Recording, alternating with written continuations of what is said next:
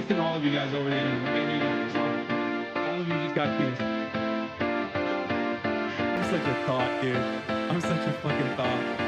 Here you go. There's some kisses for you guys, okay? Be gay, do crimes. I'm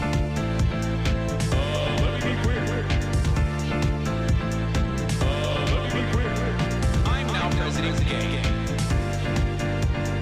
I'm now president gay.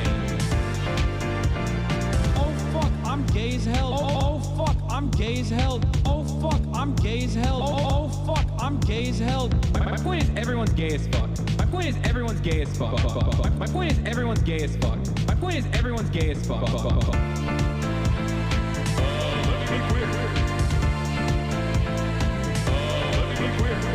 I'm now president gay. I'm now president gay. I'm sorry, lesbians. I'll try. I'm sorry, lesbians. I'm sorry, lesbians. I'll try. I'm sorry, lesbians. I deep throated your fucking dad. I deep throated your fucking dad. I deep throated your fucking dad. Bitch. Suck my cock.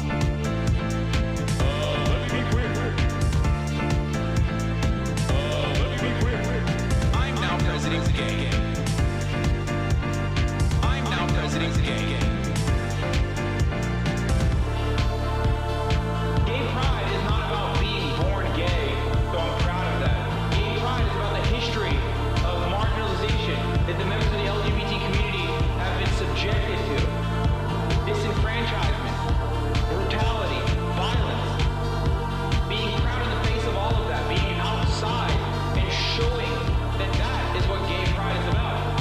What the fuck do straight people have to be proud about, dude?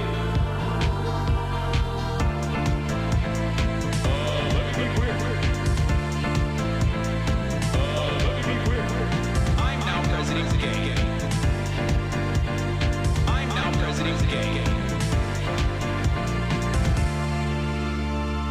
I'm gay, by the way. Oh, we can watch this. We can watch Sunny V2's video on it. What's going on, everybody? I hope everyone's having a fantastic evening, afternoon, pre-noon, no matter where you are in the world. I'm Hasan Piker, and this is the Hasanabi broadcast coming to you live from sunny California, Los Angeles, folks. We're live and alive, and I hope all the boys, girls, and MBs are having a fantastic one because today's a beautiful day. Today's a wonderful day. Today is the second day of June. That's right. It's gay day. It is Pride, baby. It's Pride. But not a lot to be proud of in the United States of America, let's be real.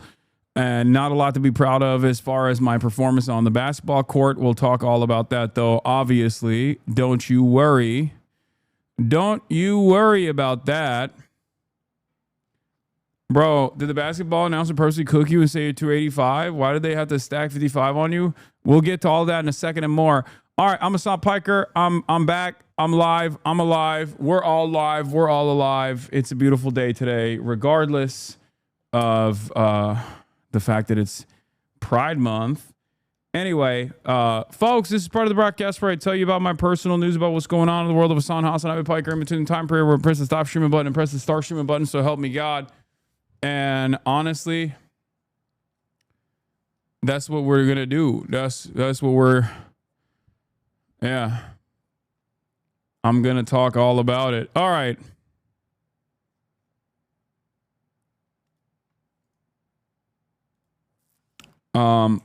Folks. Kyle looks sad. Is she homophobic? Yes, she is. Deeply.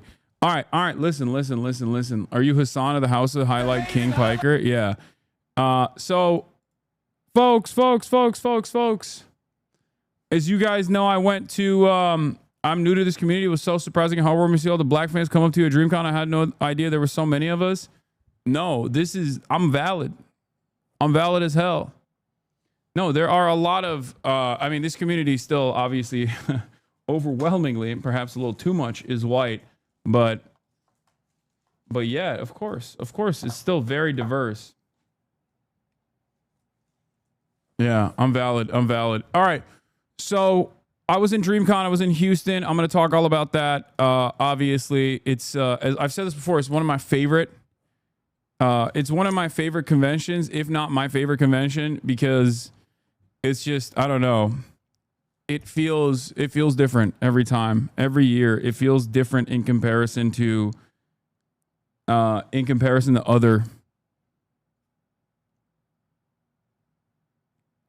other conventions that I attend. Best con hands down. Yeah. The fan base is amazing. You played okay, Unc. Please prepare for F4 at least. Don't let us down again, Unc. For F4, I'm not doing anything. But yeah, Dreamcon is hella fun. I only went for a day because obviously I was planning on streaming yesterday, but then I literally slept the entire day. Like, let's be real. I did not do anything fun yesterday. I didn't even go out after my disastrous basketball performance, which wasn't all that bad, all things considered, being, 33, almost about to be 34 years old. I was fairly active, good cardio, good defense, demonstrated all of that. Okay. But once that whole process was over, I was starving, got back to my hotel, and we were supposed to go out. We were supposed to go out and party, because there's always a party every night. And there was no way I was making it to that party. I actually ended up falling asleep because I had to wake up at 4 a.m. the next morning to fly out, which I did. I flew in. I got here at like 8 a.m. and there was no way. There was just no way that I was actually. There was just no way that I was actually doing anything worthwhile. I was so done. I was so tired. I slept the entire day. It's crazy. And then the entire night. So I guess I needed it, The airport was awesome. It was surprisingly smooth. No issues whatsoever. They didn't even hold my bags this time because they had the new machines as opposed to the old machines.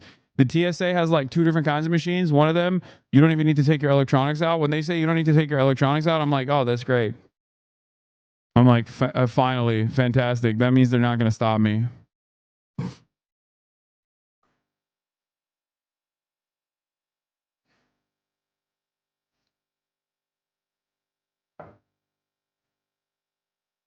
So, in any case, that's all it is. Let's blast off. I'm back. Officially deleted Twitter from my phone again, because I realized like Twitter and Reddit, even if I'm not like actively posting on there or whatever, they still end up breaking my brain a little bit. Like, even if it's not even negative stuff that I'm reading about me in particular, even reading negative shit about other people, I feel like puts me in a bad mindset. So, yeah, deleted Twitter off the phone again. You blocked YPK first minute, the rest were trolling. I know, that was pretty crazy. That was YPK is a flop merchant. Let's be real. No, I'm kidding. He's spectacular. Freaka said I body checked him. I hip checked him a little bit, so it's fine. But he is very flighty. So when he's in the air, he's always, if his shot doesn't go in and when he's in the air, or even if it does go in, he's going to fall.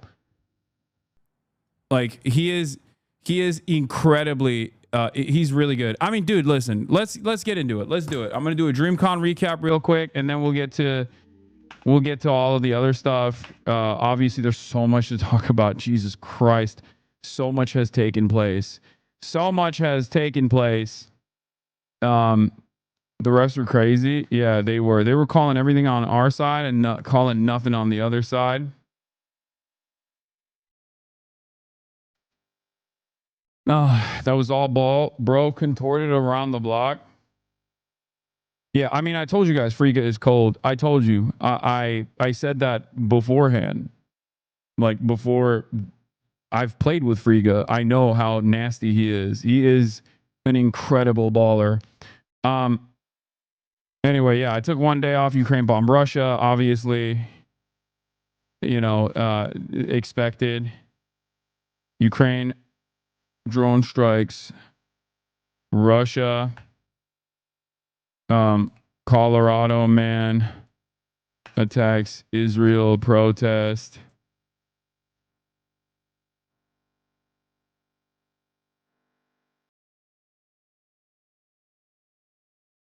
Were those the best? What? Glad to see on the court, but my God, I need more rebounds from you, Sir Hassel. I don't think a lot of people understand. The people that I guarded, with the exception of Cam, who I wasn't able to. I was always doing cover. Like I was always having to get back, to run back towards in order to defend. But like Peyton, when I was guarding him, had 0 shots on me and 0 rebounds. Like I was fucking boxing out like crazy. Cam on our team basically took all of the rebounds. There was nothing remaining, you know?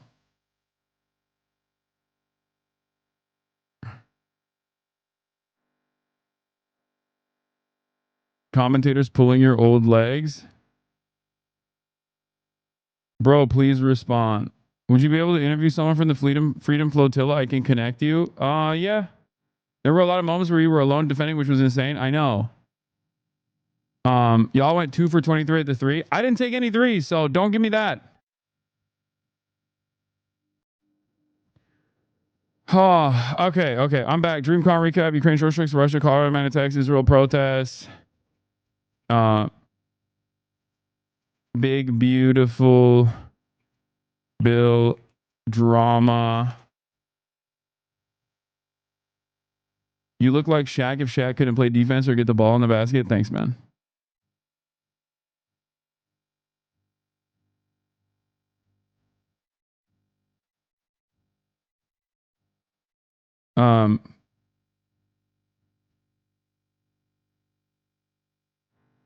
What happened here? Do you regret any of your draft picks? Nope. I don't regret nobody. Ask him about his the lack of form. Yeah, I was also going to ask you about the bench and the time and the minutes. You mad at coach? Am I mad at coach? I would have been mad at coach. I feel like I'm instigating.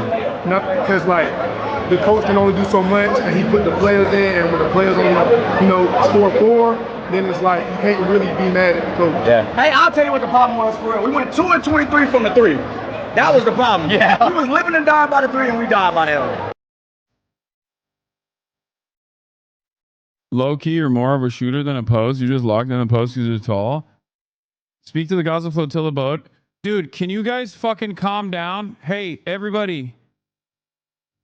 I'm fine. I'll do it. Okay? You don't have to. Oh my God. I forget. I take a day off. Obviously, everyone's going to be fucking crazy mode. All right, calm down. We'll talk about all of that. Okay? I'll do it. I'll talk to the Gaza Flotilla. Like I know you're very excited. I'm back. Oh my Lord. What a fucking way to start, dude. What a way to start my goddamn Monday. All right. Hold on. What are you doing? Place. Kaya obviously has been away from me and with my mom and dad for the last weekend, and she has like reversed her training. It is crazy. It is actually crazy. So too much freedom. Absolutely too much freedom. Spoiled by the grandparents. What is this? MAGA male attacking Fear Ann? Why? Is he just jealous because we're better? Is that what it is? All right, we'll look at that in a second. Hold on. I'm back. Dreamcon recap. Big beautiful Bill drama. Chris Hedges will be on later. Is on later. And also playing NITEREIGN with elements like Kuno,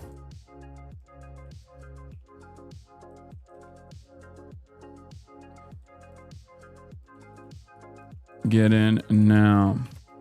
Stop, cap. No, I'm actually gonna do it. And it's funny because every single person that like constantly freaks out about me not gaming enough is gonna leave instantly, and I don't even care. I don't even care anymore. I'm bringing a I don't give a shit attitude going forward to this stream. I'm done. I took one day off and I realized how things could be. Okay. Love getting roasted at Dreamcon. What is this? I was volleyballing out. Everyone called me the DEI hire. Why are you laughing? This nigga laughing too. He says it's his event. You laughing too? You said that was a joke. Hey, Dez laughing too, man. You kind of low-key are. What do you... But I'm happy you're here, though. Thanks, man. Yeah, I like seeing you, Lud. You one of the cool ones.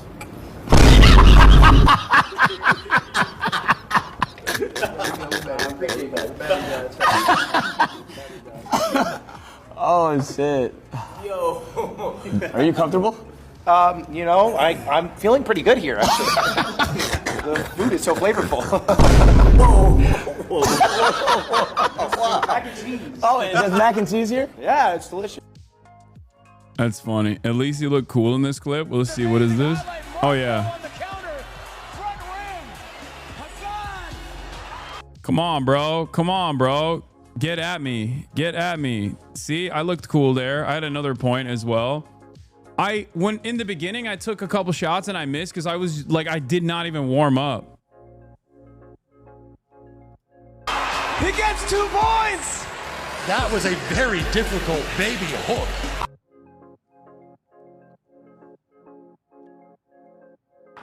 What is this? Oh, they also said I was 285 pounds and 6'1", which is crazy. And even the security there couldn't believe it. They were like, the security there was like, oh, they got your height wrong. But they thought that I was actually they thought that I was actually 280 pounds. I'm like, no, man, I'm 230. That's right. And now for Team Mark, the big unit is in the building at 6'1", 285 pounds. It's the rebounding demon out of Turkey with a full head of hair, Hasanabi! 0 for 6, 14 rebounds is my predicted stat sheet. Hasan, a unit on the court. If his jump shot hits today, man, that could make the difference. That's asking for a lot. Coming out of the tunnel next, we got... That's right. Yeah, that's crazy. They say I was 6'1". I'm 230. Ages at 0 for 6 is my prediction. I have to cook them. I have to play with all these guys, man. I have to play with all these guys. Motherfuckers thought they were getting Shengun, but we got content instead. Yeah. They're trolling. They're trolling. You being bigger than 250 would be hilarious. I used to be. I was 285 a couple of years ago. I was really fat. But real height and fat leaked.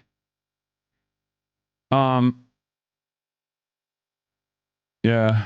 Hasan, a unit on the court. If his jump shot hits today, man, that could make the difference. I'm shocked he's not wearing pants. At least we got some fan cams out of it. Yeah, that was a block that... Some of the chance that has... That's crazy that was not considered a block. Some of the chance... That was... I blocked them early on, and then they immediately hit me with the foul. I'm trying to stop it there, but I can't.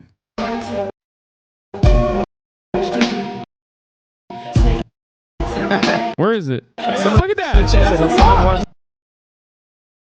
That was dumb AF foul.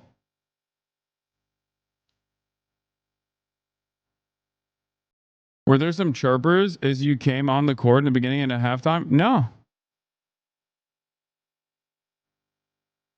What is this? Stop. What the fuck?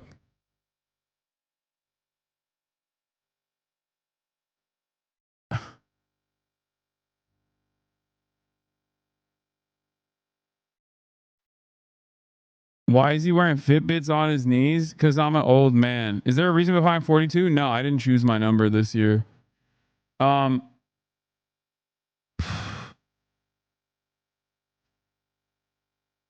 Now, here's the thing. Okay? Here's the thing. No, daha yeni bir şeyler de... ben order ettim bile. Peki. Please pull up, man. Can't have these motherfuckers talking crazy like this. Evil version of Cash, bro. This dude is a straight up tryhard, not even that. 99 Ron Artest and Okay, Ippy is an incredible player. I said this last year too. That's crazy that he's talking shit about Ippy. I think he's a dynamo. Like incredible on defense. He's a great offensive player as well. He is all around the most balanced player on the fucking court. I said this last year too. He is great. He is someone said reverse Kobe. Yeah, I mean he's always good. 2-point Avi is back. No, I had 4 this time, okay? Shut up. Yo, Bilu actually was our wild card for sure. Ippy is good. He missed the shots this year. MVP was Bilu. Yeah, I had no idea he could ball like that. Patrick Beverly defense, bro. You know what I'm saying? Hanabi, you know what I'm saying? Physical too. I'm gonna go with Team Mark. 1 in the chat for Team Duke, 2 for Team Mark. That's crazy. That's crazy. That's crazy. We were cooked from the start. Flu game LeBron versus Soda game Hasan, who wins? Hasanabi.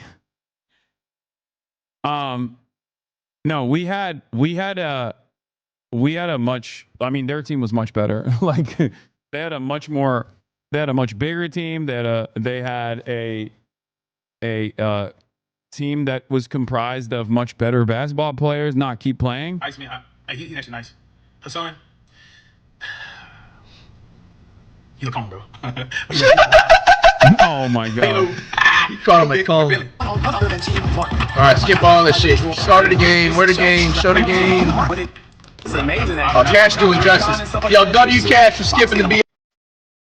It's kind of crazy because after I beat Chris, like in that upset in the 1v1, everybody was like, bro, we gotta play. And then I played so poorly. You should play Cash and Flight. No, I could. I just haven't had time to do that, but I want to.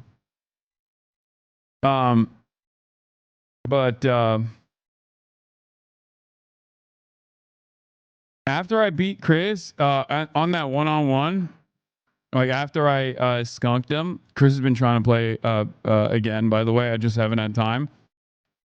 All these guys were like, damn, these guys are... Bro, I don't think you can play anyone.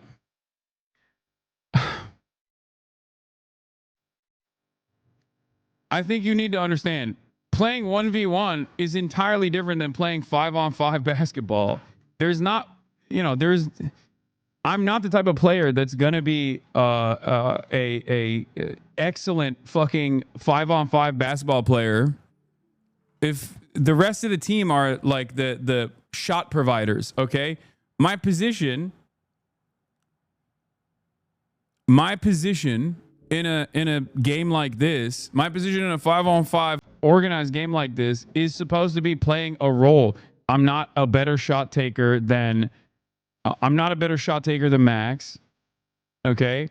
I'm not going to drive the ball. Like, that's it.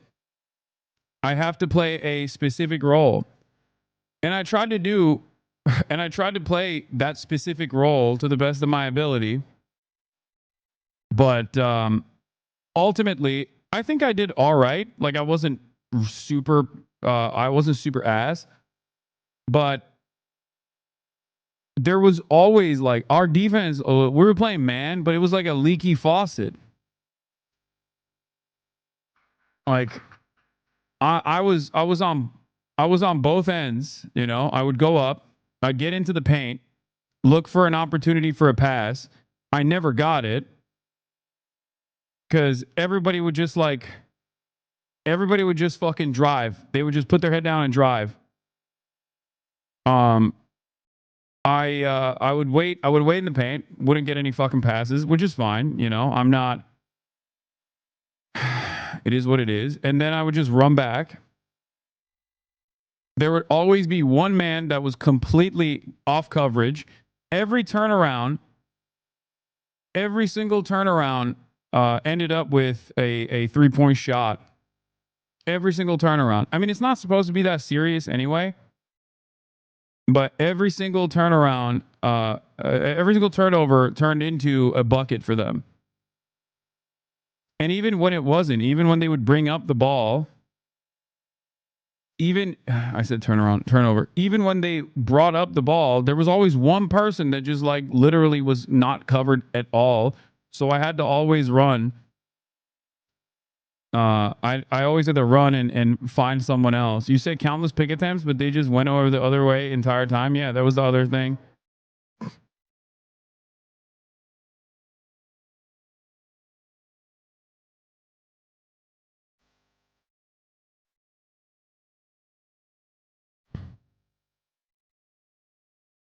You were the only one back on D. The only two big mistakes that you made leaving Kennedy open for 2 threes. Yeah, I did. But the reason why I left him open was because I was offering coverage to someone else. He's a big man, but he also can shoot threes. I'm playing catch up. I'm trying to cover someone else because there's always a guy that has no one guarding them. I'm trying to guard the person that's driving in. And then he just immediately kicks it back out to Kennedy. He takes a 3-point. I can't even get over there in time.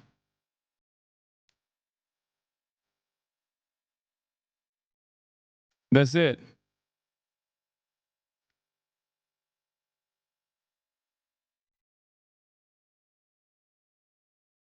Someone was always open. There was always one person that was just like completely open. That full court had you gassed though, to be fair? No, I mean, I was fine. Dude, I was on defense every time and on offense every time. Like I was definitely going there was never a moment where I was like, oh, I'm just going to stay here. Like there was definitely a lot of instances where people would just like, what is this?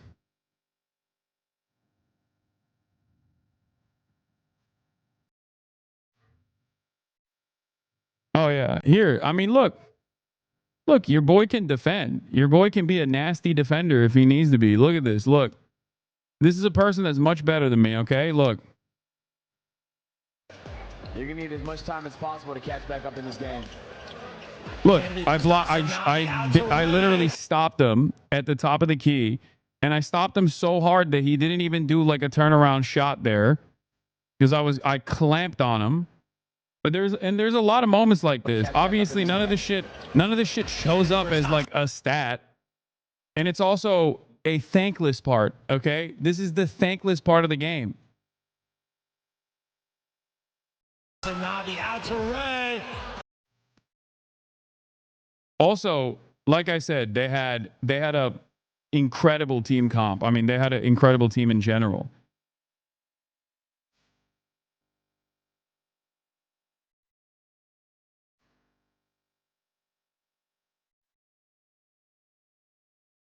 Explain it in golf terms.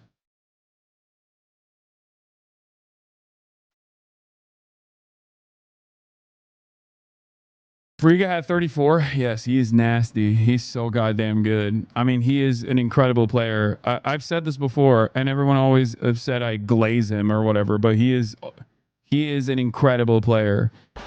He's always been an incredible player. I mean,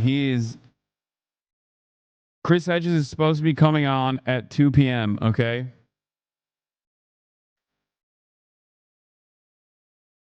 What is this? Quick tempo. Oh, high five! Yeah, I mean, dude, he's just so nasty. He doesn't waste anything. Like he just dude, look at that. Oh, high five! Freak! He doesn't waste. His shot is so good.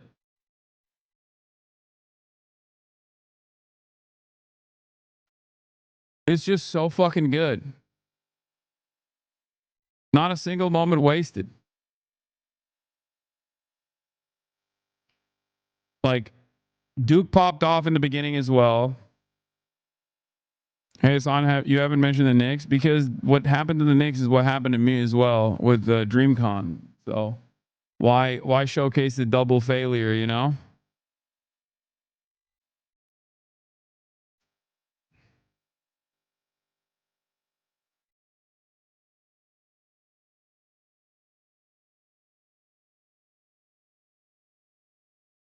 They're cooking RDC Mark. Size advantage. Jack almost dribbles right into a double team. Maintains possession. Oh, good defense by Ray. Like I was wide open, dude. I'm a wide open top of the key. Look. Like what more can I do there? You know what I mean? I'm in position. I have decent off the ball movement there. You know what I mean? Boom, turnover. Ray connection is lethal. Wow, would have been such an amazing highlight. Marco on the counter. Front rim. Hassan. He goes into almost a triple team. They let him go. Then another double. He's not the like.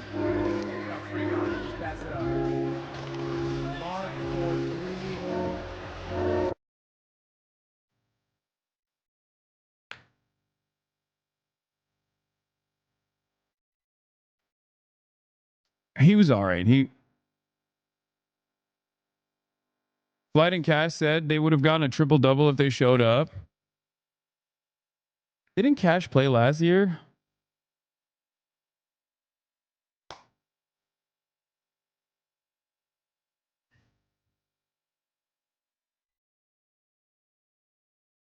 Yeah.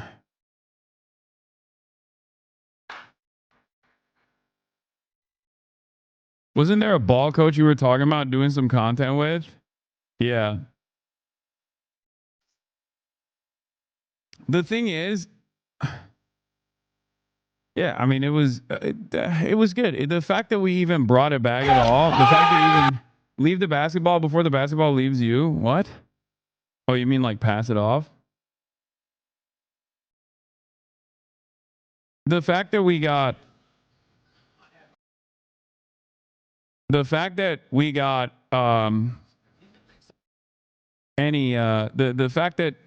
you call it? What was I gonna say? God damn it, I can't even think. The fact that they even brought it back at all with how imbalanced the teams are is great. Wow. Little fake pass. Like, look, the kids got foot. You know what I mean? Like, the kids got fundamentals. Is like when I get the ball. But you know they're gonna get criticized no matter what. Oh, great steal. Here we go. Human highlight.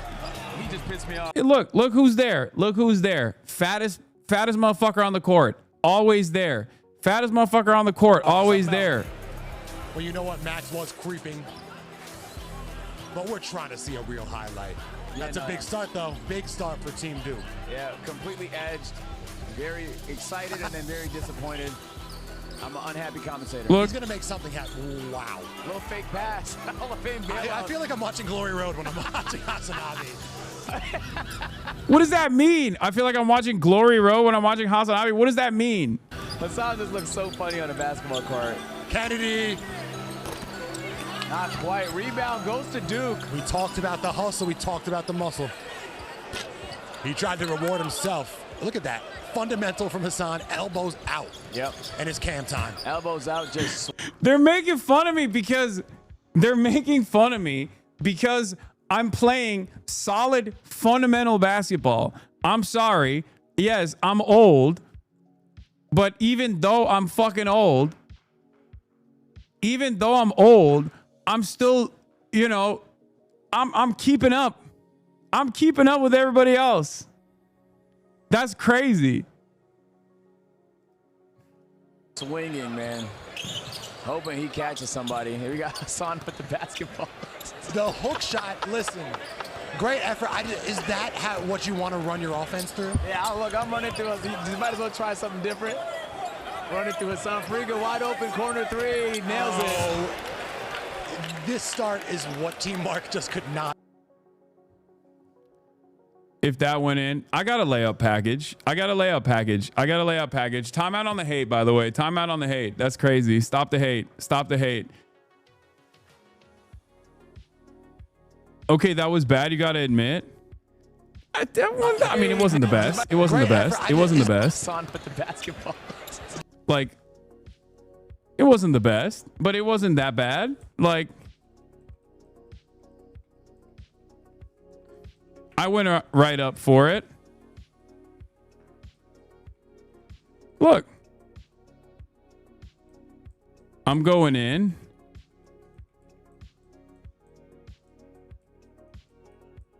Good protection on the ball. I go up for the hook.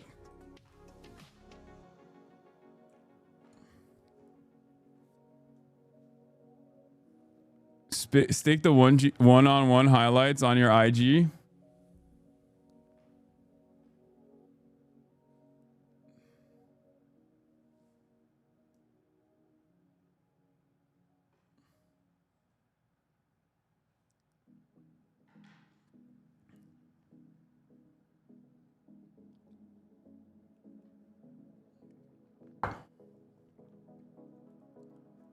Like, you're a huge guy. That should be commended. Not saying you look weird on the cover. All these motherfuckers are so thin. You body them well. You did not turn up. Okay. I'm just not a flashy player, okay? I'm just not a flashy player. That's it. All of you want to see a flashy player, and all you're getting is solid fundamentals. I should have actually pump fake there. I should have basically stopped and then put it up. The hook shot, listen, great effort. Is that what you want to run your offense through? Yeah, look, I'm running through it. You might as well try something different. Running through it. Friga wide open, corner three, nails it. This start is what Team Mark just could not afford coming out the locker room. Dude, 50-33. God damn. You play like the type of guy who gets mad at players for celebrating.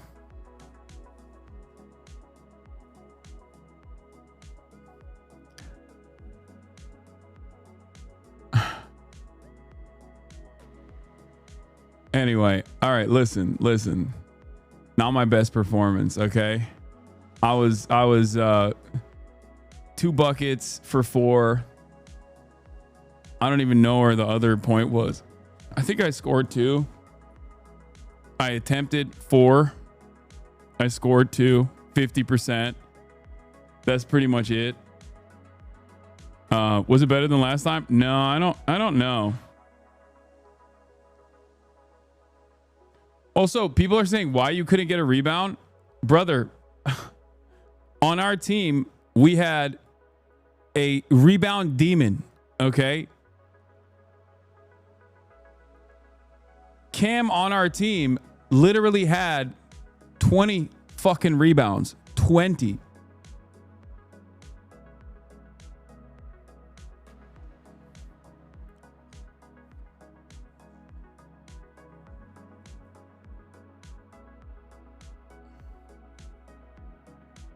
I don't think you're getting called back next year, big dog. Maybe.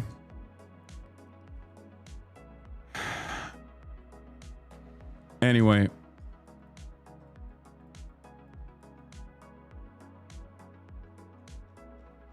Do you think you're going to watch Mountainhead? What?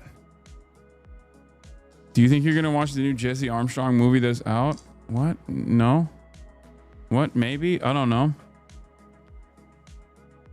You have 4 rebounds. Ippy had 8. Cam had 20. All right, that's it. That's all I got for Dreamcon. Back and forths, all this stuff. Let's see what this man is saying and talking shit about. Okay. My beautiful girlfriend, baby girl. Yeah. I'm live. I know. I'm sorry. I couldn't text you because I'm in a rush, but I just had to update you. They panic moved Firan to literally right now. So I'm leaving the house, running to Hassan's house. Then I'll come back. Then we can get ready and go to prom. No. Oh. No, you call them back. You tell them you need 24 hours notice, and that if they're going to fucking fuck you, They need to be professional, okay? They need 24 hours notice. What's the Suckers. problem about getting because it's usually not professional. That's fair. And actually. like I've been meaning to talk to, they all have an enormous crush on me, and I don't know what to do about it. But to be honest, I don't fucking like any of them, so you can just Including leave the the podcast. gay one. The gay one is like super into me. That was my least favorite one. Not because Yeah. he's gay, but That's bullshit. Anyway, I'm just gonna go hang out with my other boyfriends, I guess. don't call him that. I'll kill myself in real life with a. If you ever do that again? Oh, okay. Well, I will see you in a few hours, but I just had to update you. right, Also, bye. I have not eaten today. I had fruit. I'm gonna eat so much of Hassan's food. All right. Goodbye. Bye. I'll deadass change the course of her life. She does that to me again. I'm not trying to get CLM'd out here. I can't be turning 30 and CLM'd in the same month. That's tough. I already made the channel dubbin 031. I can't make it dubbin 221. Connor, don't jump in. Dude, I just saw your girlfriend's car parked at Hassan's house. Don't jump. No! I hate Fearan. They ruined prom for Ludwig. It's his first time going with a beautiful girl. Connor.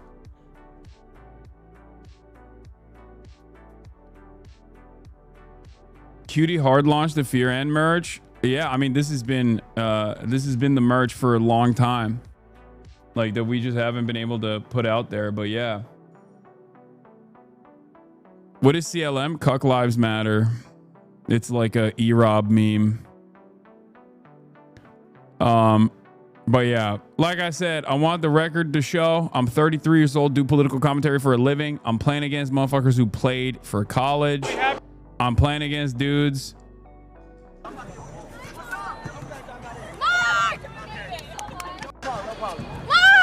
I need Hassan to turn up with the boards.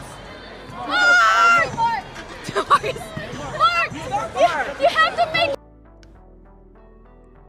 Can't wait to spend 500 on that sick Fearan black denim jacket. Your Itala radar is on point. Another Italian confirmed. What? Hello.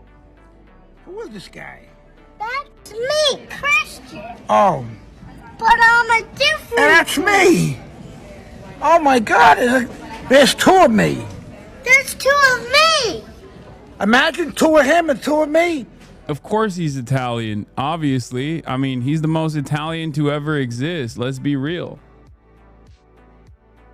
You ignored extra Emily and Emery during practice. Her chat turned on you. Wait, what? I did. I said, what's up? I said, hi.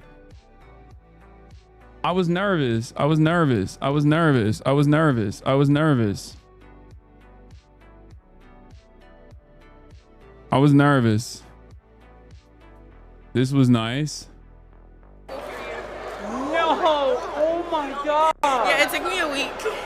That's amazing! I have the best fans, dude. I have the best community. I have the best community. This is amazing.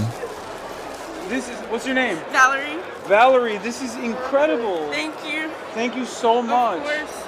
Oh my God, you're amazing. I made it at school. Did you have more fun this year or last year? I mean, I don't know. Both years were fun. How do I turn this off?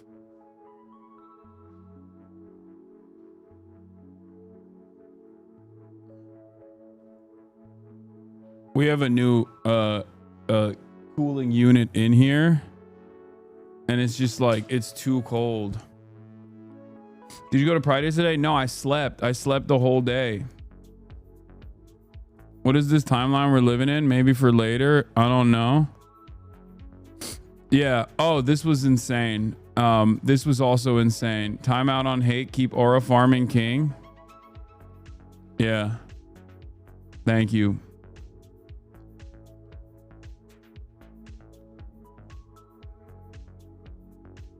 All right. Let's get started. Let's get started on the news. We got a lot to cover.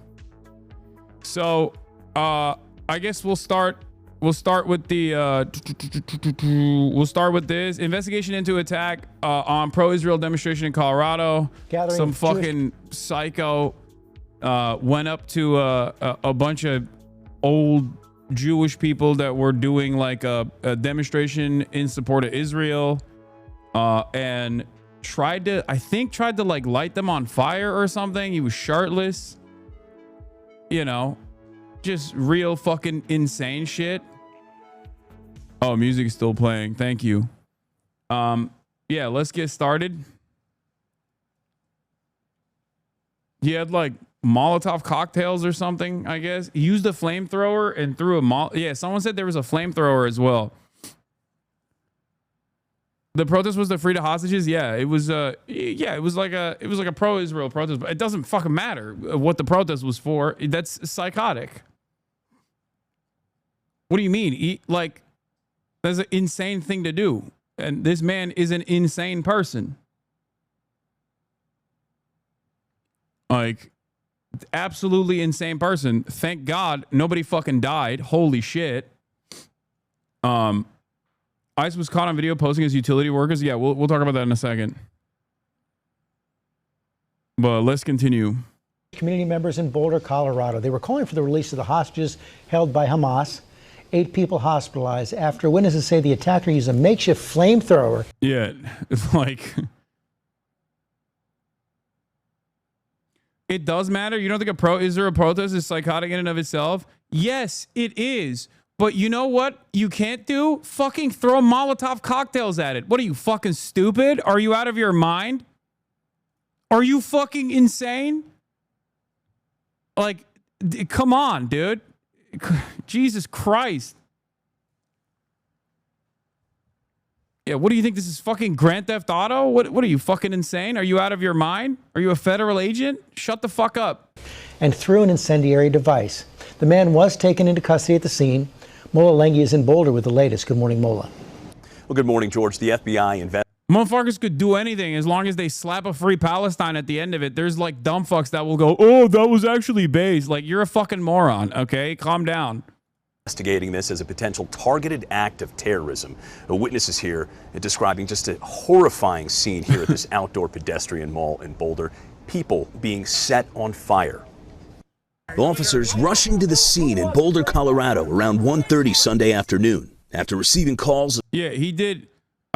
Great job for this guy. Fucking almost lit a dude who I guess survived the fucking Holocaust on fire. What are we doing? What the fuck are you talking about? Are you insane? Like 87-year-old Jewish dude who like, or Jewish woman who fucking survived the Holocaust getting lit on fire. Not exactly great, you know? Are you insane? Yeah, this is like, there are a lot of instances of direct action that is valid, valuable, reasonable, okay? This is not even in the range of appropriate behavior. Get the fuck out of here. No one is actually even supporting it. Someone just like tried to say some dumb shit and I immediately clamped on it. Of people being set on fire. There's multiple mixed reports about if people are on fire now. We're getting lots of 911 calls.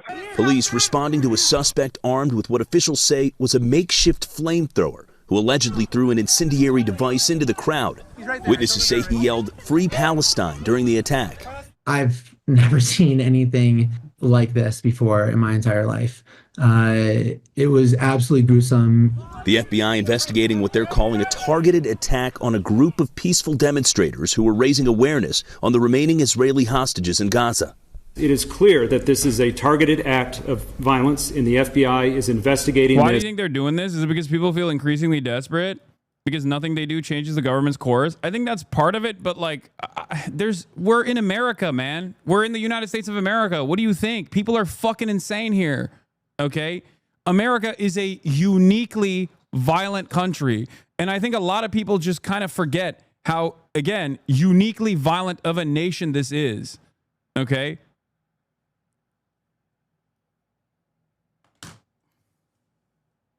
Wait, hold on.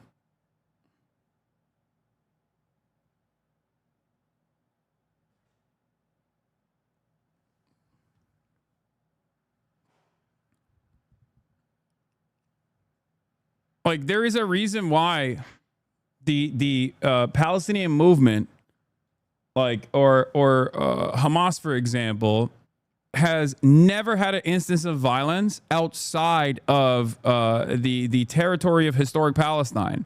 I talked about this when the embassy shooting happened, because they are laser focused on a singular goal. They are laser focused on a singular goal of ensuring that the occupation ends. Okay? And in the process, do they personally engage in heinous acts of violence? Yeah, of course. They have.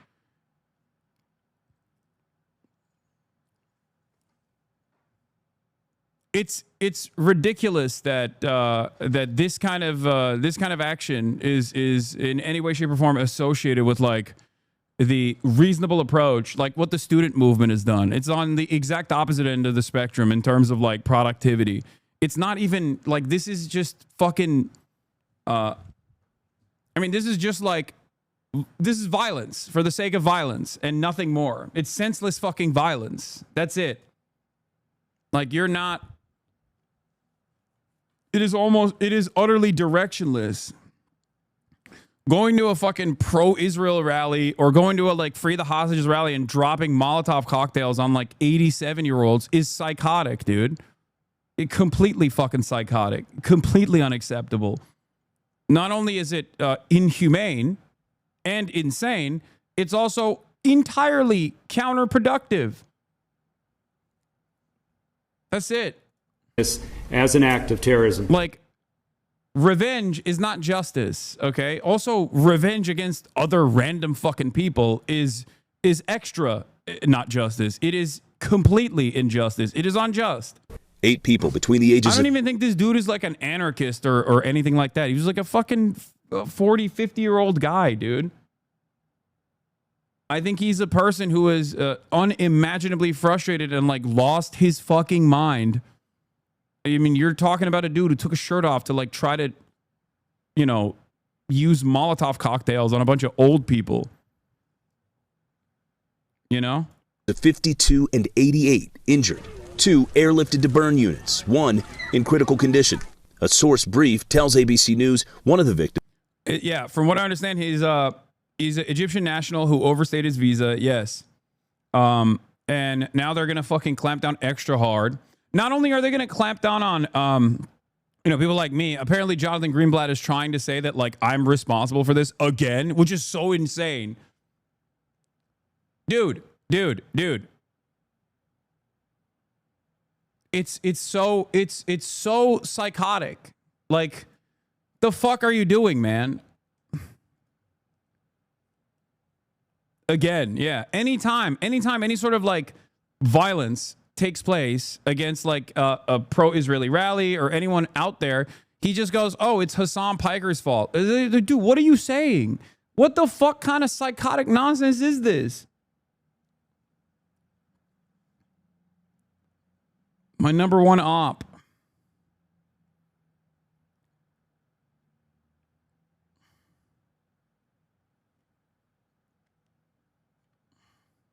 Is apparently a female Holocaust survivor. This video shows the suspect, according to an official briefed on the situation, holding what appears to be Molotov cocktails in front of a patch of burning grass, screaming at the crowd before being taken down by police. He had 3 Molotov cocktails. One of them he threw inside of a group. At the group, and one lady lit on fire from head to toe. There was a jug filled with the same stuff. I thought it was alcohol at first, but it smelled like gasoline. He was also taking this garden sprayer, basically, and spraying. Every time a Palestinian is killed in the USA by some freak, do we now get to blame Greenblatt personally? Of course not. Like, of course not. Of course not. He has literally gone on television and been like, oh, if you're wearing a keffiyeh, it's basically a swastika, right? He says that without any fucking just cause whatsoever. And yet, when people who are wearing keffiyehs get fucking shot and paralyzed, like the shooter in Vermont that shot those 3 college students, obviously that's not Greenblatt's fault. You know what I mean? No one would ever say that. Because there's an overwhelming amount of, like, these things are not directional, okay? These things do not happen because of a singular person. Very rarely do these things happen because a person goes, oh, I got radicalized by this person and that's why I did it. Okay? It's a combination of systemic factors.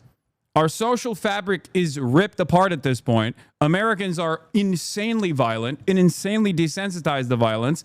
Part of that is because of all of the violence that we have subjected others to overseas, coming back around. All of the violence that American foreign policy creates for innocent individuals.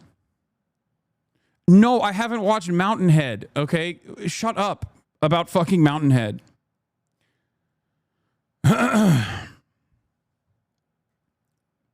America's basically like a PvP on Grand Theft Auto lobby. But no, when someone who is pro-Palestine is subjected to violence, I don't think it's Jonathan Greenblatt's fault either, even though he does directly say things that would invoke a violent response that would urge people to take violent actions. It's also the same reason why I don't blame like Ethan Klein for, being detained by Customs and Border Patrol. You know what I mean? It's ridiculous. I'm losing my fucking mind right now. Oh my God. The AC is not shutting off. I'm so pissed. Oh, my whole family loves making fun of me for how much I love the AC and how much I turn on the AC, and now I can't even fucking turn it off. It's so cold. People with this gasoline and fire and flames. Authorities identifying 45-year-old Mohammed Sabri Solomon as the suspect apprehended on scene.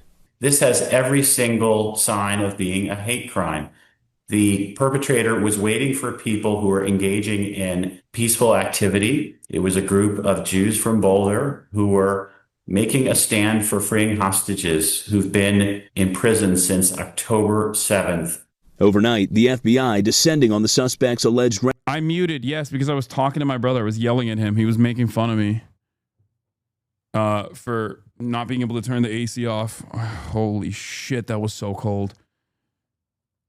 The American state has endorsed insane violence overseas, and this emboldens violent and antisocial individuals within America. Violence abroad has altered the social contract in the most destructive way possible. Yes. Dude, I'm not going to do that right now. I'm not going to talk to someone from the flotilla right now, okay? Chatter.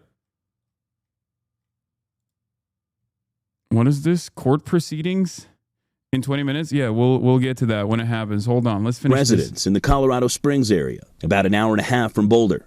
The group, Run for Their Lives, meets weekly, ending their walk at this courthouse. Omar Shahar, who was leading the group, says he saw the man waiting for them before they were attacked. You see fire under the legs of your friends in your community. You want to help them. And then this is when we all retreated and realized that he doesn't care. He's there to harm as much as possible. Well, we're learning that the suspect was in the United States illegally, according to an official at the Department of Homeland Security. The Boulder County Jail database says the suspect is being held on a $10 million bond, in addition to a list of charges this morning, including attempted murder as well as murder. Now, we should note, according to police at least, that there have been no fatalities reported in this attack, but we are expecting more detailed, more formal information on these charges. FBI says targeted terror attack on Colorado event for Israeli hostages. Yeah. Also, one other aspect of these kinds of like vigilante and I don't even want to call this like vigilante justice, because there is not, like, it's just a literally random unstable person behaving in an incredibly violent way. You know what I mean? It's like attempted fucking mass murder, basically. Okay. It's like beyond vigilantism.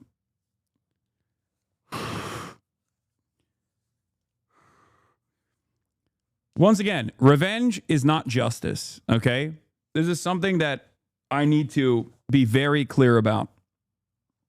But outside of that, this is so perfectly designed for one, the media cycle to immediately laser in on this. The dude himself is both Egyptian, I think he's Muslim, and a fucking undocumented migrant. It is so perfect for the Trump administration to basically kill as many fucking pro-Palestine people as possible by sending them over to see God and forgetting about them. You know what I mean? It's just, it's one, it moves the fucking conversation away from what happened a day prior to this, okay? Or the same day in the same fucking, bro, you are unhinged. Surprise, surprise. Yeah, it's terrorism. Bro, you are unhinged. Dude, you are fucking stupid. You are not listening to the words that are coming out of my mouth. You are just in here to be like, Hasan thinks this is based. There's never been a moment where I've said this is based, okay? But you're not even listening, because if you were, you would understand that, no, of course this is a fucking completely unacceptable, insane act of fucking violence, you dumbass. Shut the fuck up. God damn.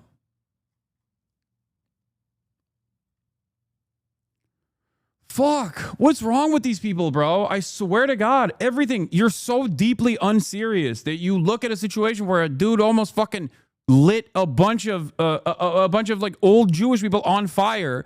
Okay, luckily nobody died. And this motherfucker's first thing is, let me go farm some clips off of my favorite, like off of my least favorite content creator at the behest of my favorite content creator. Like, what's wrong with you? Be normal, dude. Fuck.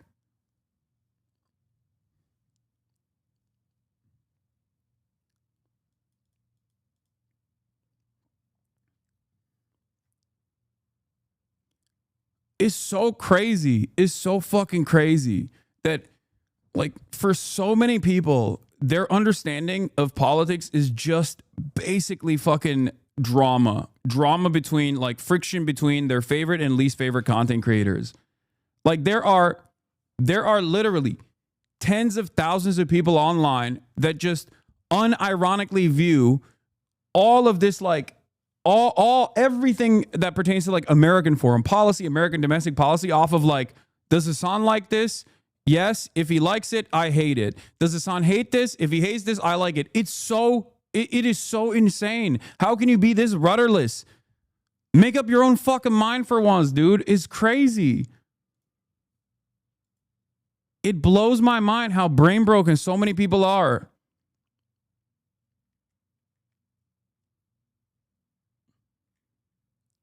This is not team sports, man. Identify the issue at hand, please.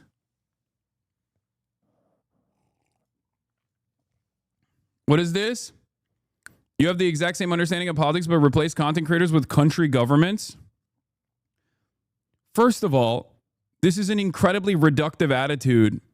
This is an incredibly reductive attitude, but even then, the assessment is instantly different. You understand that, right? Because content creators are just content creators, okay? Especially ones that don't really know anything that they're talking about, are additionally stupid to get your notes from. Having said that, once again, positioning yourself as, like, anti-government unconditionally would probably still be a step up, which is, again, not something that I do. If you think that I'm just blindly anti-Israel, you're fucking delusional. They bait you for clips to get you mad so they can say Hasan crashes out at his chat and you fall for it every time. Why entertain these bad faith dipshits? Yeah, I know. You're right.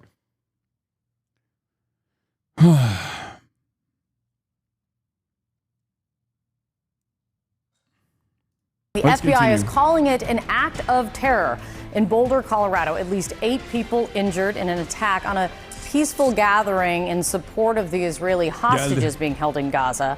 The images emerging are disturbing. Smoke seen rising at the scene. And this comes after the FBI says a man used makeshift flamethrower and threw an incendiary device into the crowd. Witnesses described a horrifying scene. From my point of view, all of a sudden I felt the heat, like it was a Molotov cocktail equivalent, a gas bomb in a glass jar thrown. I saw it, a big flame as high as a tree, and all I saw was someone on fire.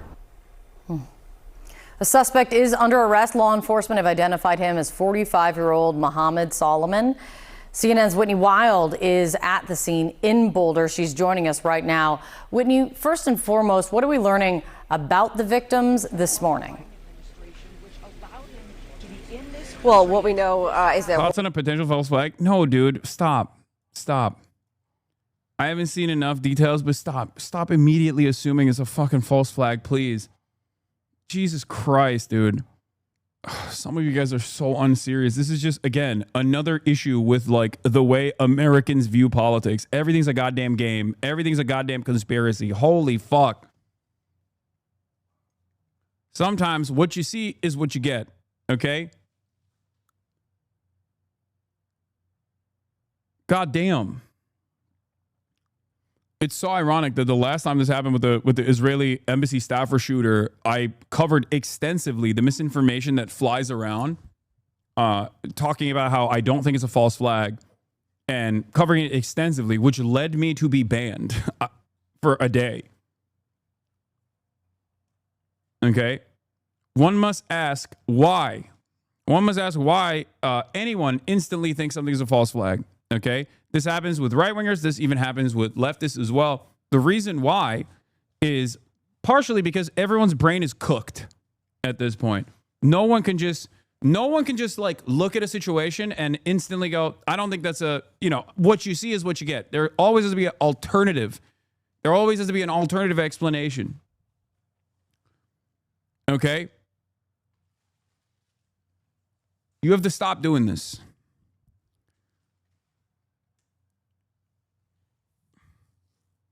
The other reason why people say this is because they understand that this is a ridiculous instance of violence that is horrifying and also horrible. It's horrifying. It's literally it will have immense negative consequences.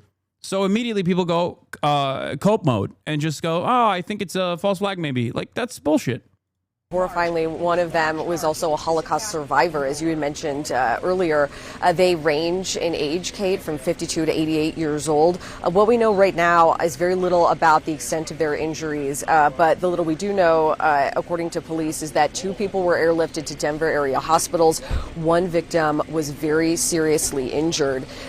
This was a horrifying attack, Kate, as you described. This man holding what were basically spray bottles full of what looked like incendiary material and then throwing that onto the crowd. And when he initiated that attack, Kate, these are not people who run away from their neighbors. They run to them to try to help. This is a community that will need to lean on one another as they move forward. Here's more on that from the Boulder Police Chief. Boulder is not immune to tragedy, sadly, and I know a lot of people are scared right now. A lot of people are upset and questioning how this happened and why. All I know is Boulder has recovered before from acts of violence, and we will again recover. I urge the community in this time to come together. Now is not the time to be divisive, and we will continue to ensure community safety along with all of our partners. Okay, that help, that sense of community will be more important than ever as they try to move forward after this tragedy. Kate? And what more are we learning about the suspect right now? Well, some of these details are coming to light. Our law enforcement sources are telling CNN's John Miller that he had applied for asylum in the United States in 2005. The White House Deputy Chief of Staff Stephen Miller tweeted that he was here illegally, saying that he had overstayed a tourist visa. We've reached out to ICE to try to find out more information on that, Kate. At the moment, he is in custody in Boulder. He was booked just before midnight last night. He's booked on multiple charges, including 1 count of explosive incendiary devices used during a felony. Again, much more to learn here, and we expect that more information will come forward at his first hearing at 1:30 this afternoon local time, Kate. All right, Whitney, thank you very much. John? All right, with us now are CNN senior law enforcement analyst Andrew McCabe and the aforementioned... What? I think this was a guy that was on board with it until he realized the consequences, then his acceptance of state violence allowed him to justify his retribution. Why do you report tweets as truthful? Are you talking to CNN? Oh. Mentioned John Miller, CNN Chief Law Enforcement and Intelligence Analyst. John, what else are you hearing from your sources right now? Well, they're digging into the background of this individual, particularly looking at how he got here, when he got here, how he stayed here. But what you gather from careful viewing of the videos taken by people at the scene is, and this is going to be a large factor about charging decisions and motive, is he's yelling, "Free Palestine," according to police, but our review of the tape is also, he says twice, he yells, "We have to end Zionists." So that goes directly to motive. The chief called it's a targeted attack of hate. The FBI director called it an act of terrorism. And the fact that we see him at the scene, remaining on the scene, he didn't attempt to flee. Nobody seems to be holding him back. Now, bear in mind, he's holding 2 different bottles of liquid with red rags coming out of them that could be other incendiary devices, but he remained on the scene. He did not resist when police took him down and handcuffed him. Very much like what we saw at the Jewish Museum in Washington just several days ago in an attack involving a gunman, whereas we're seeing what appears to be people answering the call from multiple platforms from foreign terrorist organizations, calling on people to act alone on U.S. soil against public events with rudimentary tools. And we're seeing them remain on the scene apparently to underscore that message and that motive.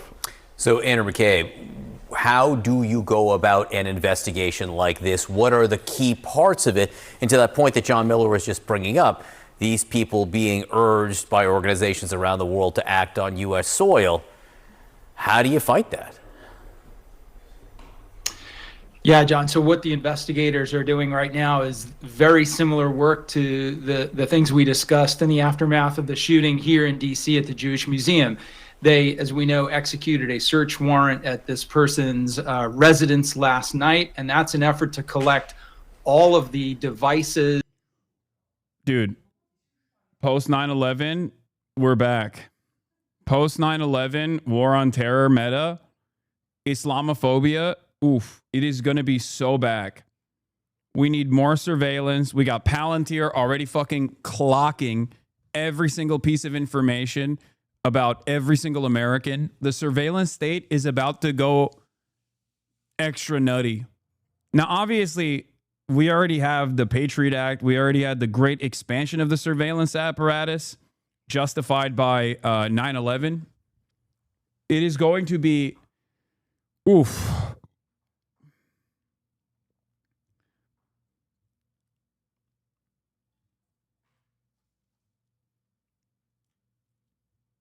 Like, I don't think that if there are members within mainstream media that look at the situation and think to themselves like what the repercussions might look like, they are not pushing for that at all. Like, they are not pushing for restraint. A similar thing happened already when this kind of random acts of violence was not taking place. As a matter of fact, hate crimes were taking place against people who were pro-Palestinian under the Biden administration, and they still actively kept repeating over and over again that peaceful non-violent protests on college campuses that were super buttoned up were all actually heinous anti-Semitic acts of violence, the violence that people were being subjected to. Right? They lied about that over and over again, and it gave a massive opening for Donald Trump to abuse and clamp down on as many student protesters as possible and start doing this insane immigration enforcement scheme. And now liberals are either quiet about it, supportive of it, like Deborah Lipstadt, Biden's anti-Semitism envoy, okay? People like that are basically supportive of this kind of thing. And then there are some liberals who go, oh, maybe we're going a bridge too far here. Lightly criticizing it, lightly criticizing the Trump administration's actions. But when moments like this take place, when things like this happen, the media once again kicks into high gear kicks into high gear and loses their mind on this. Like, oh, well, we have to be like, when you got liberal outlets turning around and basically saying like, we got to be more careful about who we let into the country. It's like, it's over. It's over. You are completely captive to the fascist administrative apparatus. You are doing their bidding. You are not thinking about liberalism, defending free speech, defending anything. You are allowing the Trump administration and the wave of hate that will come after this to take place. This is fucking terrifying. Acts of violence such as this one are completely unacceptable. Okay? But the way to cover this is to single out this act of violence, say it's abhorrent, say it's unacceptable, instead of just like washing an entire movement with the same fucking brush of violence to make it seem as though anyone that says free Palestine on a college campus is basically trying to light Jewish Holocaust survivors on fire that are 87 years old. Like, that's psychotic.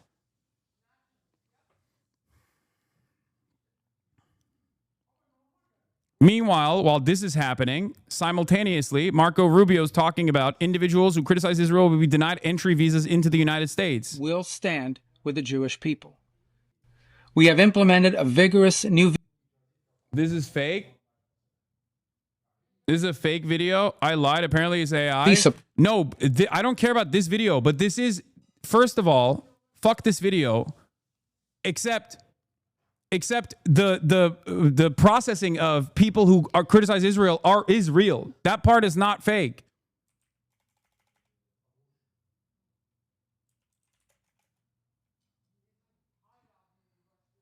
Hasan, you were duped? No, I just clicked on a video. I don't know if it's fucking real or not. But the part that is real is they are looking at people's social medias. Okay, that video, it might be AI. I don't give a shit. Someone fucking sent it to me. But the part that is real screening against criticisms of Israel is real. And it's been around for a minute. Fuck the AI video. This is real. They've been saying this.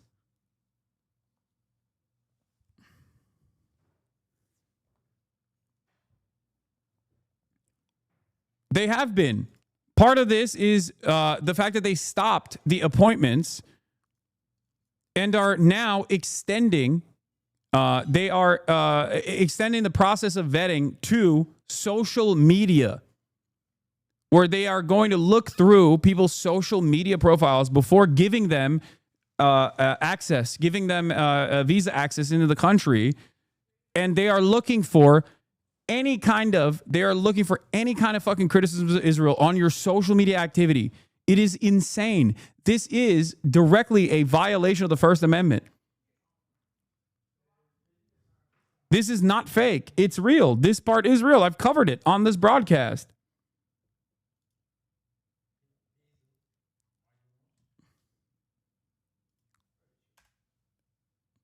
U.S. Secretary of State Marco Rubio has instructed U.S. diplomats to scrutinize visa applicants' social media for criticism of the U.S. and Israel. The New York Times reports. Yeah, this is all the way back in fucking April.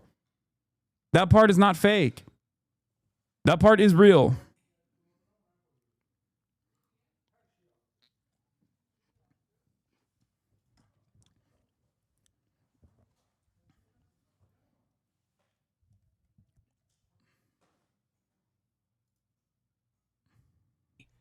We are holding international organizations and nations accountable for rhetoric against Israel that resurfaces in the manifesto of monsters, like Iran and Sarah's killer.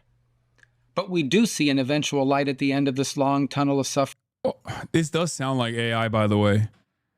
This does unironically sound like AI.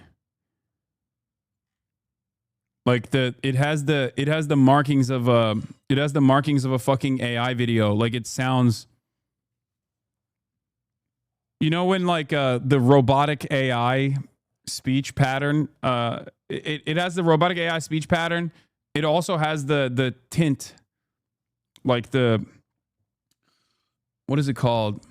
It's not the dead eyes and the weird mouth movements. He is already That's just him. He's a soulless monster. But yeah, there is a specific like tinny sound to AI audio to AI audio. Like it sounds like it's coming out of a tin can almost.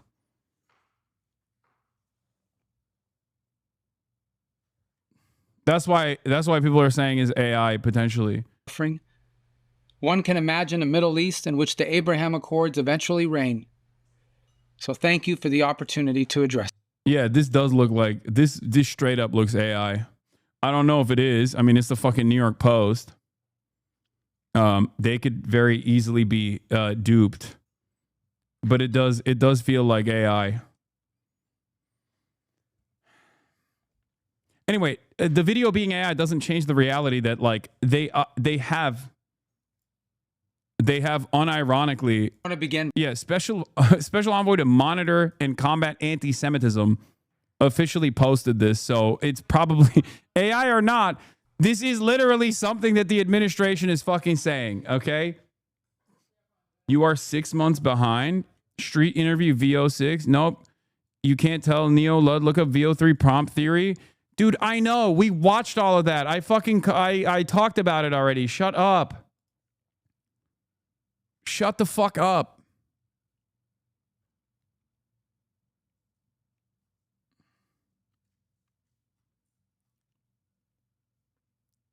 Oh my God, you're so fucking brilliant, dude. I can't believe prompt theory.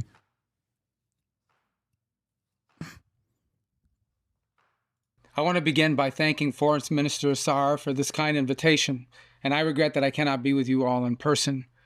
He literally, dude, this, oh my God, this unironically sounds like fucking AI. It's crazy. Again, this is the official account of the federal government. This is from the official account of the Office of the Special Envoy to Monitor and Combat Anti-Semitism in the United States.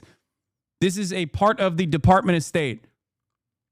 And it literally sounds like AI, okay? I feel like I'm losing my mind. Oh my God, I'm losing my mind a little bit. Oh God, my job has gotten infinitely harder. If my goal is to go through misinformation and try to correct the record in instances of in like random instances of violence or whatever the fucking government is doing, welcome to the fucking new world where half of the stuff that we're gonna see, even coming from real outlets like this, could potentially be AI made, but official. I'm going crazy. I feel like I'm going insane. Oh. Golda Meir once said, "It took Moses 40 years to find the only place in the Middle East with no oil. But Israel's wealth lay not under the ground, but in its people, the Jewish people, exiles, pilgrims, and dreamers from around the world who made the desert bloom into a high-tech superpower. Israel accomplished this miracle not by abandoning its history and identity, but by embracing them." I'm going to put you on a spaceship. If you fucking bring up Mountain Head one more time, I'm putting you on a rocket ship to Mountain Head. Okay, one-way ticket. Why are you playing a fake video, man? Dog. Listen to me very carefully, okay? This is a video that the Special Envoy to Monitor and Combat Anti-Semitism, which is an official State Department organization, okay? An official State Department organization posted. It sounds like AI.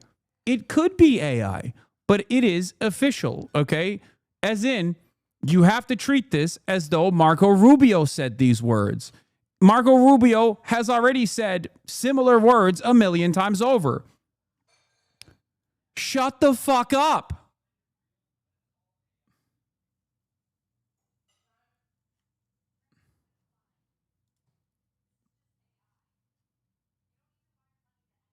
Oh my God. My dad is watching some shit about AI in the background as well.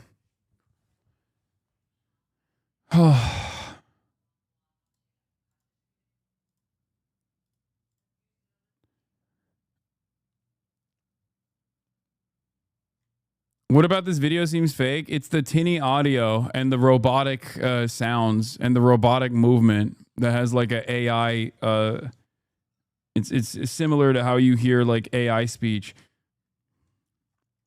Sadly, some of Israel's neighbors have failed to appreciate how following Israel's example could have brought prosperity to the region. Instead, they chose war. They decided to impoverish their people in a futile effort to destroy Israel. They succeeded in the former, while failing in the latter. Anti-Semitism is the world's oldest bigotry, and given that we are all here today, it is also the world's most futile. Egyptian pharaohs, Roman emperors, Persian shahs, and Middle Eastern despots have sought to destroy the nation of Israel. I'm losing my mind. I'm losing my mind. Dude, we are literally looking at Israel's fascist policies and going, please, can we have that here? We want to have that here. It's actually incredible what they've done. We should do it here. This is fucking insane. What is Kaya? Place.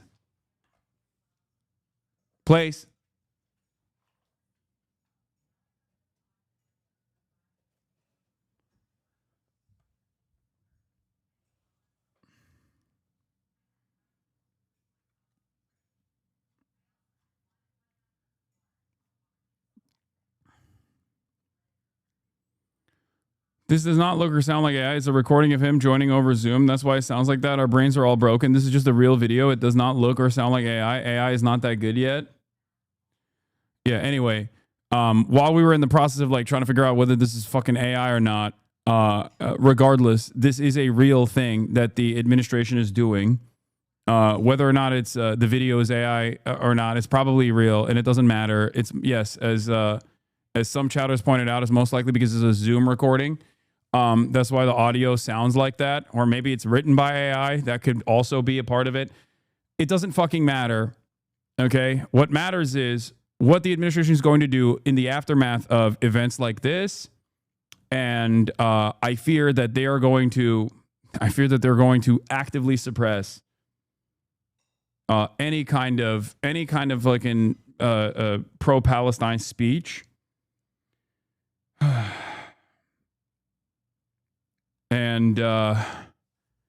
And the fact that the administration is basically saying like, we need to do what Israel is doing. We need to do what Israel is doing. Israel's doing a great job. We got to do exactly what they're doing. Should be terrifying for Americans. Okay. Israel has incredible censorship, even for the Israeli population. Okay. They have a military censor. They do not have free speech in Israel. America has free speech. So seeing so many of these like supposedly right-wing pro-free speech accounts unironically lap up whatever the fuck the ADL is saying in an effort to get the government to go after people that they don't like, content creators that they don't like, simply because it's a position that I have taken is insane, okay?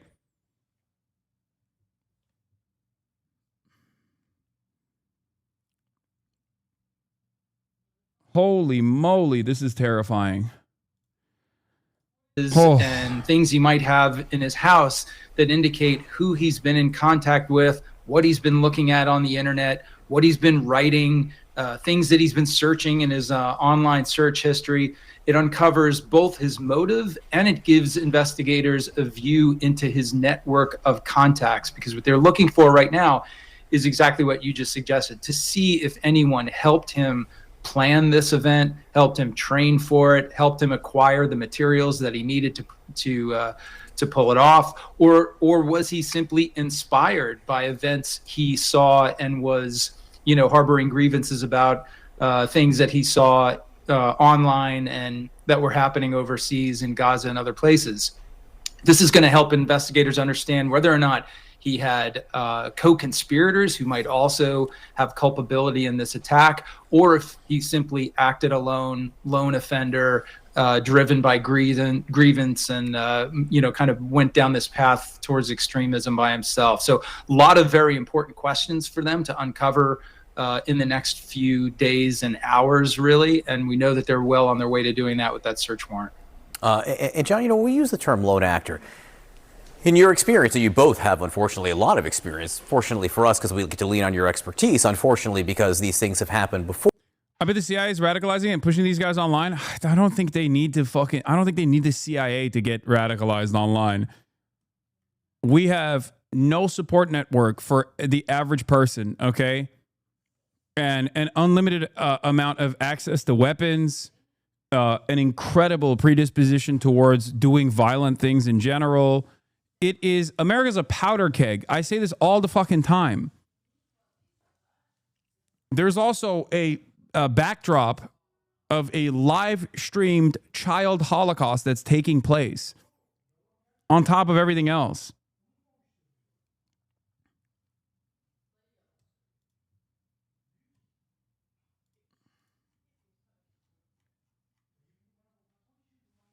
That's it. When we talk about someone acting alone, how alone? I mean, completely alone, no contact with anyone else, or how often do you start to see some tentacle spreading? Anything is in the range of possibility, including that a handler from a foreign terrorist organization or someone else directed him, told him what to do and how to do it. But what we're seeing pretty consistently is the opposite of that, which is people are going online, they are taking in the propaganda, they are considering the calls to violence, and they are going to public events, the Jewish Museum attack. They are picking specific targets. There's a person who is believed to be mentally unstable with a history of drug addiction who jumped over the fence with Molotov cocktails, set the Pennsylvania governor's house on fire after Passover dinner. So we're seeing these repeated incidents of individuals who are working with low-cost firearms, edged weapons, Molotov cocktails, low-tech, not putting together a complicated IED, high impact in that these rudimentary attacks garner a lot of attention. And the targets, Andy, I mean... Yeah, look. The U.S. ambassador to Israel would like to state for the record that journalists correctly reporting on well-documented Israeli massacres in Gaza are causing terrorist attacks. Reckless and irresponsible reporting by major U.S. news outlets are contributing to the anti-Semitic climate that has resulted in the murder of 2 young people at an Israeli embassy event in Washington last month and the attempted murder and terror attack on a group of pro-Israel demonstrators in Colorado Sunday. Without verification of any source other than Hamas and its collaborators, the New York Times, CNN, and Associated Press reported that a number of people seeking to receive humanitarian food box from the Gaza Humanitarian Fund were shot or killed by the Israeli Defense Forces. These reports were false. Drone video and first-hand accounts clearly showed that there were no injuries, no fatalities, no shooting, no chaos. It is Hamas that continues to terrorize and intimidate those who seek food aid. The only source for these misleading, exaggerated, and utterly fabricated stories came from Hamas sources, which are designed to fan the flames of anti-Semitic hate that is arguably contributing to violence against Jews in the United States. Media sources who willingly parrot these libelous allegations should recant their fake news stories, apologize, and pledge to practice actual reporting. Say 10 Am Israel highs for you, okay? Here is Yona Lieberman from If Not Now that presents a great point. The news cycle underway will include countless people talking about how the attack in Boulder came only 10 days after the attack in D.C. In that time, Israel's killed 700 plus people in Gaza. The horrors in Gaza do not justify violence here, but that fact should be known.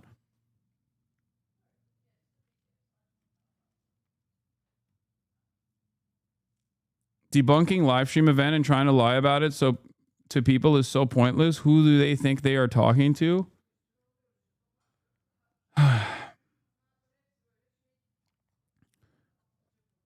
It's so incredible that this is the quiet part being said out loud. There is a reason why Israeli envoys, ambassadors to Israel, and numerous Israeli politicians in the aftermath of violence like this will quickly turn around and say, you know who bears the responsibility here? People who are correctly pointing out Israel's violent actions, because they are the ones who are radicalizing people. Okay? That's an insane statement to make. Like, it's not just people like myself, right? Obviously, the ADL has directed the crosshairs, directed the attention at me specifically. Okay? Because right after the Israeli embassy staffer shooting and right after this, Jonathan Greenblatt goes on television and immediately goes, this is Hassan's fault, which is psychotic. Okay? Jonathan Greenblatt has played a larger role in the dangerous conflation of Jews and Israel, more so than anyone else. I work to try every single day to decouple Judaism and Zionism from one another when Jonathan Greenblatt and many others are actively trying to say, no, no, no, no, no. You don't understand. This is the truth. It is what it is. Israel is doing this for Jewish people. It's horrifying.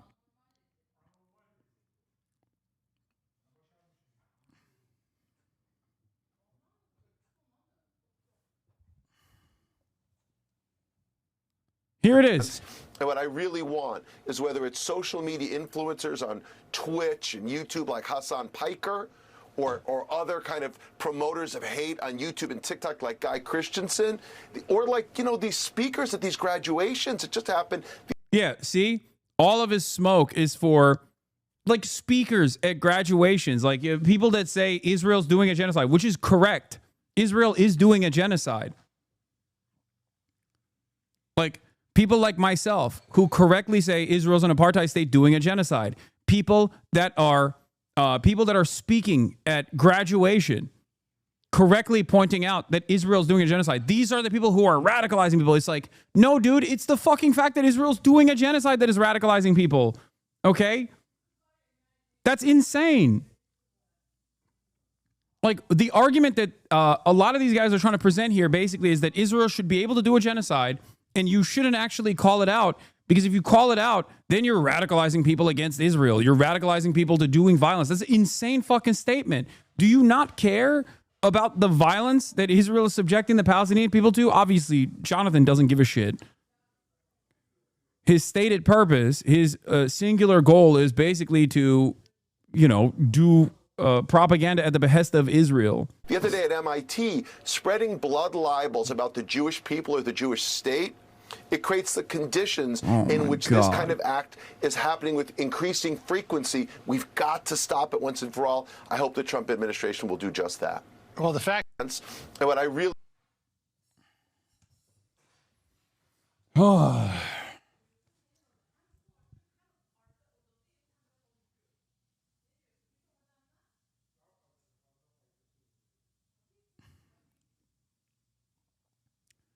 Yes, for the record, yes, it's not just me. It is the United Nations that's also contributing to the radicalization. People obviously try to hone in and laser focus on their fucking assessments here. They try to hone in. They try to hone in and laser focus on targets that are priority targets for them. But yes, just like this U.S. ambassador to Israel is claiming here, okay, Michael Fuckabee, it's all the journalists. When Israel actually ends up killing hundreds of Palestinians, overwhelming majority women and children and the elderly, and the media reports on it as Israel has done this, all of a sudden, this is blood libel. All of a sudden, you're like, whoa, whoa, what are you doing? You're bringing attention, negative attention to the state of Israel.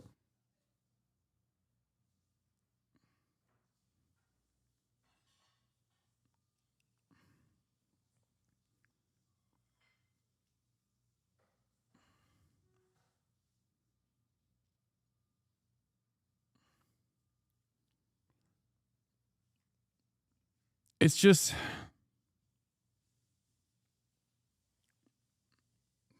Fuck, man. It's so messed up. It's so busted.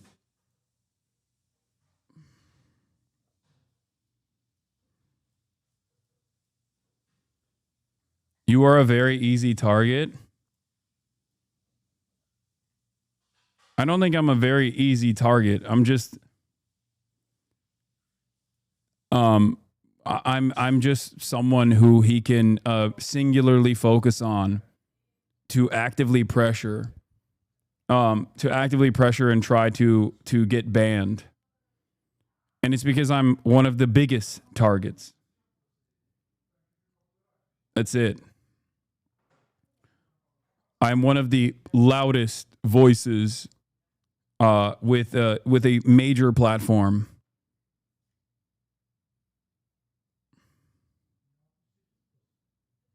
Obviously, yeah, getting banned off Twitch is the least of my worries, but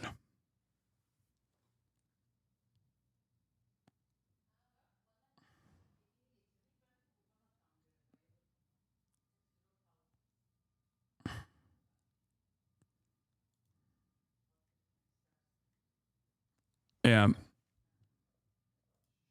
Just a few short months ago, it was blood libel to say Israel deliberately struck aid trucks and targeted relief workers. If they hit this flotilla like they've done before, you'll have about a day of acknowledging reality before it goes back under the blood libel tab. Yep.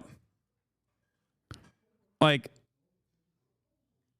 it literally, they already struck many aid workers. They've killed hundreds of aid workers. They've killed hundreds of journalists in Palestine. And I don't think these guys understand, or they do understand. They're just like actively trying to avoid the truth and the responsibility that is in the hands of Israel. And actually those who keep consistently saying that Israel is doing this for Jewish people. If you criticize this, you hate Jewish people. Actively pairing Judaism with Israel's actions is unimaginably damaging. It is as if CARE and every single like Muslim advocacy group was running around constantly saying ISIS represents Islam. It represents true Islam. If you criticize ISIS, you are Islamophobic. Okay? Ironically enough, that negative association with Islam was made by not Muslims, but actually those who wanted to damage Muslims living in the West. But this time around, it is being used, this conflation, this dangerous conflation between Judaism and Israel is being used and weaponized by those in positions of power, positions of prominence. It is so incredibly fucking frustrating to see unfold in broad daylight, right in front of our eyes. Oh.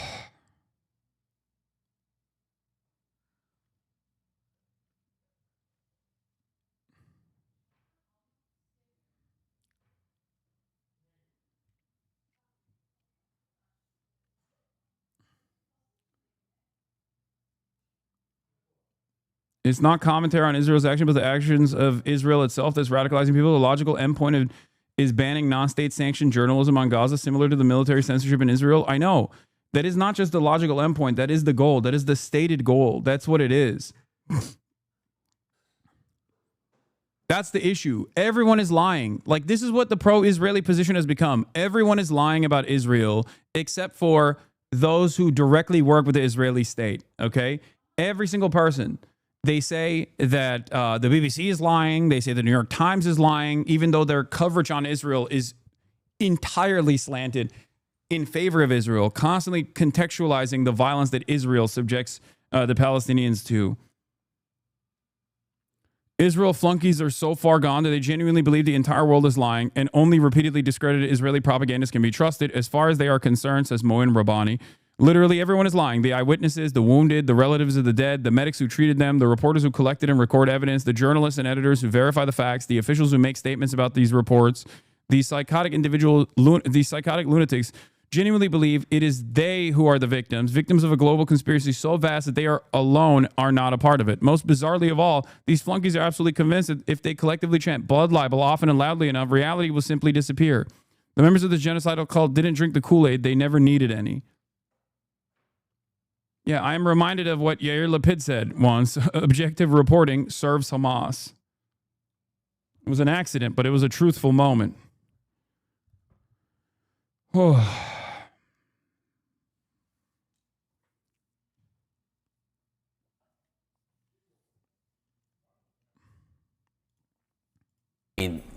Soft targets. I mean, you're talking about a mixer in Washington, D.C. You're talking about effectively a peace march in Boulder with elderly marchers, including potentially a Holocaust survivor there. If you were still at the FBI, what would your outreach be to Jewish organizations around the country engaged in, honestly, everyday life?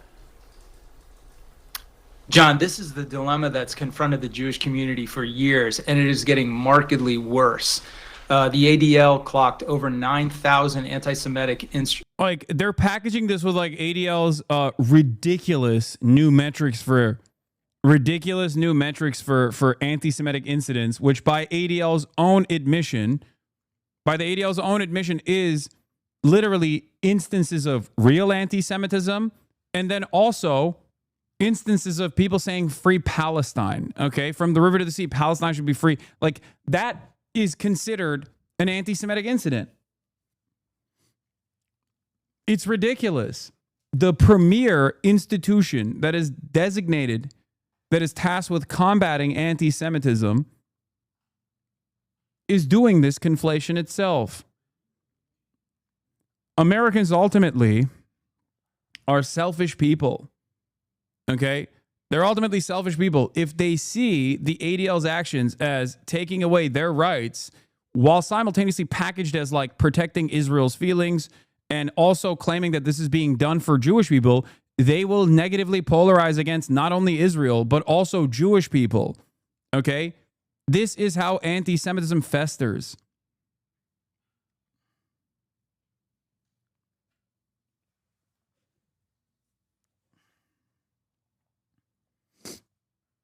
Oh. Incidents last year, which was up 5% from 2023. The Foundation to Combat Anti-Semitism tells us that 68% of the religious motivated hate crimes in this country, 68% are committed against Jewish people, while at the same time Jewish people comprise only 2.5% of the population. No one has done more than the Jewish community to try to protect their institutions, their community centers, their synagogues, than the Jewish community with organizations like the Secured Communities Network that does an amazing job in providing security assessments to Jewish communities around the country and helping them build up the sort of systems they need to stay safe. But the facts are what they are. Targeting of the Jewish community has increased markedly, particularly in the wake of the October 7th attack on Israel, and there is no sign that this is going to stop. So they need to kind of continue this very expensive, very labor-intensive effort to secure their institutions, but they also need to think about these soft targets. Anytime there is a public gathering of Jewish people to do anything, to commemorate a Jewish holiday, to speak out about the hostages currently held in Gaza, as we saw yesterday, the public knowledge of that event turns it into a target, and they need to think very carefully about how they're going to secure those events. A necessary but tragic commentary on the situation. Andrew McCabe, John Miller, thanks to both of you. Gruesome Colorado terror attack, a wake-up call for every American. All right. Look, every single one of these instances, whether valid or invalid, and this is a valid instance of the media basically weaponizing a valid instance of fucking direct violence against undeserved, like people that did not deserve to be fucking lit on fire, okay? Make no mistake.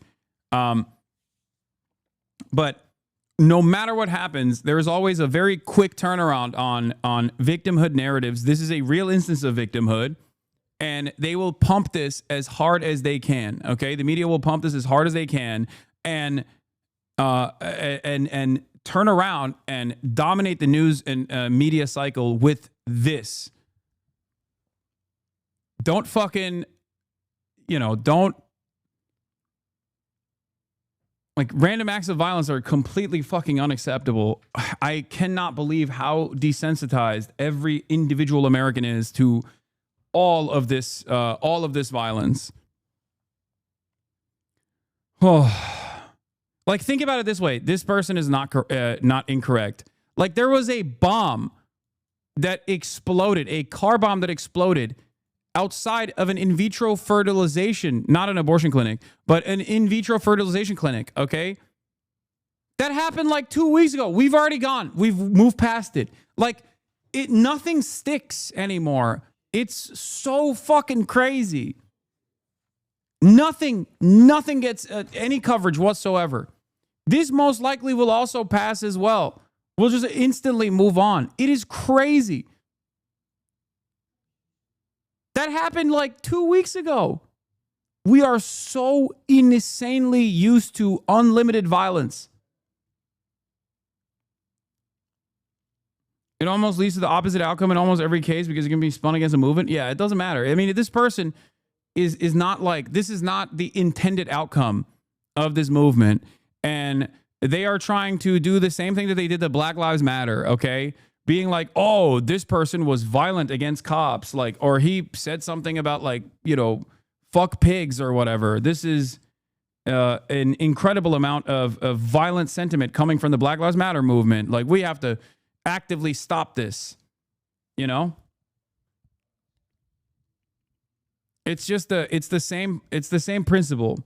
Were there real instances of violence directed against cops? Certainly. I'm sure it happened, okay? Of course. Was the overwhelming majority of the protests peaceful? Yes. The only instance where, like, those protests would turn into riots would be as a direct consequence of police brutality at a fucking police brutality protest. Something I will never forget was there's also, especially in like these organized protests, there are always agents of propaganda that infiltrate these protest movements and engage in incredibly fucking violent acts, okay? One of the greatest examples of this was the Jiffy Lube that burned down in one of the first ever Black Lives Matter protests. The person who did that was a white supremacist. Okay, an agent provocateur, a white supremacist that looked like a fucking cop that they identified him, but they never actually caught him, if I remember. Or it's not Jiffy Lube, sorry, AutoZone. It was the AutoZone. It was the umbrella guy, you remember? At the time I covered it and I said, this looks very suspicious. This looks like a person who is there as an agent provocateur, explaining what agent provocateurs are.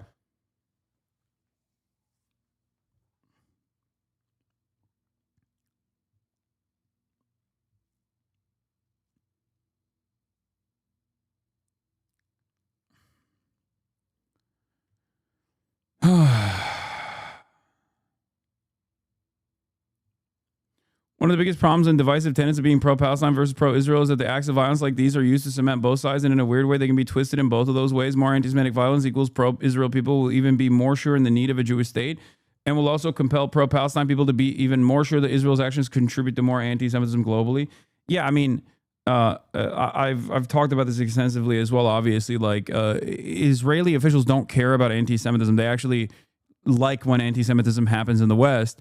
That is the reason why they have no issue collaborating with like active anti-Semitic politicians, because if anti-Semitism increases in the West, Jews in diaspora will feel more terrified and will want to work with Israel and defend Israel and actively keep sending support to Israel, even if they don't live in Israel. And the best possible outcome, obviously, would be for people to flee the West, Jews to flee the West and go to Israel directly and live there. But if they won't do that, then they will at least defend Israel.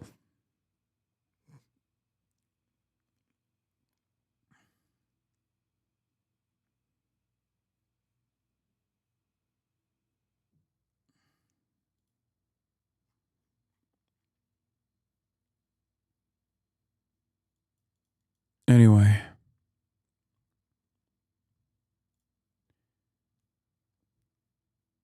Umbrella guy was a St. Paul police officer. The AutoZone was across the street from where I worked, which also burned down, lol. No, the umbrella guy was a police officer. The other guy was a white supremacist, I think. I'm pretty sure there was a white supremacist dude that like threw the first brick through the AutoZone.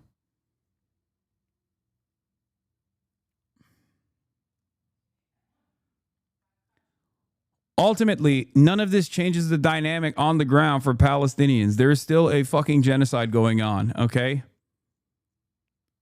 The focus on issues like this, obviously, are as a direct consequence of people that caring more about what happens in their own backyard and the fears that they have. This leans perfectly into said fears. Fears that people have about like the crazy, scary Muslims doing violence in the middle of Aurora, Colorado. Like that's all of a sudden That violence is in your backyard. You care more about that, obviously, than you do about whatever's going on over there in Gaza, right? The other secondary consequence, of course, is to hit the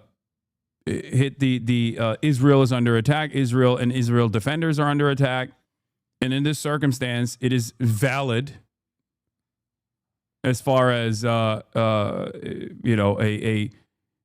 bunch of people that were victimized unjustly by some fucking insane person, and ultimately, all that does is move the attention away from. Ultimately, all that does is move the attention away and the focus away from Israel's actions. Alonso responds to Eyal, who said, "You know what we never see? Pro-Israelis violently attacking Palestinians in the United States. I keep hearing Zionists are violent, yet only one side continuously perpetrates heinous acts of terrorism," which, of course, is obviously an incredibly stupid thing to say. U.S. woman indicted for attempt to drown 3-year-old Palestinian-American girl, stabbed 26 times, a 6-year-old Palestinian child killed, and his mother injured in a hate crime. After chemical attack on pro-Palestine students, Colombia won't back down. Colombia protected the person who actually pepper sprayed the pro-Palestinian students in Columbia campus. Obviously, there's the Palestinian student that was shot in Vermont and is paralyzed from the chest down. All of those instances. Also, the encampments that Zionists attacked in UCLA. That was another crazy fucking instance. There's the guy in Miami who shot the 2 Israelis who he thought were Palestinian.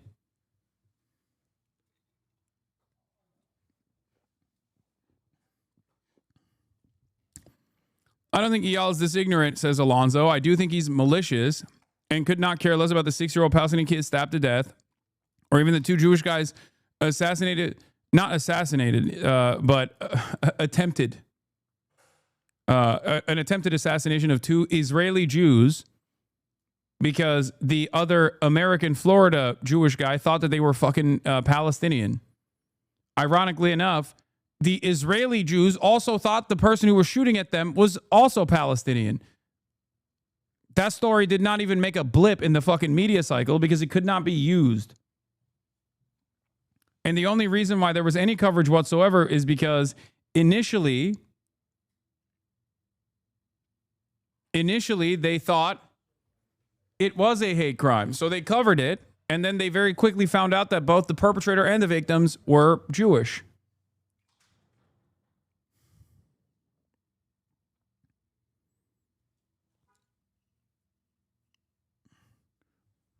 Another instance that perfectly proves the point that if you are pro-Palestine in any capacity, you are unimportant and you will never be covered is if there is an Israeli Jewish person that goes into a pro-Palestinian protest and gets beaten up, an Israeli Jewish woman with an Israeli passport that goes into a pro-Palestinian protest and gets beaten and bloodied, okay? People are like throwing bricks at her. These pro-Palestinian protesters throwing bricks at her. That dominates discourse. This is a heinous act of violence. Except that did happen. But it wasn't actually an Israeli Jewish woman going to a pro-Palestinian protest. It was an Israeli Jewish woman that was an anti-Zionist that went to Itamar Ben-Gvir's speaking engagement and protested said speaking engagement and was brutalized by Orthodox Jews in America who were Itamar Ben-Gvir fans. That is the reason why you never actually heard about this story at all. This happened in New York City. So even if you are an Israeli passport holding dual citizen who is both Israeli and American, and you go and you protest a fascist speaking engagement on U.S. soil, and the people that are there, the little fascist supporters are there beating the shit out of you, it doesn't actually turn into a story that drives the media discourse.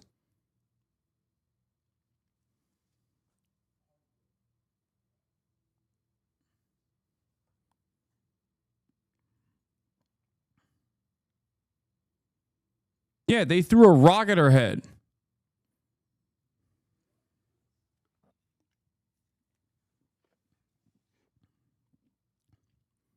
The double standard is glaring.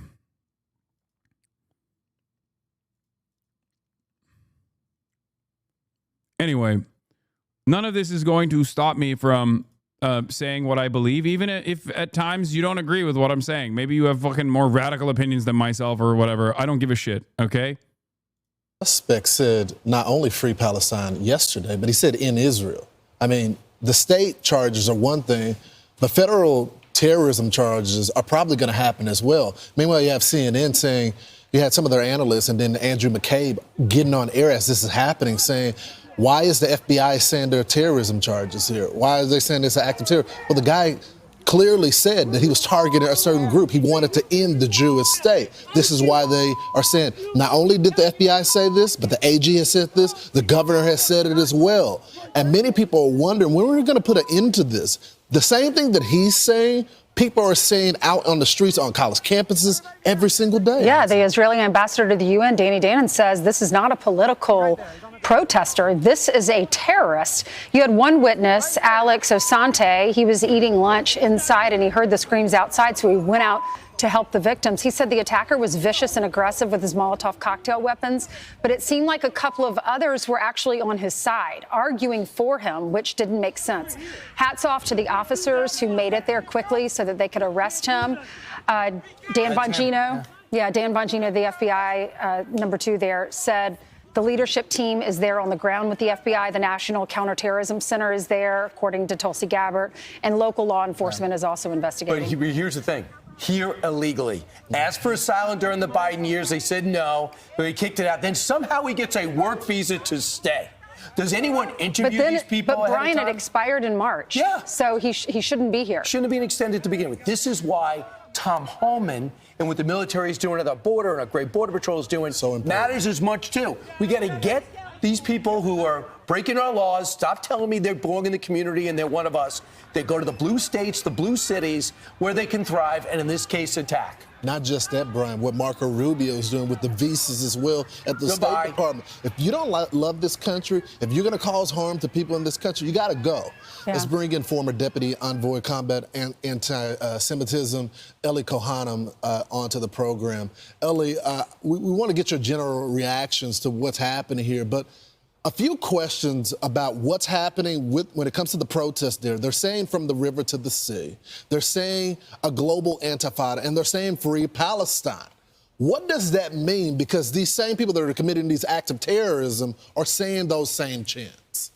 Lawrence, that's an excellent question, and I think that this latest heinous terror attack against Jewish Americans by this foreign national who burned Jews alive yesterday has to be a wake-up call for every American. I call upon all Americans to now stand up with your Jewish neighbors and friends and say enough is enough. We need to face the facts that this so-called Free Palestine movement is in fact a pro-terror movement, and we need to draw the line in the sand. There can be no longer any tolerance for this movement.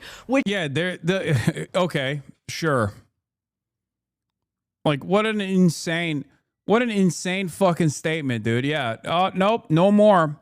Please, you have to stop. You have to stop allowing people from saying free Palestine or that like Israel is doing a genocide. You know what I mean? You have to.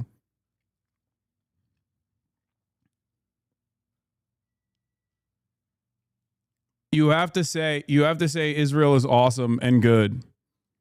Otherwise, anything short of saying Israel is great means that you want Jews to be burned alive is a psychotic fucking statement. And I'm repeating myself over and over again. This is not about, for some people that are in media, sure, they think this is a great way to defend Jewish people, right?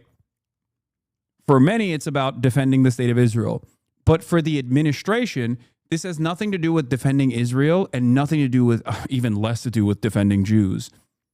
And everything to do with eroding the First Amendment, shredding free speech, eroding it by continuing along the same state trajectory that accelerated state surveillance in the aftermath of 9/11.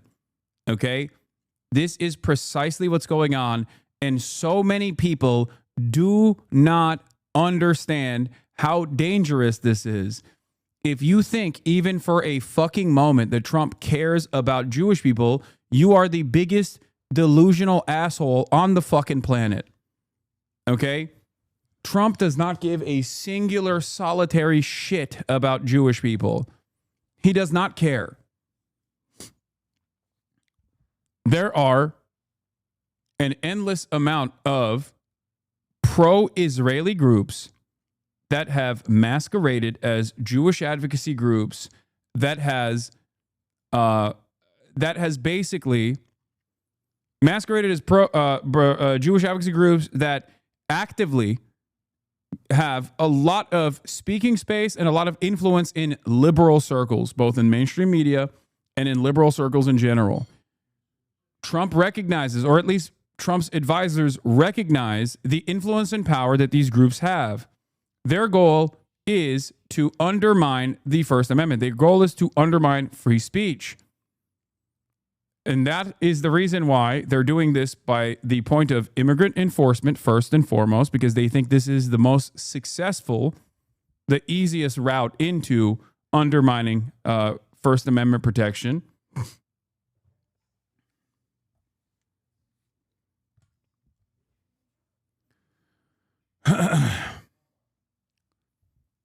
And they're using the existing network of influence of Jewish advocacy groups that are actually Israel advocacy groups to do this, to move alongside the guidelines that Project Esther outlined. Okay? That's it.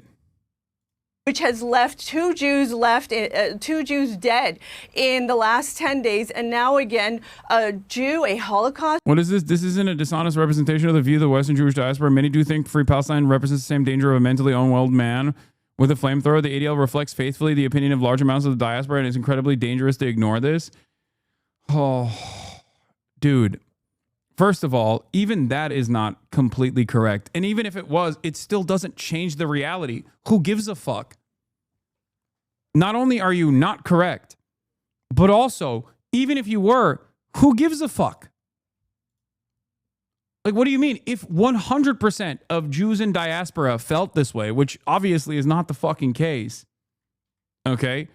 That doesn't change the dynamic at all. What do you mean it's dangerous to fucking ignore this? Why? People who are quick to say, oh, you're doing Jewish exceptionalism, will unironically do that themselves. Okay? Like, that wouldn't all of a sudden make it the truth. You know what I mean?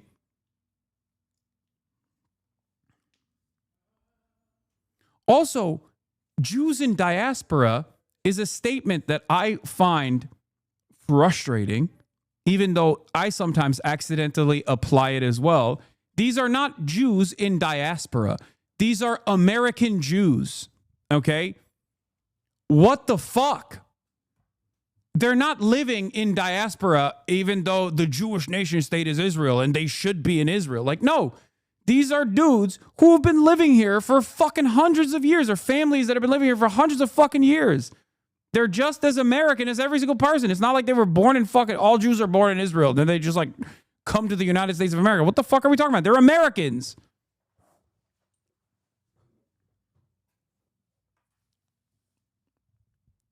And ultimately, it still has nothing to do with Judaism. It is a weaponization. It is reactionary thought, Islamophobia, and a fuck ton of social conditioning that comes from Zionist groups early on. And in spite of that, this generation of Jews, like young Jews in America, have similar opinions to the other non-Jewish groups in the country. This is a generational divide. survivor is burned alive on American soil. This is just not America. This is not our values. And to that point, you know, as you just mentioned, Mohammed Salman, the perpetrator, is an Egyptian national. He was let into our country by the Biden administration. And so the Biden administration's failed immigration policies are not victimless. In this case, it is Jewish Americans who are the victims. But let me remind everything, the hatred that starts with the Jews never ends with the Jews. And so truly all Americans are potential victims for these failed immigration policies. Ellie, I've interviewed the lawyers for the hostage families. They have got. It's so funny that a chatter said Nazis love you now.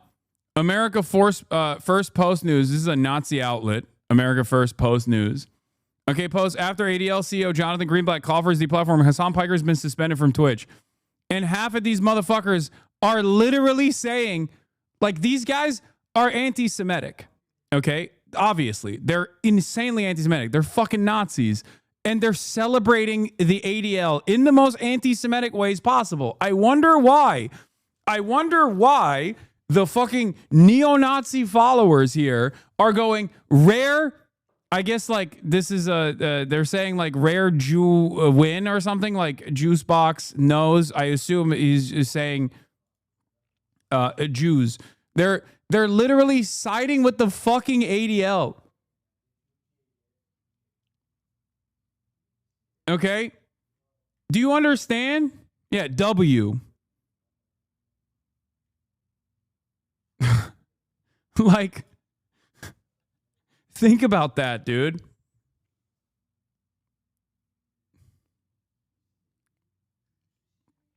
And IG just allows this? Of course IG allows this. Oh.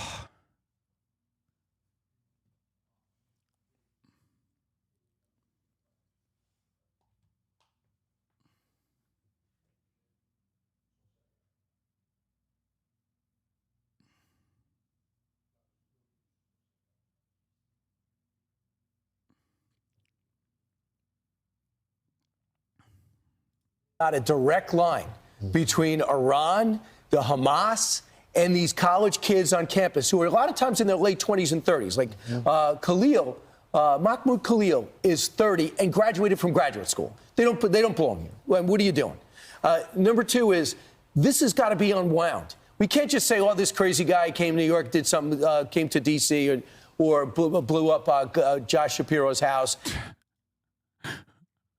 I'm anti-Semitic, but I hate terrorists more. Release the hostages and surrender. If that pissant Hasan says free Palestine one more time on stream, he should be jailed. Wait, lol, why is a fascist anti-Semite like yourself so invested in censoring pro-Palestine speech? Interesting.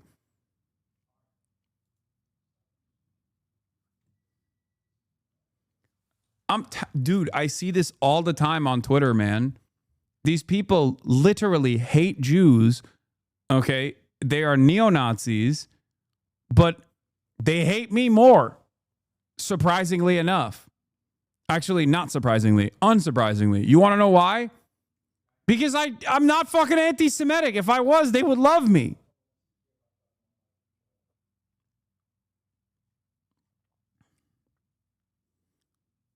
I'm catching it from fucking both ends here. Groups that are supposed to be tasked with combating anti-Semitism coming out and fucking actively calling for my deplatforming, and the neo-Nazis that otherwise hate Jews aligning with the fucking ADL.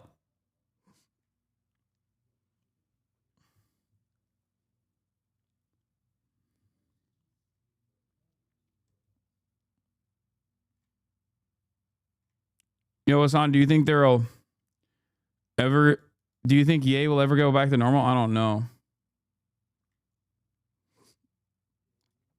Oh.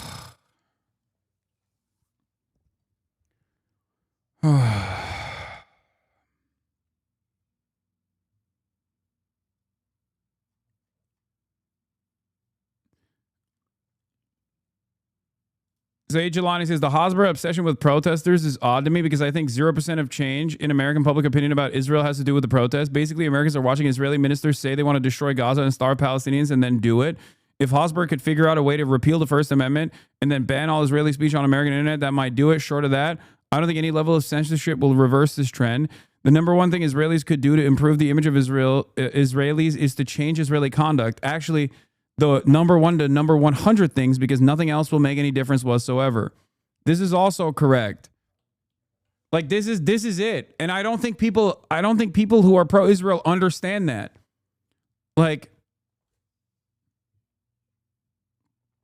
they just don't. They don't understand it at all. They don't give a shit. They're like, shut the fuck up. It's so arrogant too. It's so unimaginably entitled. It's so unimaginably arrogant. It's so ridiculous where it's just like, no, we get to say babies are my enemy and then we get to kill babies.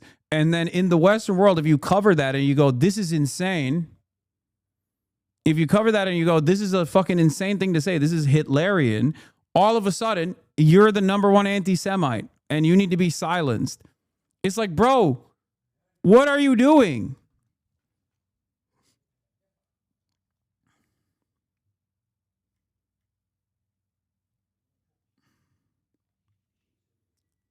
We are completely just liberal media is completely dropping the ball on this too. Like their coverage on this stuff is so ass.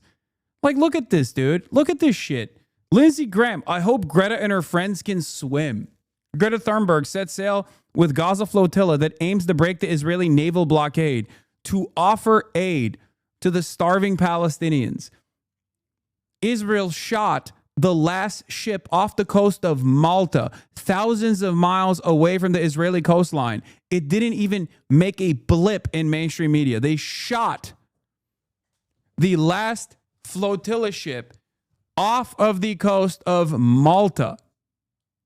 Okay?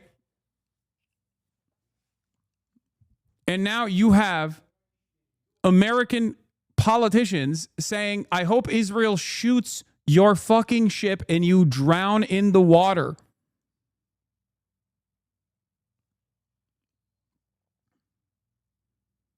This is not the first time that Israel has done this. There was another humanitarian aid flotilla, Mavi Marmara, that was trying to bring in aid to the Palestinians all the way back in, I believe, like 2013 or 2014.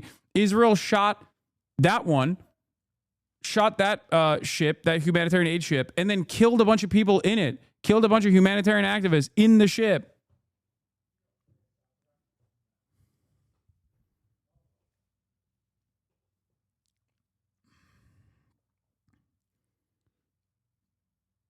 Uh, 2011, 2010. No, it wasn't 10 years ago. Mavi Marmara was before then. And then just burn somebody alive in Boulder, Colorado. These are just crazy people. There is direct links. That's right. And we're good at doing that. Ever since Al-Qaeda and 9/11, we've pulled back on that. But we got to get back to that right now and start identifying the direct line to Gaza and Iran. Exactly right, Brian. And look, this is part of what the Trump administration is doing in the short time that President Trump and the admin is now back in office. So what you're pointing to, Brian, is indeed the links between what's happening here on U.S. soil and foreign countries like the Islamic Republic of Iran. Look, under Biden... Dude, is so wild. We need to bring back Islamophobia. Like as though it went away, you know? We've been too quiet about these fucking Muslims in our ranks. We got to bring it back in a big way.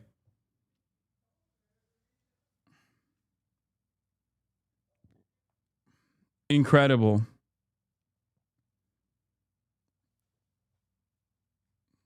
Incredible stuff.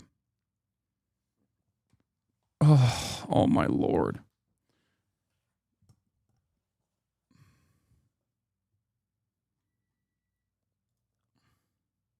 And the DNI at that time Avril Lavigne came on the air and said that Iran was in fact funding some of the pro-terror, pro-Hamas movement on our campuses, and that perhaps unbeknownst to our American students, they were actually in touch with Iranian agents. So yes, this is absolutely correct that we've got foreign countries that are funding, perhaps organizing some of this activity. Hostages that. Yes. They told him that in the tunnels. That's While right. they're being held, he says, we have links and we have supporters in American.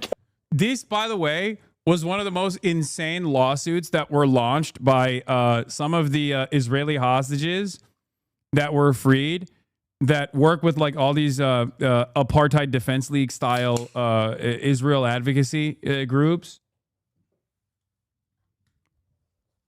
It is so nutty to me that is unironically something that these guys are openly entertaining, and no one turns around and makes fun of them. You know, no one turns around and goes, "This is the dumbest fucking thing I've ever heard in my entire life."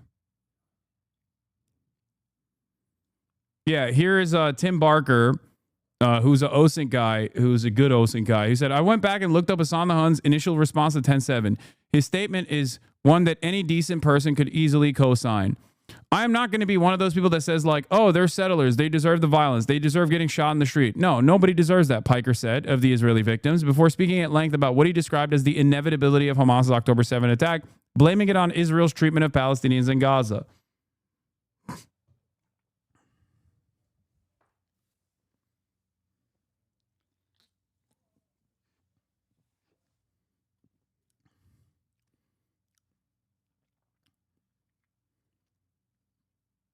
This has been my fucking statement. It is objectively a correct statement.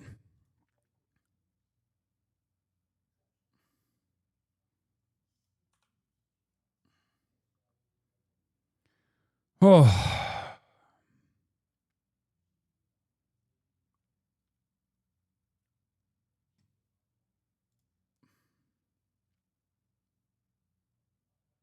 The idea that like there are people who are entertaining the notion that like Hamas is actually funding the protests or has like a direct line of communication with the fucking American college campus protesters is one of the most insane things I've ever heard in my entire fucking life. That was from the Jewish Insider article, by the way, that was calling me anti-Semitic. Despite Hassan's well-documented record of anti-Semitic hate, prominent journalists and liberal podcasts have frequented his online show. Oy, oy, oy. Piker problems from Gabby Deutsch from December 4th. She also recently had this to say. Hasan Piker is now saying the quiet part out loud, that Hamas is good, actually. This streamer has 2.9 million followers on Twitch and major profiles on New York Times, CNN, NBC, Vox, Rolling Stone, et al. All seeking his wisdom on how DEM should reach young people. Is this how? I said, there is no comparison between Israel and Hamas. One is a militant resistance comprised of orphan soldiers born into a 77-year occupation. The other is an ethno-religious supremacist apartheid state with nukes doing a genocide backed by the USA.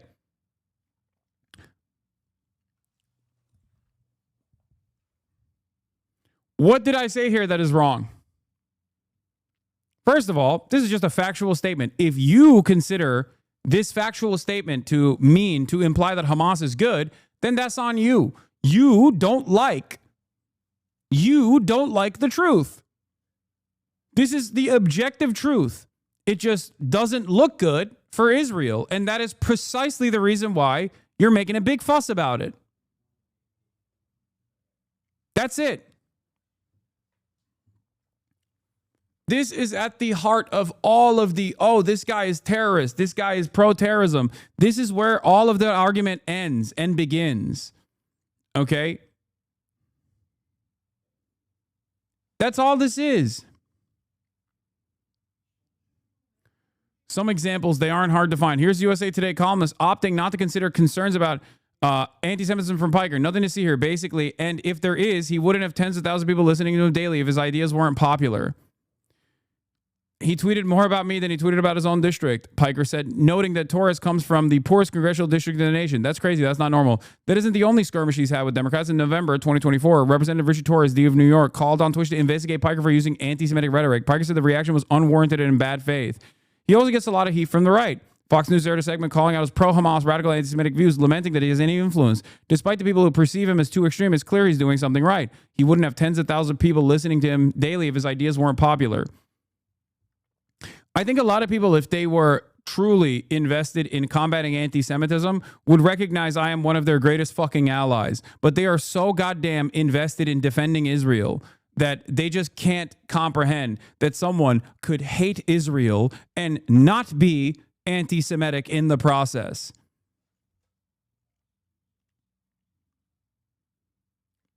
That's it.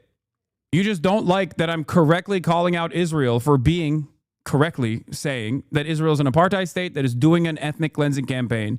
That's it. You don't like that. You don't fucking like that.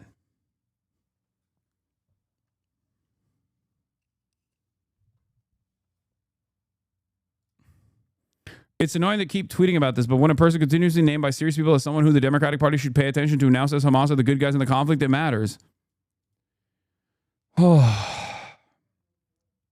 Remember, I didn't even fucking say that. You did.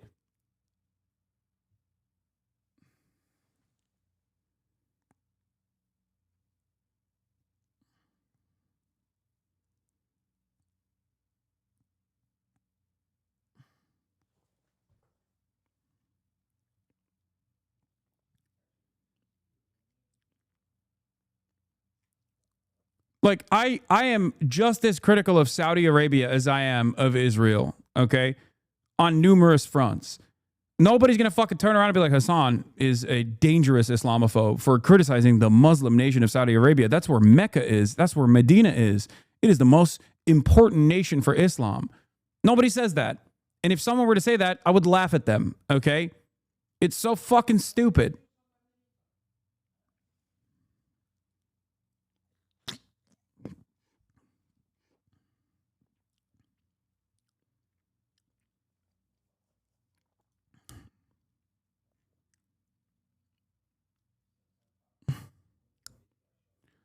Elise Stefanik, the loudest cheerleader for the ongoing mass murder of the Palestinian people, responded to the attack on Israel supporters in Boulder by calling for CARE, a Muslim civil rights group that defends Muslim Americans from discrimination and violence, to be designated as a terrorist organization. Fantastic.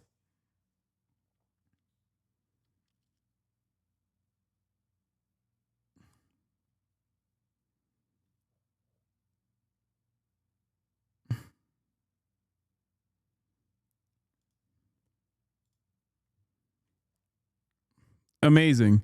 Everybody has their own pet project, their own personal project for like undermining and further shitting on Muslims. Ryan Grimm post, by the way, this is from the Guardian. 4 further school buildings have been marked as potential targets to be bombed by the IDF, according to the sources. The locations identified as potential targets include 4 schools: Halawa, Al-Rafai, Nusiba, and Halima Saadia. All 4 are in or near Jabalia in the north of Gaza.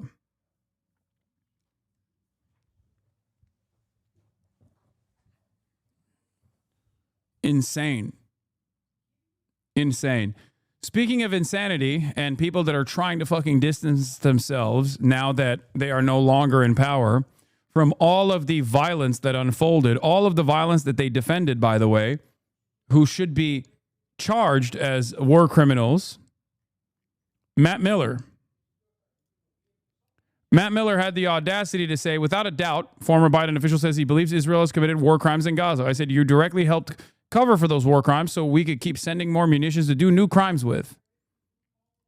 Here it is. Nearly 5 months after leaving office, former State Department spokesman Matt Miller told Sky's Mark Stone on the Trump 100 podcast that it is without a doubt true that Israel has committed war crimes in Gaza, but added that in almost every major conflict, you see individual members of the military committing war crimes. Miller stressed this was his personal view, not the U.S. government's, and noted Washington has not formally found Israel responsible. He also dismissed accusations of genocide, but admitted he wished more had been done to pressure the ceasefire between May and mid-January in 2025, when thousands of Palestinian civilians were killed.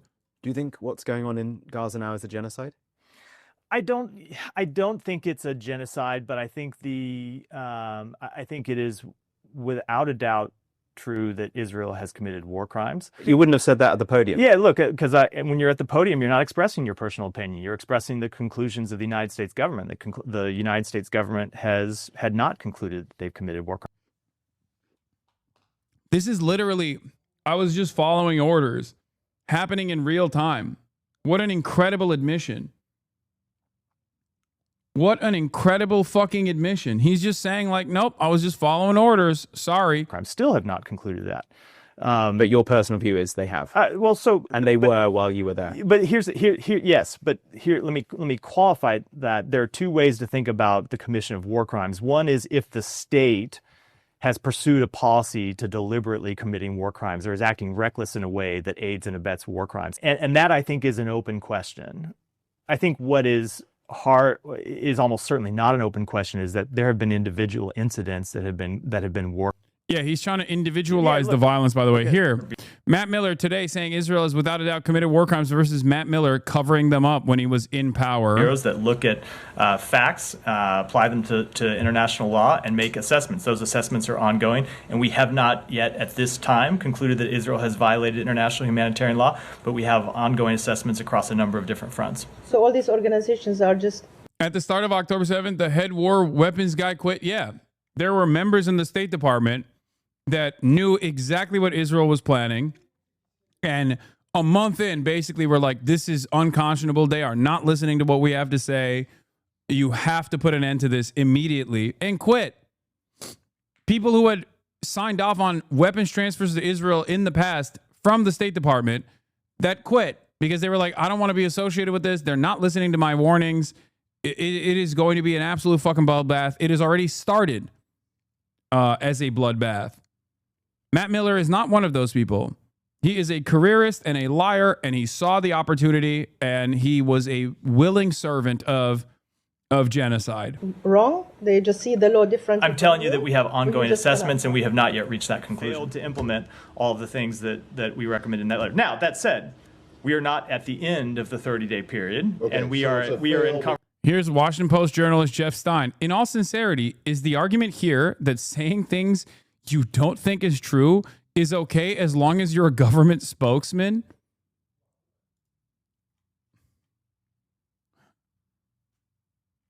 How incredible of an admission is that?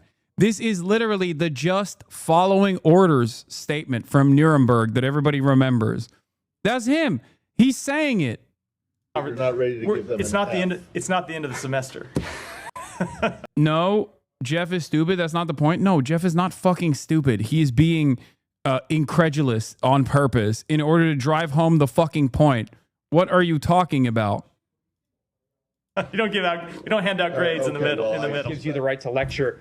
Jeff Stein is not stupid. What the fuck are you talking about, Chatter? Jeff Stein is actually a brilliant journalist for Washington Post. What are you talking about? He's done endless coverage on like the violence that American sanctions have borne about in the global South. He's a great journalist. Other countries on their moral. So if you have a policy question for me, I'm happy to take it. If you want to give a speech, there are plenty of places in Washington where you can give a speech. Yeah, but people are sick of the bullshit in here. I mean, like, it is a genocide. You are abetting it, and you are Israel blowing up an entire village in southern Lebanon. What do you?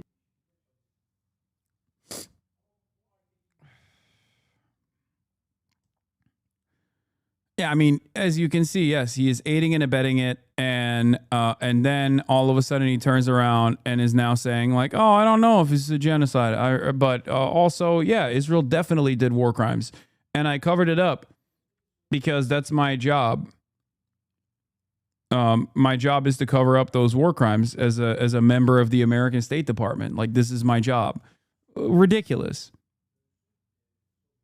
Ridiculous.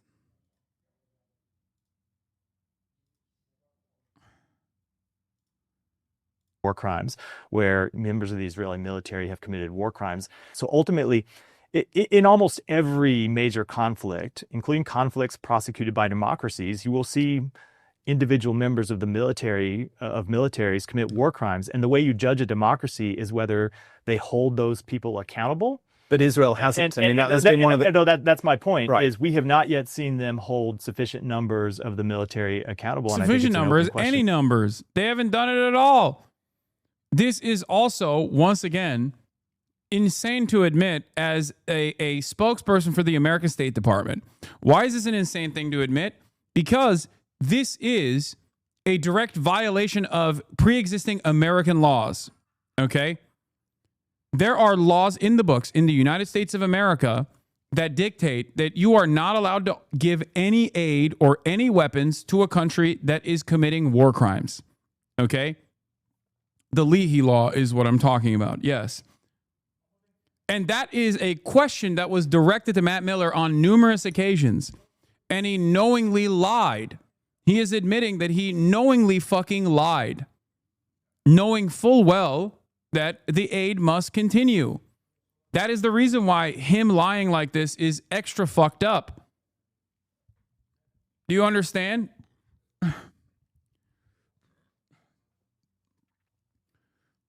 His purpose to lie at the behest of the American state was deliberate, was by design done in this way so they could continue fucking sending weapons. The reason, like him trying to distance himself from both the current American administration and both the Israeli government right now is still in service of that, in service of a lie as well. Now he's saying, oh, well, Israel didn't actually fucking do sufficient investigations. Israel didn't conduct sufficient investigations into war criminals amongst their ranks. Okay? While that statement is true, this notion that is actually in the hands of Israel and not in the hands of America to put an end to this is also a lie, because we have all the power. The American government has all the power. Do you think Matt Miller doesn't know that the American government has all the fucking power here? If Matt Miller knew that we were powerless in this process, then they would be more honest about all the war crimes that Israel is contributing to, because we're powerless at the end of the day. What can we do? We can just stop weapons transfers to Israel. They'll still continue. Except that's not the case. Do you understand? If America was actually powerless in this process, we would have cut ties with Israel a long fucking time ago. Okay? We wouldn't have to lie at the behest of Israel. A long time ago, this would have stopped. And Israel probably would have still continued doing what it's doing without America's help. Right? But that's not the case. Israel cannot continue doing its genocidal campaign on the Palestinians without America's go-ahead and without America's munitions. This is our genocide as much as it is Israel's genocide. So when guys like this try to distance themselves and the American government, or at least their administration, from the actions of Israel, they're lying again. And whether they're going to. I'm really struck that you think now that Israel did commit war crimes, and yet at the time, and I get why, but at the time you were at the podium and you couldn't say that. I mean, personally, that must be very difficult for you. So the State Department itself had concluded, not in these, they didn't phrase it in these terms, but I think I did at the podium a few times, had concluded that it was likely that Israel had committed war crimes. But I do think it's almost certain that they have.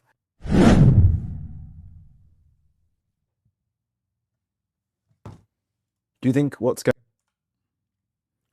See also Miller's exchange with journalist Niall Stanage about a year ago when Israel was already deep into his genocide and hundreds of apparent war crimes had already been committed.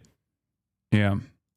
In this case, like, I can't go through all 6 of them and take too long, but one instance, a strike on the Taj 3 tower in Gaza City, the UN says was caused by several 1,000-pound bombs, killing 105 people, including 32 women and 47 children. I mean, should it take 8 months to make a final determination as to whether that was within as we have said before, it is very difficult to draw fact-specific conclusions when we don't have someone on the ground and we're in the middle of an active conflict. So what we do is we gather information, we talk to independent organizations to try to gather information, and then we make our assessments. Those assessments are compounded by the sheer scale of this conflict and the number of incidents that we have to review and the limited resources that we have to make those assessments. But I can tell you there are people working hard on it day and night. But how does it come? Like, he knew that there weren't people working hard on it day and night. You understand that, right? Like, he has now admitted. I mean, we knew this already. I said it over and over again.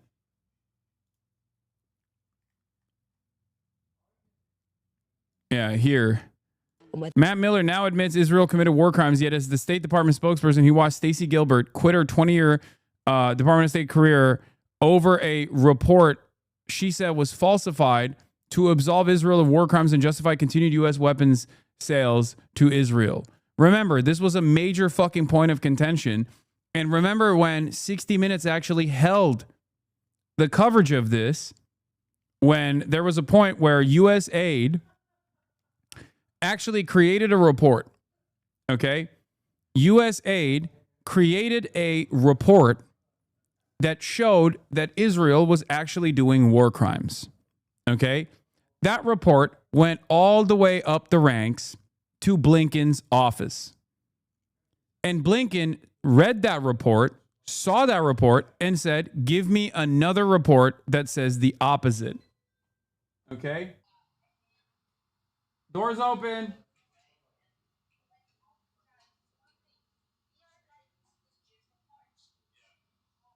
Yeah, Chris Hedges is here. Hold on.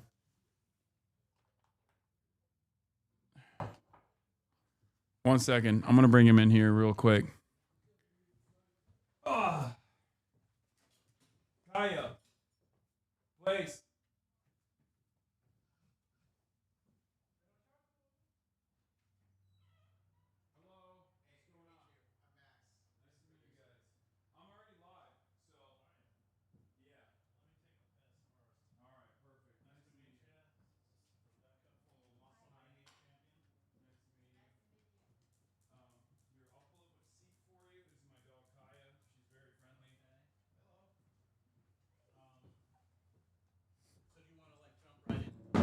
Yeah, you go. You can go. The bathroom is the first left. Yeah. What's up? Yeah, you can interview however you want to do it, but just so you know, he has a book that just came out, Genocide Foretold. So. Okay. Yeah, we'll talk. Yeah.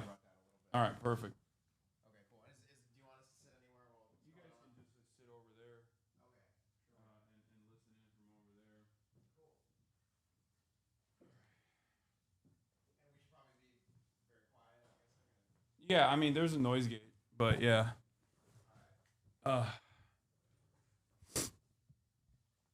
Chris Hedges is a wild pull. Mic test. What? Okay, calm down, everybody. Yeah, it's in person.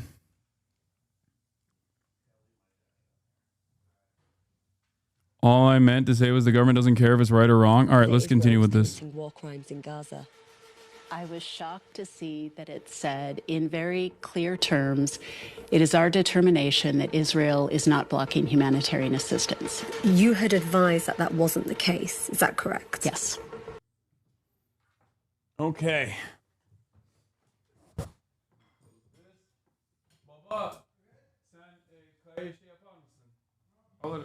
She's sitting over there. It's fine. All right. Chris Hedges in the building, everybody. Thanks for having me, Hasan. Yeah, that's a good idea. Okay. Just all you got to do is speak close into the microphone. This is probably nothing you've ever done before. This is unlike any other media hit you've ever done before, it's a right? Completely new experience. Yeah. All right. Well, perfect. So Christopher Lynn Hedges in the building. How would you describe yourself to this audience of primarily younger people that might not know what you do? I mean, I was formed as a newspaper reporter, and I guess at my core, I remain one. I was overseas for 20 years, covered mostly war, started in El Salvador, 83 to 88. Then I was in the Middle East for 7 years. I was the Middle East bureau chief for the New York Times. Then I covered the war in the former Yugoslavia. And in between, I covered a lot of other conflicts. I get seconded to places like the Congo. I covered civil war in the Sudan, Algeria. I covered the civil war in Yemen, even though I made the mistake of being on the losing side. But mostly war. I was either in conflicts or got airdropped into conflicts. Yeah, I've tremendous experience in this field. You were also writing for Christian Science Monitor, right? When I started, I was freelancing for Christian Science Monitor and NPR out of Salvador. Yeah. Yeah, and you have a new book coming out, A Genocide Foretold, right? Yeah. So what's the book about? I spent a lot of time in Gaza because I'm an Arabic speaker, and have pretty much focused, and you've done good stuff on this, on the genocide since it started. It's personal. I've lost a lot of friends. I mean, actually, most of them, we don't know what's happened to them. So you hear from them periodically, sporadically, and then you just stop hearing from them completely. And so it's a collection of, they're not essays. We just I've written so much since October 7th on it, that we just formed it into a book to give the genocide some kind of context. That said, I just came back from Egypt a couple days ago. I was there with the cartoonist Joe Sacco, and we were interviewing Palestinians from Gaza because the foreign press can't get into Gaza. Yeah. And so we're just determined to counter this erasure, not just the physical erasure, but the erasure, of course, of people, but also the erasure of their culture, their history, their stories, and it's kind of our contribution. Sacco, he did these two great works, Palestine and then Footnotes in Gaza. Yeah. Well, first of all, thank you for all of your contributions, and we're very honored to have you here on the broadcast. We were supposed to do this over the internet, but I think this is a much it's always much better in person. Yeah, it's much especially better when way it's to longer. Do it. Yeah. I just watched your 2+ hour interview with Giannis. Oh, which yeah. if I was going to give a Golden Globe for podcasts, I was really good. Oh, thank you. But you know, as you know, I'm a journalist. I mean, the quality of an interview is determined by the interviewer. I'm really bad at interviewing. No, you weren't. You were. That's really what good. what my audience is all the time. I'm really bad at interviewing because like there's an entire arena, a stadium full of people that are constantly talking. You probably see them in the chat right now, like all those words that are flying. So I'm doing live production at the same time, making sure that the cameras are working, and also simultaneously keeping track of what's going on with the chat. So I'm a little bit all over the place. So I apologize, and if I don't make direct eye contact as I normally would in person-to-person conversations, that is because I'm actively monitoring all this other stuff that's happening. But enough about me. So we are you came in at the right time. We were just talking about Matt Miller, former spokesperson for the U.S. State Department, now coming out and distancing himself and distancing the previous administration in a way from the actions of Israel, and openly admitting that maybe undeniably Israel had done war crimes, and that openly admitting that, see, this is the type of stuff that happens, openly admitting that the war crimes were not properly investigated by the Israeli authorities. Have you seen this at all? No, I didn't. All right, well, let's watch it once again, I think, then from the start. And because I want to hear your perspective on this, as well as someone who obviously has been closely covering everything that has been going on since October 7th. In this case, I can't go through all. Wait, no, this is not what I was looking for. Hold on. Here is the 2-minute video. This is on Sky News, as a matter of fact. Going on in Gaza now is a genocide? I don't think it's a genocide, but I think I think ridiculous. It is without a doubt true that Israel has committed war crimes. You wouldn't have said that at the podium. Yeah, look, because when you're at the podium, you're not expressing your personal opinion. You're expressing the conclusions of the United States government. The United States government had not concluded that they've committed war crimes, still have not. That's, first and foremost, that's just following orders, like the Nuremberg defense that failed. Yeah. They're saying that, well, that's the American government's official position, so what can I do? Which is insane. I feel like that's, people have gotten far too confident in the international organs of justice not doing the correct thing, especially when the American government is actively defending Israel. And there's some truth to why they feel this way. There's understandable reasons for why they feel this way, but it's crazy to me that he's just openly admitting that. It's also crazy that he won't admit it's a genocide. Yeah. I had to deal with these people as a reporter. I have zero respect for them. We have enough problem in the press and at places like the New York Times, where people think journalism is about being a stenographer to people in power, and you can make a very good career of it at places like the New York Times, where I spent 15 years and win lots of prizes. I don't think that's journalism. These people are absolutely amoral. They will get up and cynical, because they will get up and lie, and they'll know they're lying. And the reporters in the room know they're lying. And it's a dirty little game. But I never did that kind of reporting. I was always in the field. I never reported on Washington. I never followed around the Secretary of State or something. I was always in places like Sarajevo or Gaza, which is real reporting. I mean, the essence of reporting for me is holding power accountable. And, you know, these are the classic kind of mandarins of power. It's all about careerism, you know, but they have no moral core, and that he pretty much just exhibited that. Yeah. He, of course, also denies that it's a genocide. Do you feel like admissions like this, and you've probably also noticed that there is this market shift, this attitude change, maybe a new permission structure that is now taken hold over legacy publishers that have either never really covered what Israel was doing, or when they covered what Israel was doing, they oftentimes contextualized that violence by sometimes directly talking to Israeli envoys in their coverage. Do you feel like there is an attitude shift that you notice as well in Western press?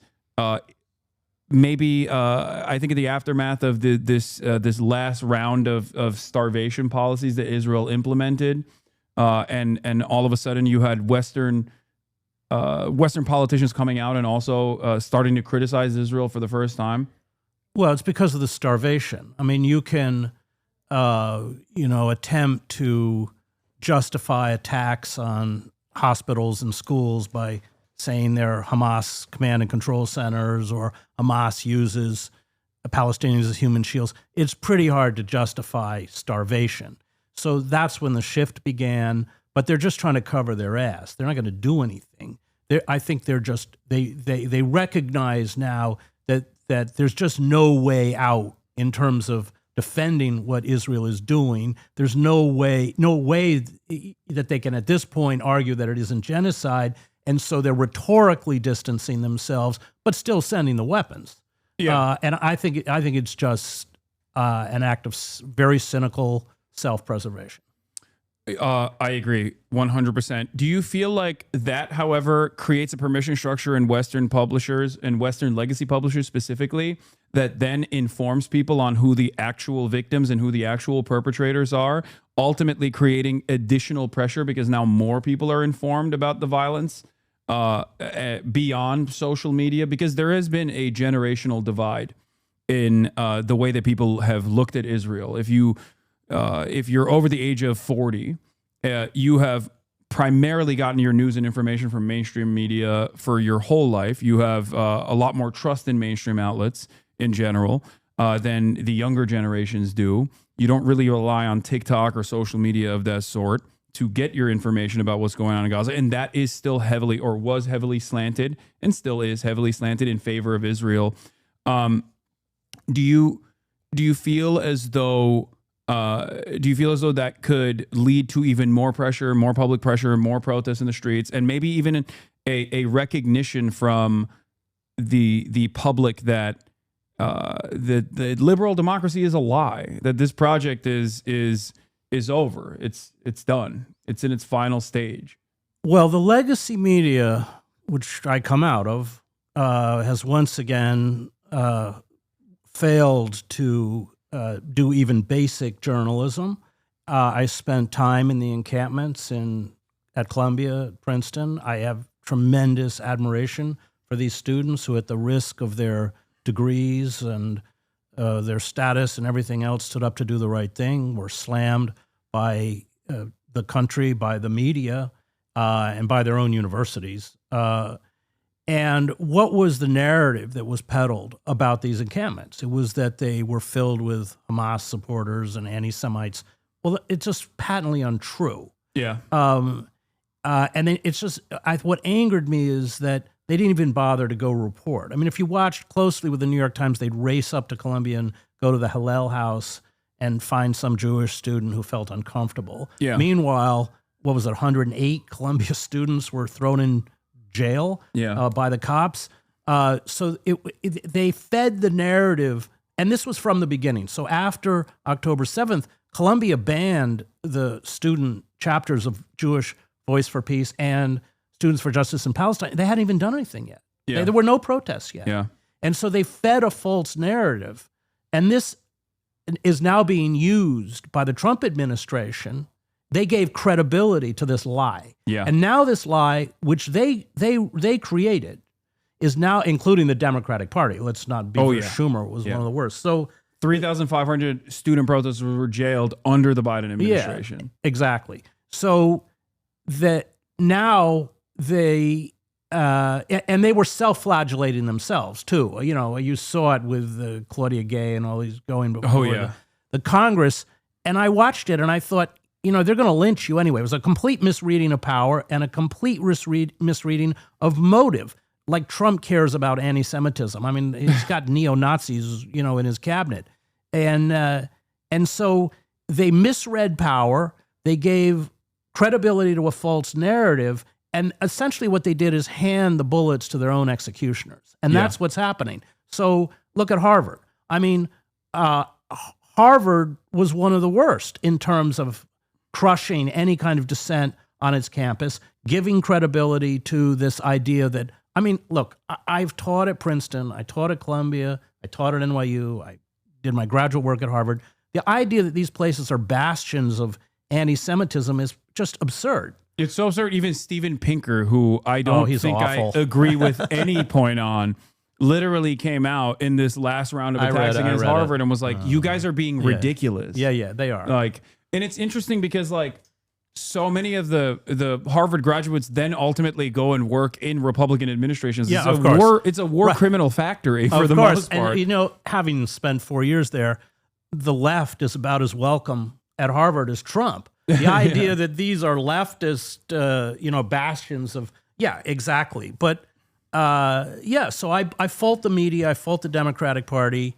And you're right that the only people with a conscience came from that kind of generation which has separated itself from the legacy media. Yeah, completely. But the legacy media has just failed us over and over. We go all the way back to the Iraq War, weapons of mass destruction, the fantasy of Russiagate was, for which the Post and the Times won Pulitzer Prizes, even though the Mueller report exposed that all of it was garbage.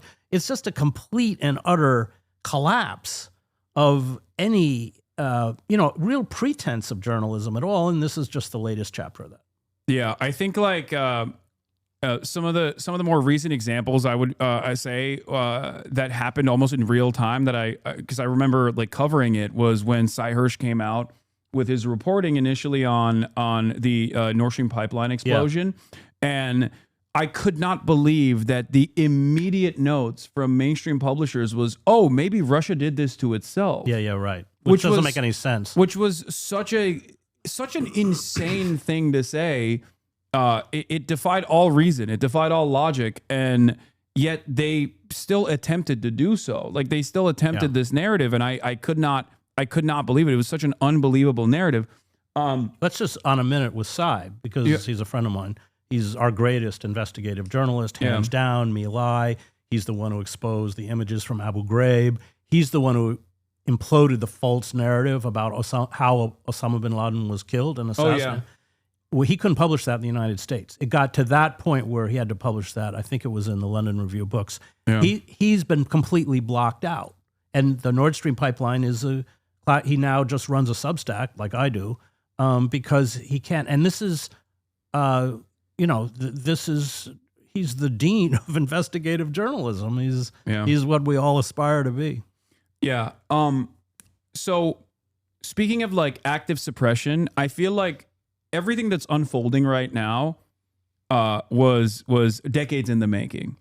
And it's not like those who are in these right-wing think tanks or just any think tank that is adjacent to the State Department was sheltering the public from their opinion on what must be done.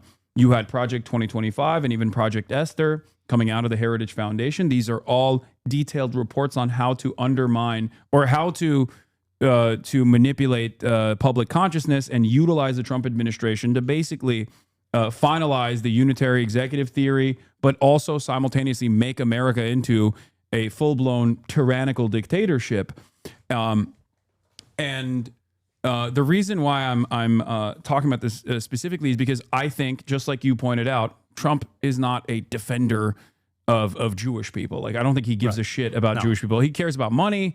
He cares about the Adelson family when Sheldon gave him, $100 million. And then this time around, Miriam, once Sheldon died, Miriam gave another $100 million. All of a sudden, he's offering endless amounts of leeway to Israel in the identical ways in which the Biden administration did. But all of this suppression, all of this like combating anti-Semitism narratives, I think, are a way to open up the floodgates of complete control and complete dominance over Americans, the way they think and the way they speak, in an effort to erode the First Amendment. Yeah, it's a total subterfuge to destroy the left and the liberal class. I don't really like liberals, and I've written a lot against them. But at least liberalism pays lip service to pluralism and inclusiveness. Yeah. And so there's two things. One, any authoritarian state is about destroying any pluralistic narrative. There's only one narrative, which is the deification of the old white slaveholders who created America. And just as we deify them, we have to deify, the old white people who are in control. So there's that, the destruction of pluralism. But it really, what it is a way to eviscerate the left. And there I'm thinking of the students, not so much the faculty. Very few faculty have stood up with these students.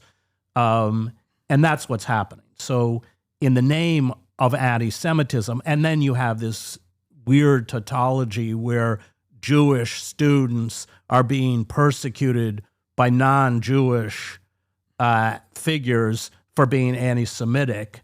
There is nothing more interesting than watching someone who is not Jewish, like Hawley, berate even Zionist Jews who are sitting in front of him in a congressional hearing.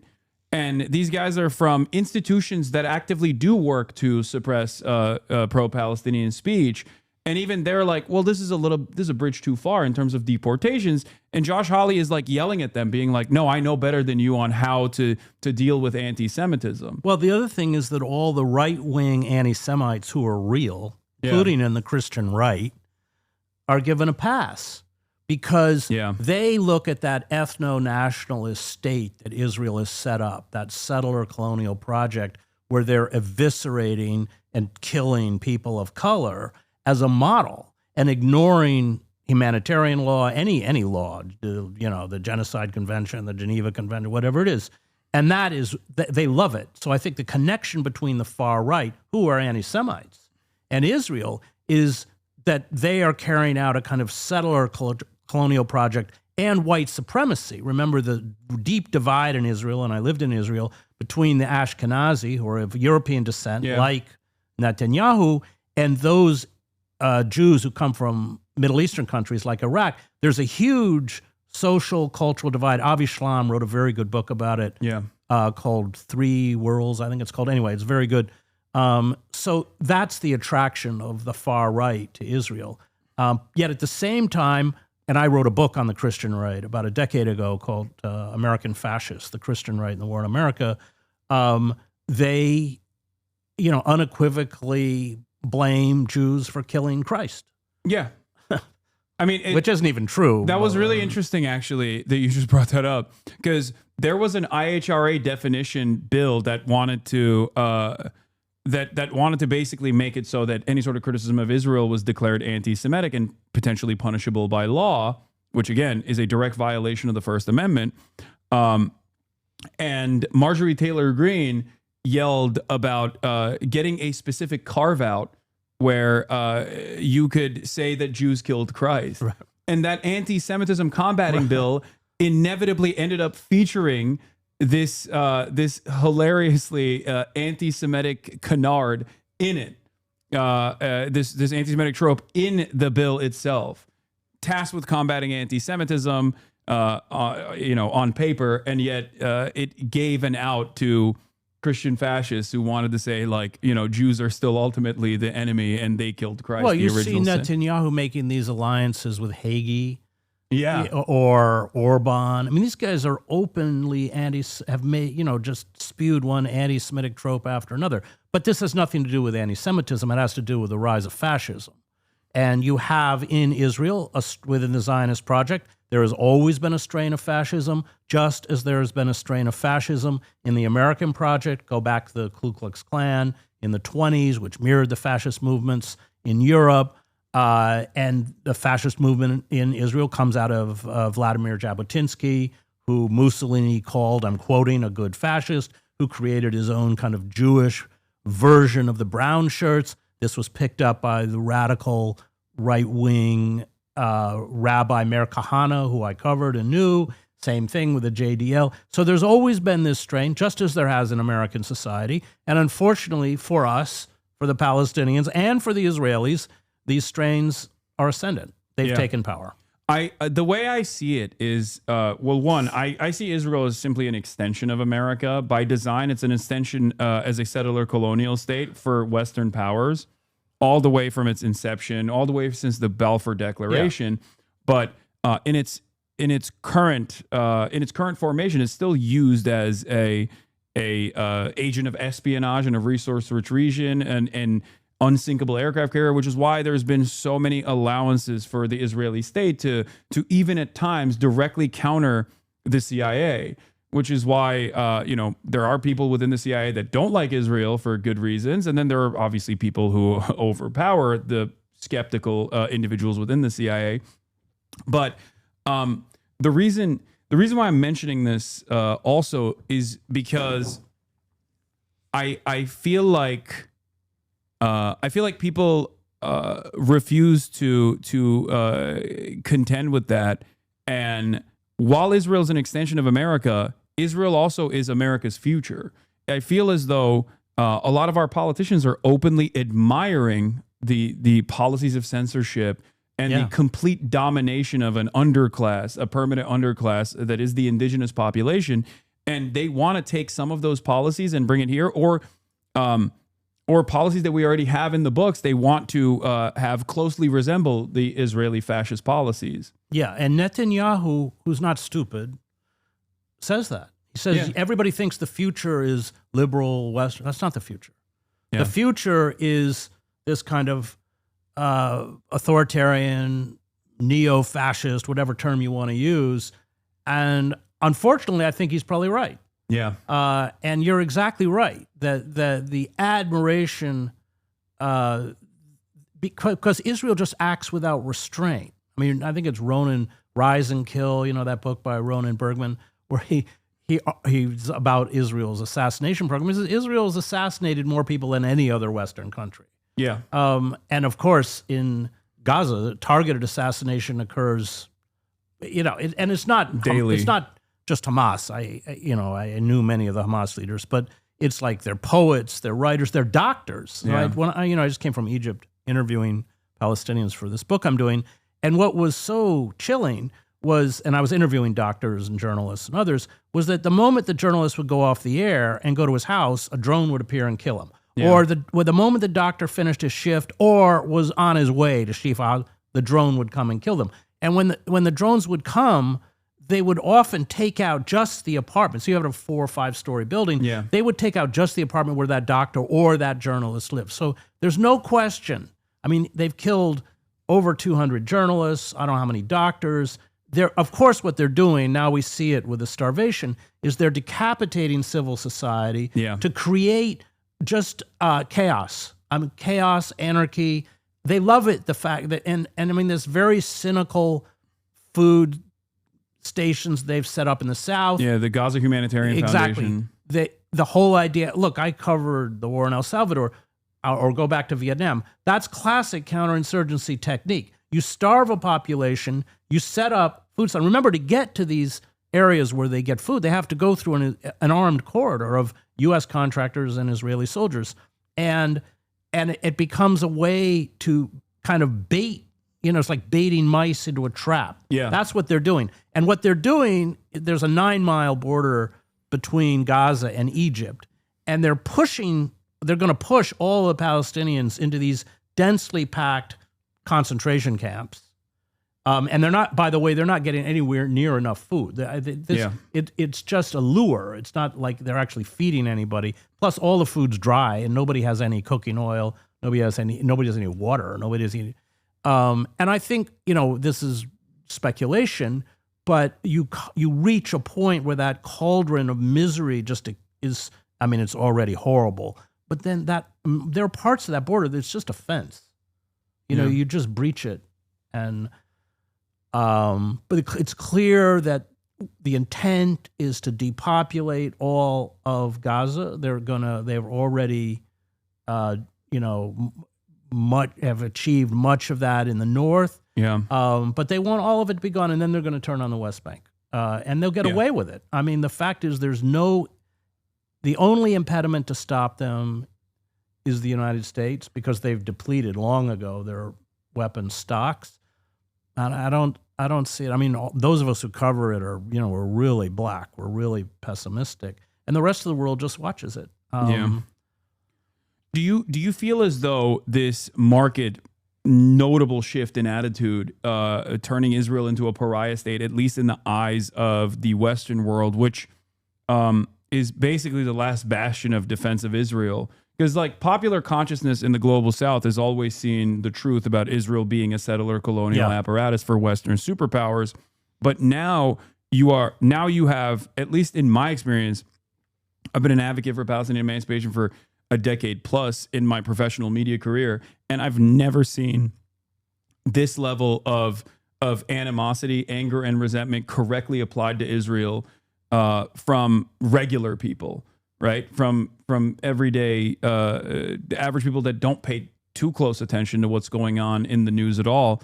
Do you feel like that creates a pressure valve, as it did in Europe, for European leaders to try and at least aesthetically try to sever their ties from Israel, while they're still simultaneously, of course, sending weapons to Israel? But do you feel like there is a point where the dam might break, or do you think that this level of suppression will ultimately be successful? Because it seems to me like they're right now recognizing that there's no way to reverse the way that people feel about Israel as it's continued out. But This they don't give a Holocaust. rat's ass how we feel.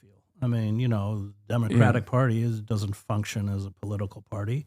The base doesn't count. What was it? 77% of registered Democrats wanted a ceasefire, arms embargo on Israel. They don't care what we want. We've undergone a corporate coup d'état, and it's over. And on what was that poll a few years ago on just basic issue, holding big banks accountable, Medicare for all.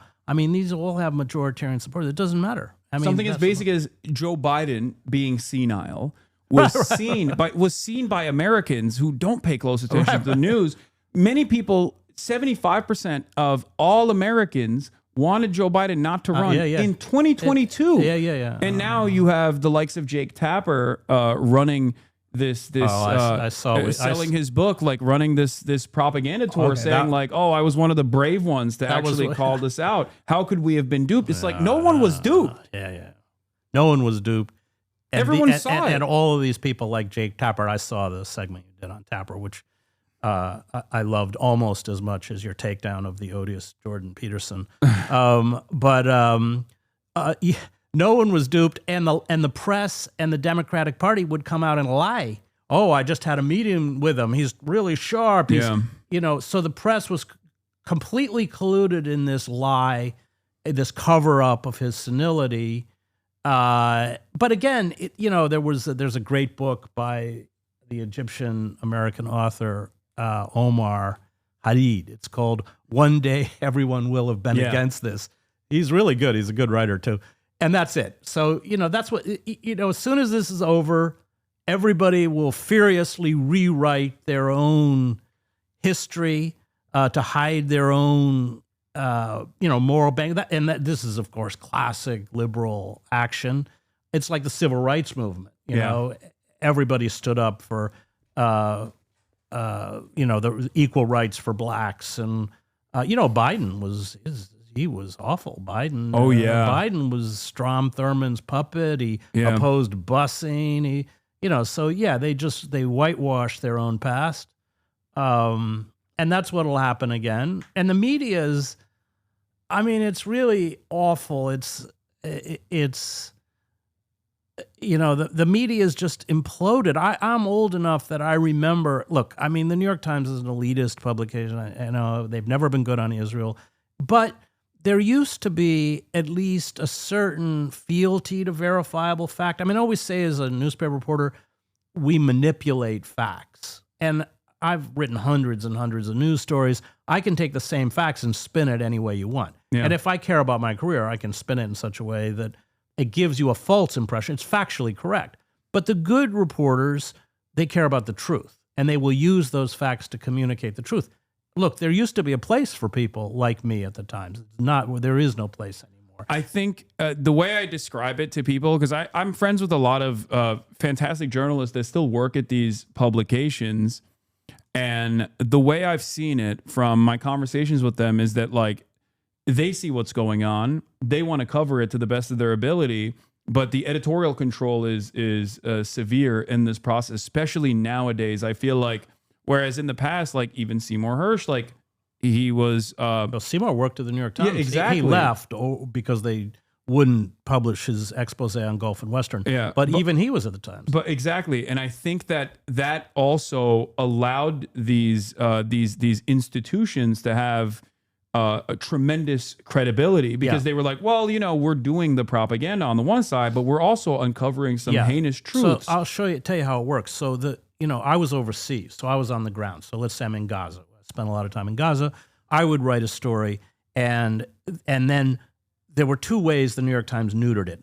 One, which never happened to me in any other conflict, is that I would be interviewing eyewitnesses. So I was there when Israel F-16s would bomb what they called a surgical strike on a bomb-making factory. Well, then I'd go there and count the dead children and put it in the story. And what they do is every other paragraph to neuter the story is they quote an IDF spokesperson in Jerusalem or Tel Aviv or somewhere to neuter the story. So by the end of it, you could believe whatever you want.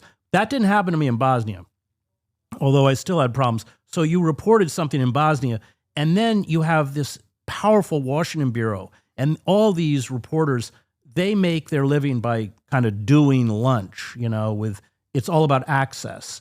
And unfortunately, these big media empires, they prize access above truth. That's how we got the whole, weapons of mass destruction lie that they perpetrated.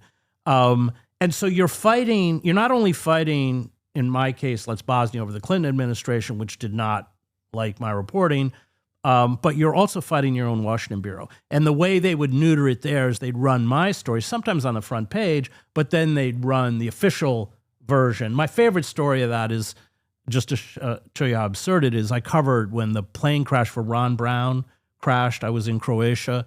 Unfortunately, we had a reporter on the plane. And so these pilots, Dubrovnik is a really difficult airport to come in because there's actually this big mountain you have to come around. Yeah. So these hotshot U.S. Air Force pilots just plowed right into them. It was very rainy and foggy. They couldn't see. They went straight into the mountain. Well, I went up to the crash site and then called into the Times that there were no survivors. And R.W. Apple, who was in the Washington bureau writing the official version, said, no, the Pentagon says that there's wreckage in the sea. I said, no, I was there. So, no, the first edition of the paper went with that, even though I was there. It was a classic example of the power of the established institutions to whatever the narrative is, which is almost always false. I.F. Stone said these establishment reporters know more than me. Unfortunately, most of it's wrong. So, but there were people like myself, Sidney Schanberg. I don't know if you remember who he was. That's the Killing Fields. Yeah. Cover Camp. Sidney was a great journalist. He got pushed out too. But there was a place for us. We were management headaches. We weren't careerists. We were never going to be made editors. And now that's been erased. And, watching the Times just breaks my heart, frankly. I know the encampments sound like a small thing, but for me it's not, because you've got, what, 750 reporters? Just send one up for a day. Yeah. I mean, on those encampments, on Friday nights, this was true at Columbia, was true at Princeton, they would lay down a tarp. The Muslim students would say their prayers, and the Jewish students would have Shabbat on the same tarp. Yeah. That's the kind of world we want to create. Yeah. I actually did go to the encampments at UCLA and covered them extensively and we had a couple other people in my community that are also, that were also routinely at the encampments. And it was actually shocking because like I've covered protests and I've been a participant in protests. I've spoken at rallies, and I had actually never seen such tremendous messaging discipline from these students that were so incredibly organized against all odds, and they were fantastic. So I could not believe what my direct reporting was as opposed to like how the LA Times would cover it.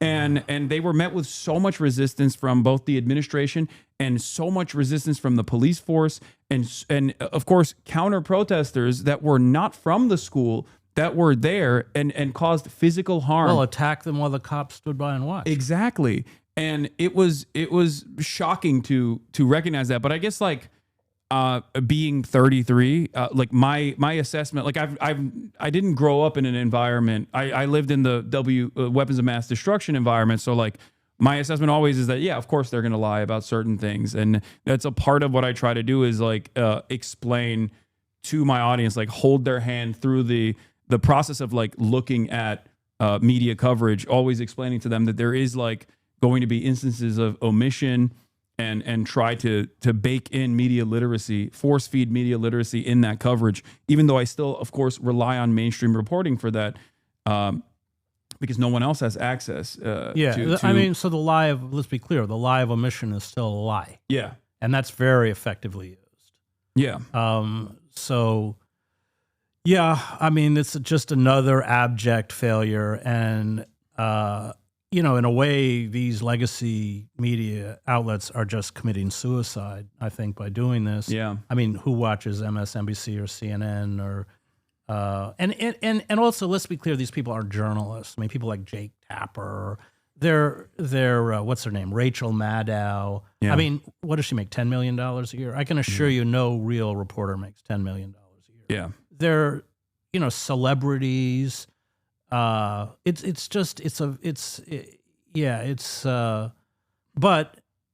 it's collapsing. Yet at the same time, those who are struggling to hold on to any kind of honesty or moral probity or truth are being marginalized. I mean, you've been attacked. I've been attacked. Yeah. And then we get into all the algorithms. Because the legacy media, it's like Israel, because the legacy media really doesn't have an argument to cover their own complicity and their own lies. They're trying to shut down those people. There's always been that battle in American journalism. I mean, I think that the alternative media was a force. I'm thinking of like Ramparts and Village Voice and Mother Jones before it became a piece of shit.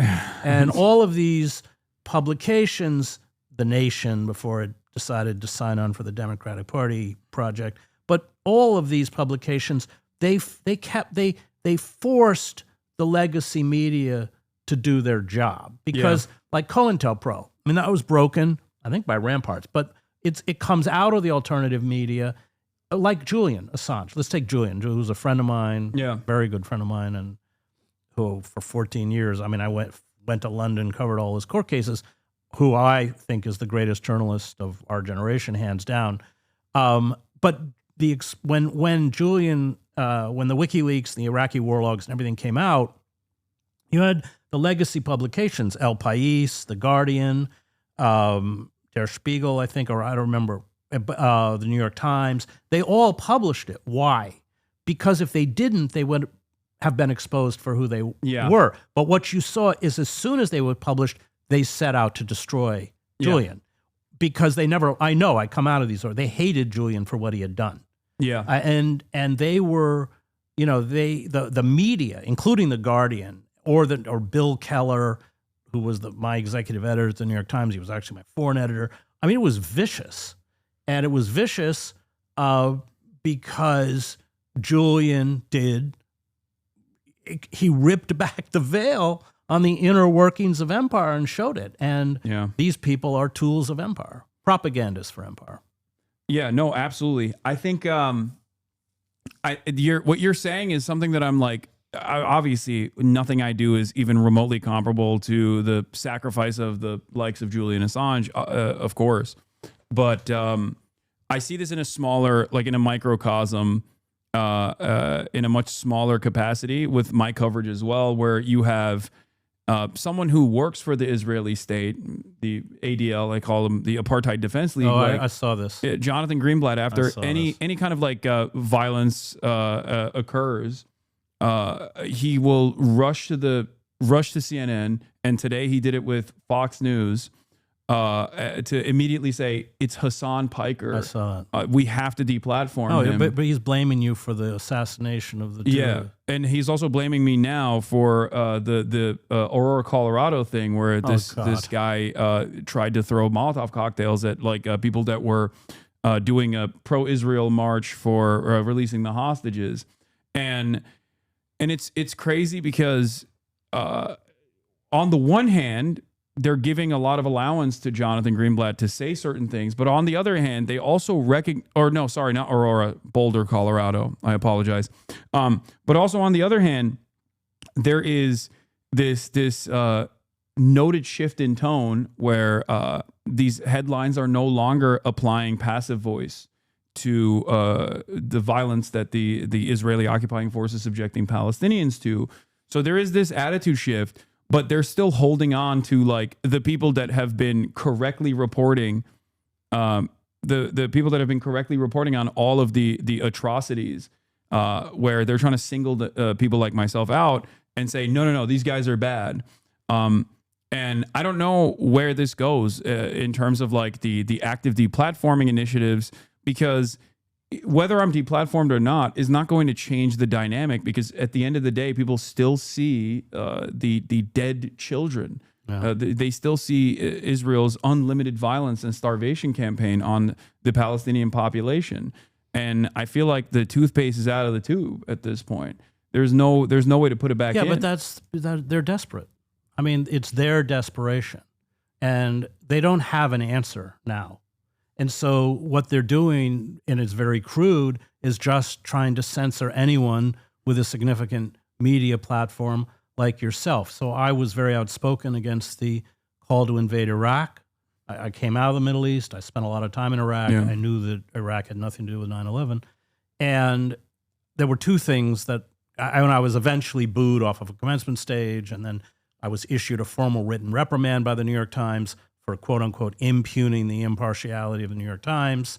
And then, so under guild rules, you give the employee the reprimand, and then if they violate it again, they're fired. I left the paper after that.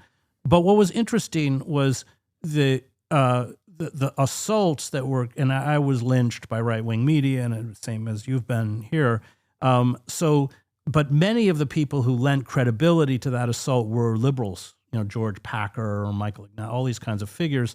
And that's what the liberal class does. Chomsky writes about this really well. He said they set the limits by which you can never question the virtue of the state.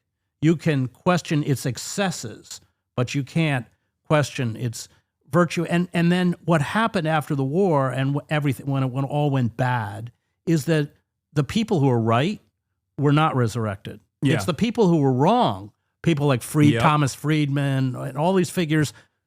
But it wasn't a mistake, because these people, their job is to serve the centers of power. Yes. And now they're desperate. You're right. I mean, I think it's incontrovertible that there's genocide. I mean, you really can't make that argument anymore. Yeah. And so they're going after people like you. And I saw that. It was really sleazy and awful, and but they're sleazy and awful. I mean, I've fought the Zionist lobby for decades. Yeah. It's a very pervasive network of influence, and it has a lot of institutional control even to this day. I'm not specifically talking about like the Zionist lobby, When I'm talking about like advocacy groups that masquerade as Jewish advocacy Yeah, groups, yeah. but then spend every waking moment of their time trying to defend Israel's war crimes and Israel's genocide, those institutions do have a lot of. I mean, it's waning. Their control or their power to influence certain things in the media is going away as more and more people are critical of what Israel is doing, and then there comes the dual motive that mainstream press has, because like if their goal is to propagandize, they have to still have some veneer of credibility, and if they propagandize too hard, then they lose all of that credibility as the public attitude shifts, and then they can no longer propagandize, right? So that's the reason why you see this like attitude shift a little bit. That's the reason why you see like 5-6 months after Haaretz covers some horrifying atrocity, the New York Times will make a brief admission of it or a brief note of it after they bury the lead, like the Sdei Taman rape riots that took place in Israel. They will cover it so that it's in the paper of record, but they'll bury it. They bury. That's exactly right. They bury it, or like I don't know if you know the Steve Donziger case where he of got course. this. Okay, so this amazing lawyer who won this $30 billion, I can't remember how much it was, settlement for the indigenous of Ecuador whose lands have been poisoned by Chevron. Well, the New York Times technically covered it, but they were like 600-word stories, completely neutral. And buried. That's right. That's exactly how it works. And barely a blip on his unjustifiable detention. Oh, it was outrageous. He was under house arrest. Or the fact that it was a civil court that was it was doing something so unceremonious. Well, they turned it over to this crazy judge, but also they hired, I can't remember the exact details, but it was like they passed it to a judge or lawyers who worked for Chevron. I mean, it was so dirty. But they never covered that ever. They never touched it. It's really, really frustrating to see. I ultimately don't care. The suppression and all of this. Like, I don't take the platform that I have for granted, and it is. I never thought that I would reach this level, like this many people at once, with my coverage, especially with my position. That is antagonistic towards the American state, and for very good reason, I think. But having said that, I keep stressing over and over again that, like, even if they were to deplatform me from Twitch, if they were able to, successfully pressure Amazon or, I don't know, pull me in front of Congress or something and try to, like, pin me down for anti-Semitism, despite my advocacy for years against anti-Semitism, and my consistent decoupling of Zionism and Judaism, or the crimes of Israel and Jews in the West, the truth is out there, and I feel like there's something that I worry about with respect to, like, some of the most prominent voices now that are critical of Israel. A lot of them are, especially right-wing content creators, like a lot of them are anti-Semitic. Yeah. And they do not shy away from openly stating anti-Semitic things. And it's always been interesting to me that the ADL spends more time coming after someone like myself who is anti-Zionist and also against anti-Semitism, rather than someone with a much higher profile like Candace Owens or even the likes of Dan Bilzerian and many of these other people who are actively marrying anti-Semitism and anti-Zionism. Well, they love those people. Yeah. Because that equates, because they are anti-Semites, that allows Zionists to couple criticism of Israel or criticism of the genocide with anti-Semitism, because they are anti-Semites. Yeah. You don't offer them that opportunity, so therefore you must be silenced. Yeah. And I think that's the reason why I'm saying, like, they actively will go after people who aren't anti-Semitic, because they see people who aren't anti-Semitic as, like, playing a very dangerous role. That's right. Of de-radicalizing, like, young American Jews and moving them away from the Zionist project. And I think that's why that is a significantly more dangerous proposition for them, because you can always point to Candace Owens and be like, well, she's anti-Semitic. That's why she hates Israel. Yeah. Well, they are. Yeah. So Okay, so there's that. But you don't think that the attitude shift is going to create more pressure upon the American government? Well, the attitude shift among the population, especially among the younger, that's already taken place. I wouldn't call the kind of statements by Starmer or Macron or others an attitude shift. Like, it's not, they've known what's been going on for months. I mean, they're very well aware of Starmer flew to Cyprus to celebrate the RAF, the Royal Air Force doing missions. I think 500, 600 missions. Yeah, and they're flying all the military material from Cyprus by helicopter. That's where that's a staging area out of there, which declassified, exposed Matt Kennard. No, as I said earlier, I think these people are trying to distance themselves rhetorically because it's now just impossible to deny what Israel is doing while at the same time keeping the pipeline open. Yeah, I think what I was trying to say is I think that this is a unique opportunity because once that permission structure is given to Western press to also try and criticize, apply more criticism, warranted criticism, far too late. I think that is when the olds also start recognizing the truth about the matter, and it becomes even an indefensible position amongst maybe not directly members of the state, but their friends, their cocktail circuit, the people in polite company will all of a sudden have a negative association with the state of Israel, becoming a pariah, which then I think causes even more pressure to be applied to Western countries who at least still try to defend liberal democracy more so than the United States of America ever cared for.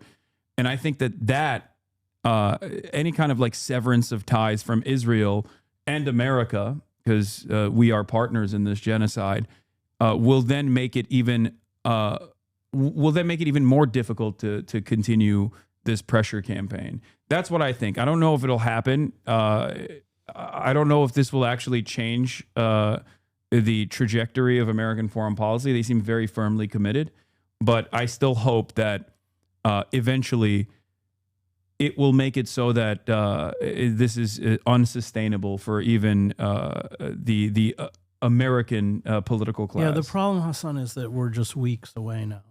If the blockage of food is not lifted, the orchestrated starvation, which already, I mean, we have 500,000 Palestinians who are now at risk of starvation.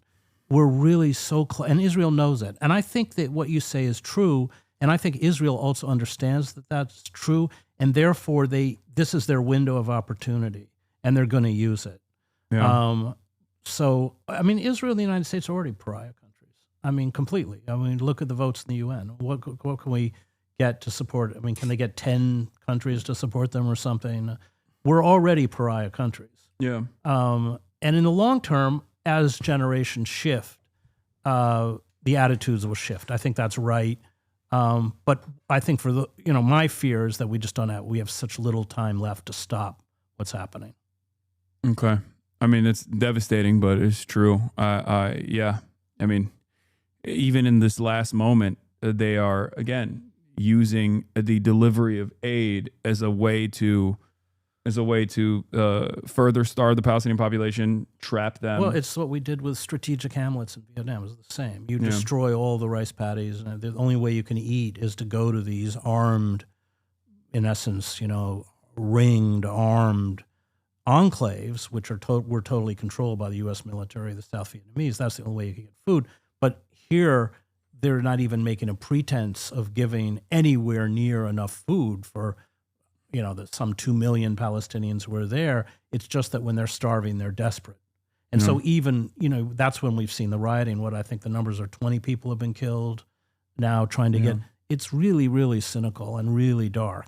And the goal is to depopulate not just the north now, but let's say 75% plus of Gaza, and push everybody into that border area around Rafah. Yeah, and then ultimately push them into the Sinai is I mean, I just came, goal. I was with the foreign minister, the Egyptian foreign minister, and they're adamant that it won't happen.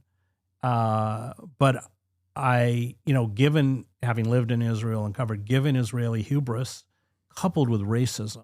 I know what the Israelis think of Arabs, what they think of Egyptians. Yeah. or even their own, or even the Palestinian citizens of Israel. Of course. Yeah. Of course. So I was just with, I don't know if you know Pankaj Mishra. Do you know him? He's an amazing Indian intellectual. He wrote a very good book called The World After Gaza. He also wrote another great book called The Age of Anger. But I just had dinner with him in London on the way back. And I mean, he's in agreement that this is, we're guessing, but this is where Israel's going. And so despite Egypt's protestations that this will never happen and it's unacceptable, they just may do it anyway. There is also a flotilla that is making its way right now to go through the Israeli naval blockade to directly deliver aid to the Palestinian population.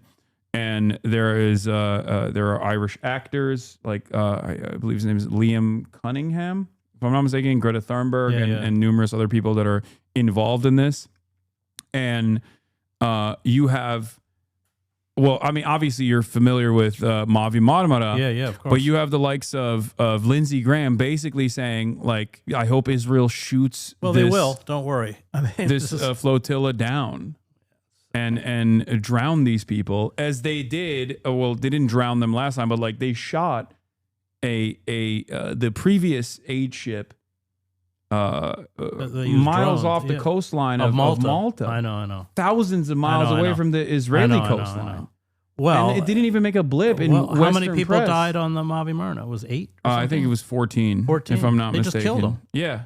They just they helicoptered into the ship and just like slaughtered everyone. Yeah. And then they did the same classic thing that they do, where they like laid down all the knives and batons that were on the ship to be like these were the dangerous weapons that they were delivering into the Gaza Strip, and also simultaneously made like fake correspondence, as though like the people in the Mavi Marmara ship were saying like, go back to Poland or go back to Auschwitz is what they claimed. They were saying, wait, how many people were killed?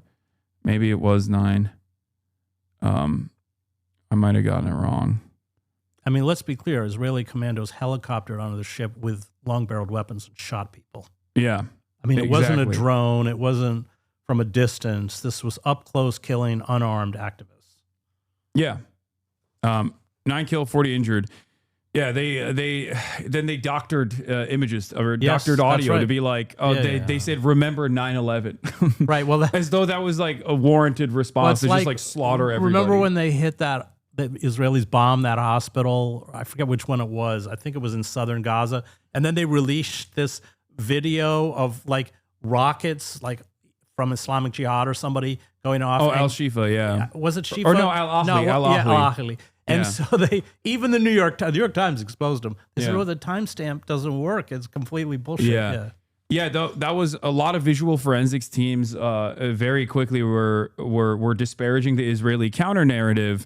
But of course, that didn't stop ultimately from Joe Biden coming out, who, by the way, I think is more of a ultra Zionist than Donald Trump ever could be. Donald Trump was too narcissistic to care about Zionism as a project. Yeah. Whereas Joe Biden was a real one. Well, he received more money from AIPAC than any other senator. He still holds the record.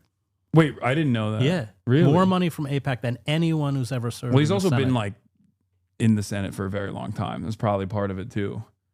I don't know. He had enough time to hasn't win been in the over. Senate for a while. He still holds the record. That's Don't get me started on Biden. Yeah. Oh no, I hate him as well. He's a horrible, rapacious monster, war criminal. And of course, as you said earlier, the media very quickly after his cancer diagnosis came out and were trying to whitewash his image and launder his reputation. Oh, they do it all. They do it to everyone. I work for Nader. I was Ralph Nader's speechwriter, and so they've even resurrected George W. Bush. Yeah. I mean, give me a break. Yeah. That is horrifying to watch unfold, but it works. It works. That's what I'm saying. Like a lot of old people still look at that and go, I think mainstream media knows how to tug at the collective consciousness and the heartstrings of the American population by leaning into certain narratives that. Well, because it's all personalized. Yeah. Isn't it nice that he likes Michelle Obama? Yeah. And so what they do is create it's all personality or everybody's a celebrity now. I mean, politicians are just celebrities. And what it does is it fosters historical amnesia. So you have Biden running, Biden who opposed abortion, who called for the invasion of Iraq 5 years before we invaded, who was Strom Thurmond's puppet in the Senate, as I mentioned. And eulogized them like years after he had fallen out of favor. Yeah. Like he was opposed no longer busing. I mean, just endless. Supported architect of the crime bill. The omnibus crime bill. Yeah. 3 strikes, you're out. Huge expansion of death penalty crimes, which went from roughly in the single digits to over 50 under Biden. This was all when Clinton and Biden were transforming the Democratic Party into the Republican Party in the name of law and order. No, but when he ran, it's, they're very good at decontextualizing these figures, erasing their past, and then it's all, they're good at manipulating how we feel about these figures. It's completely a false narrative, and the media is completely complicit. Absolutely. I agree. I think I warn about the dangers of completely losing any sort of professionalism or any sort of the remaining shred of credibility that mainstream institutions have. Because at the end of the day, how many reporters does the New York Times hire? What, 7,000? No, they have the New York Times. Well, when I worked there, they had about 1,500 roughly people. It's probably less now, but about 750 reporters.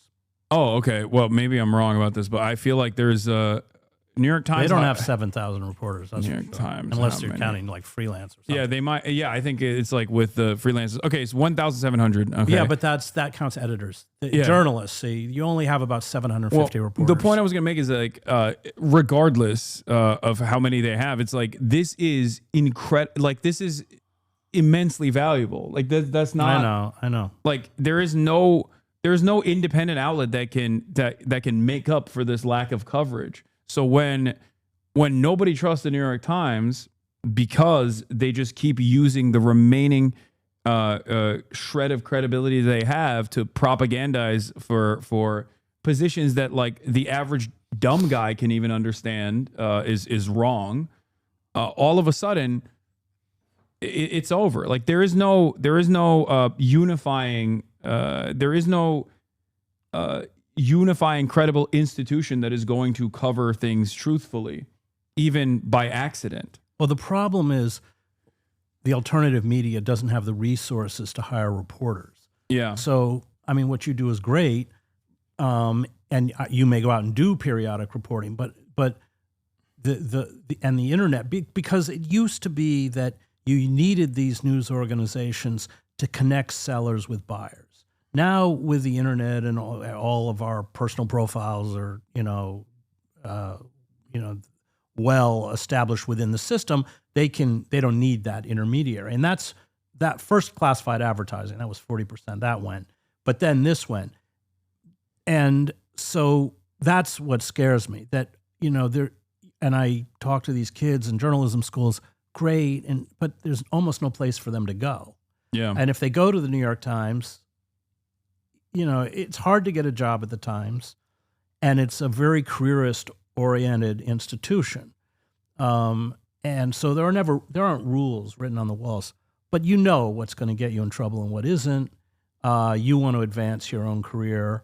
If you really, truly care about reporting, you are going to clash with the institution, and there's just a really small number of people who are willing to do that. Yeah. And that's what scares me. And where do these great, honest reporters, Cy Hirsch, he started as a freelance reporter. I mean, freelance investigative journalist. Where do they go now? That's what scares me. Yeah. They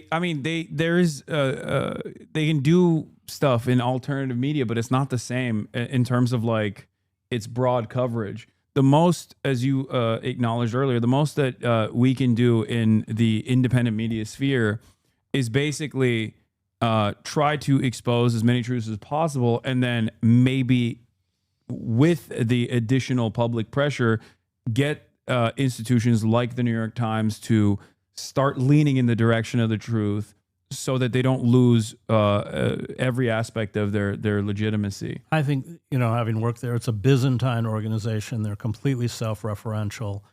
In fact, with the decline in advertising revenue, they've become even more cautious about what they will take on because they're terrified of losing. They run their own advertising. They run their own advertising company, an offshoot of the Times. I forget what it's called, T something.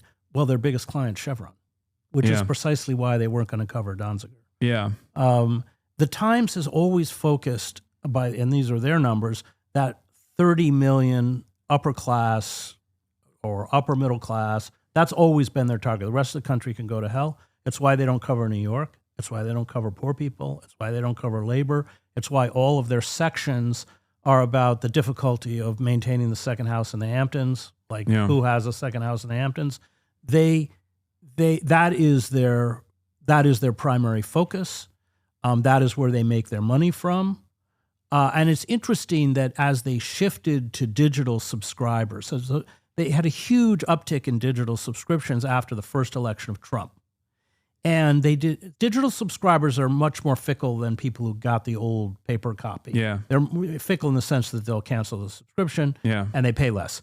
And so they found with polling that I think it was some huge figure, 90-something% of people did it because they hate Trump and they expected the Times. And when Trump was elected the first time, the Times sort of, presented itself as the great bastion of truth that was going to fight the fake news and everything else.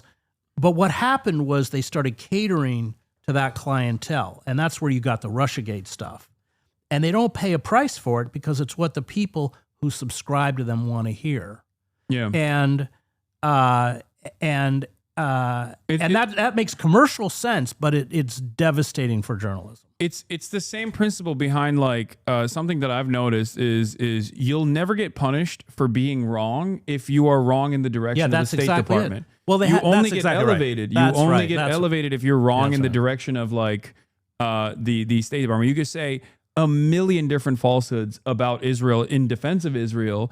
Even the New York Times reporting on screams without words. Yeah, I mean that was insane. It was so insane that it came out that it didn't actually meet the editorial standards internally. They hired two people who weren't journalists. One of them had been an intelligence officer, who was a filmmaker in the IDF, and the family that they used as the centerpiece of it said she wasn't raped. I mean. Yeah. It was really embarrassing. That was awful. Yeah, there was no punishment for that whatsoever. There was no are we doing things correctly? Well, no, you don't have to pay for that. As long So when I was denouncing the war in Iraq, John Burns was of the paper, was also speaking about the war in Iraq, but he supported it. So I was attacked because I opposed it, but he was untouched because he supported it. Yeah. It's you get rewarded for it. There was some other stuff I wanted to talk to you about. With respect to what happened in Colorado, are you familiar with what took place? Yeah. So I'm seeing a lot of reporting this and the embassy staffers being shot. Was it the same ADL guy who attacked you for both? Yeah.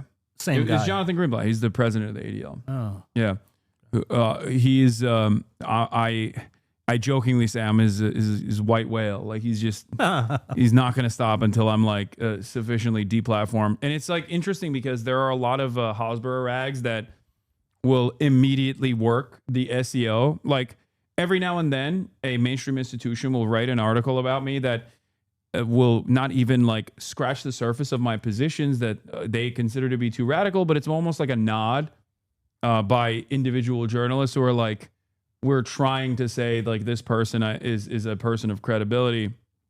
And I didn't think the New York Times article on you was so bad. No, but even then, But you know what it was? It was how you lifted. It was how you lifted weights or something. So it's exactly that thing of they're minimizing what your positions are to turn you into a celebrity or something like that. Yeah. Though the headline which they replaced was hilarious. What was it? MAGA body. MAGA, right. Yeah. Yeah, that was crazy. They took that down pretty quick, I saw. But that's like that's the best for the New York Times. Like they're at their best when they write a headline that nobody likes.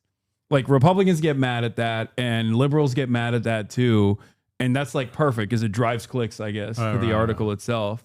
But let me just ask on the ADL thing. So I saw the first one. I didn't see the one in Colorado. Were you the only person he named?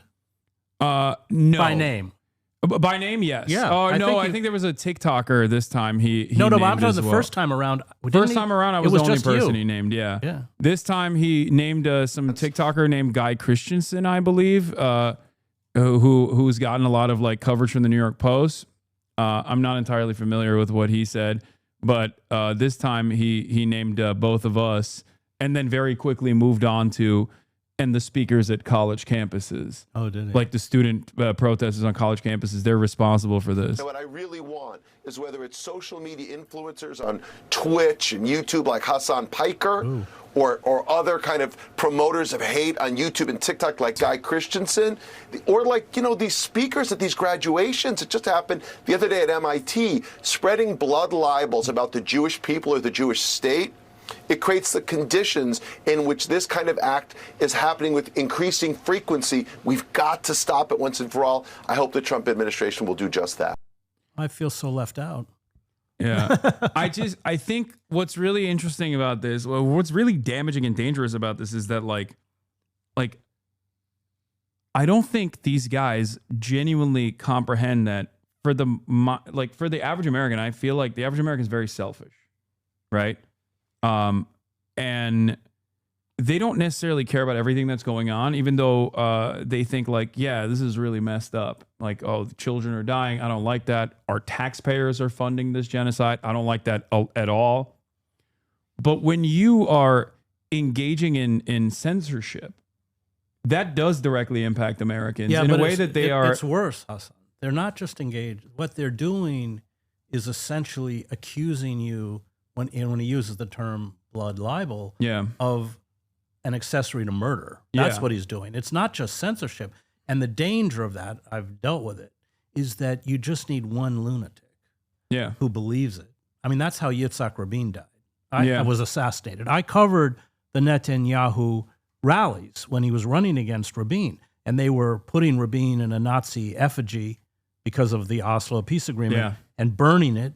There was one rally where Netanyahu walked in front of a mock funeral of Rabin. Yeah. And when after he was killed, his widow Leah blamed Netanyahu and his supporters. So the danger is it's worse than censorship.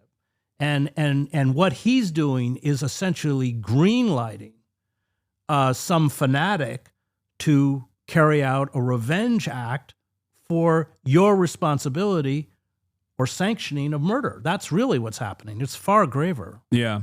No, I recognize that for sure. It's, it is what it is. There's not really much I can do about it. But what I was going to say is the other side of this is that for the average person that sees this kind of stuff and the consistent association from people who are, in charge of powerful institutions that are tasked with combating anti-Semitism on paper, this conflation between Israel and Jews and the simultaneous invocation of blood libel doesn't actually cause people to take a breath as it did once in the past and go, oh, wow, I don't want to be anti-Semitic or problematic here. Maybe I'm wrong. Maybe they're right. It causes them to go, oh, blood libel is, I guess, when Israel does something that is actually horrifyingly violent. They start believing that blood libel is fake. They start believing that historic anti-Semitism was actually not real. And this is how anti-Semitism manifests and festers. This is going to boomerang. These Zionists are doing a huge disservice to Jews across the world. Absolutely. Because by essentially equating Judaism with Zionism and Judaism with genocide, we haven't even seen the Palestinian blowback yet, and we're going to get it. You have hundreds of thousands of Palestinians whose lives have been destroyed, whose families have been obliterated, who've been forced. And the thing is, the rest of the world, they're very conscious, having just spent several weeks with them in Egypt, They're very conscious of the fact that the world doesn't care, considers them worthless, does not consider them even human. Yeah. And we know. Take the three Turkish Ottoman figures, Enver and others, Talat, who carried out the genocide of Armenians in Turkey. Of the three, two of them were assassinated. And so, of course, we're going to get blowback. But my fear is that becomes a gift to Trump and the far right. Yeah. Because then, the SUVs with the tinted windows show up outside your place and mine and everyone else. Yeah. But that they're orchestrating that, they're creating that. And I don't condone terrorism. I covered the horrible bus bombings in Jerusalem and everything else.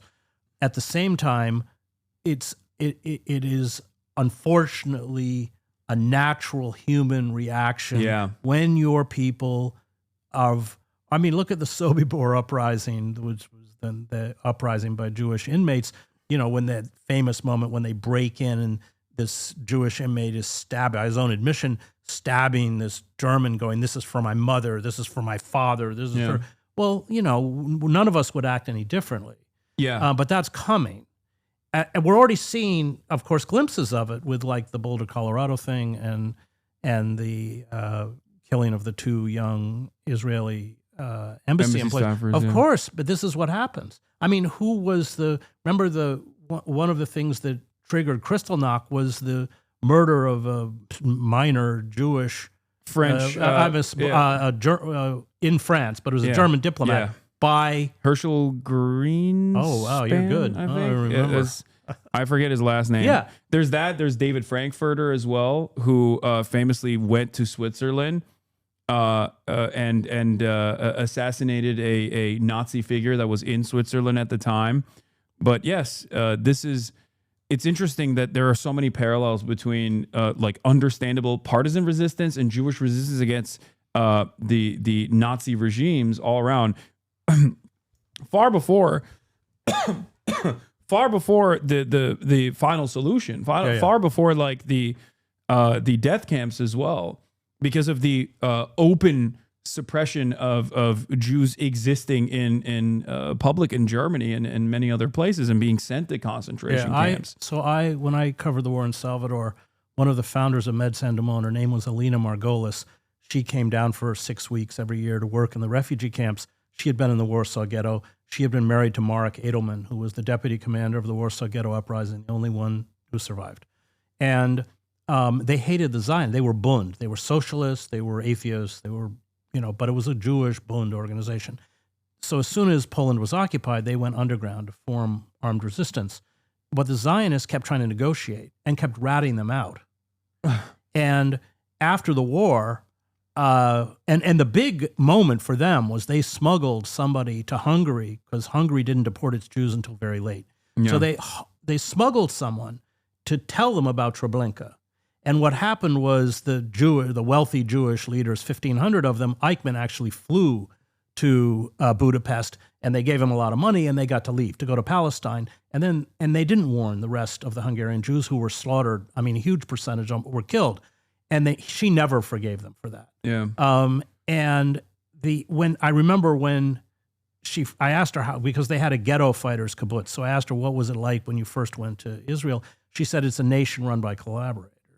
And she and Marek, they never left Poland. And Marek Edelman, this amazing figure, he not only defended the right of Palestinians to resist, he said they have a right to use armed force to resist in the same way that we did in the ghetto. So on the one hand, Israel would dine out on the ghetto uprising, and yet Edelman was a pariah. He was never invited. He was never given an honor or nothing.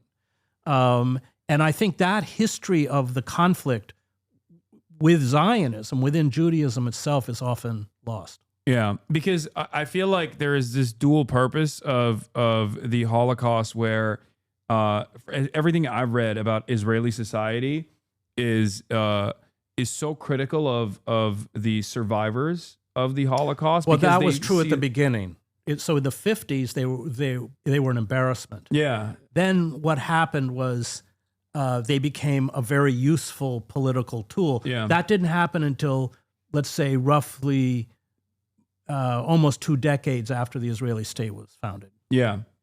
Initially, it was resentment, and even then, still to this day, like Holocaust survivors are treated very poorly in Israeli society, from what I understand. Even if the narratives have been weaponized at the behest of Israel to continuously say like this is a horrifying act of violence, understandably, because it was. And that we must never allow it to happen, which is why we have to be a militant nation, a nation that's constantly engaging in conquest. Well, it's about eternal victimhood. Yeah. So it's about the sanctification of their victimhood. Elon Poppy's written about this really well. So is Norman Finkelstein. Yeah. And therefore, you're able to carry out this genocide and paint yourself as the victim, which is precisely what this guy is doing, what Greenblatt is doing. Yeah. It's interesting to see like so many liberal Zionists openly adopt the framework of Meir Kahan saying never again just the Jews. Yeah. Like the notion that never again is supposed to imply just the Jews. Like that's what we mean when we say the problem never with again. all the Holocaust studies, and Primo Levi got it, is that we forgot the fundamental lesson of the Holocaust. And it's not that Jews are eternal victims. It's that when you have the capacity to stop genocide and you do not, you're culpable.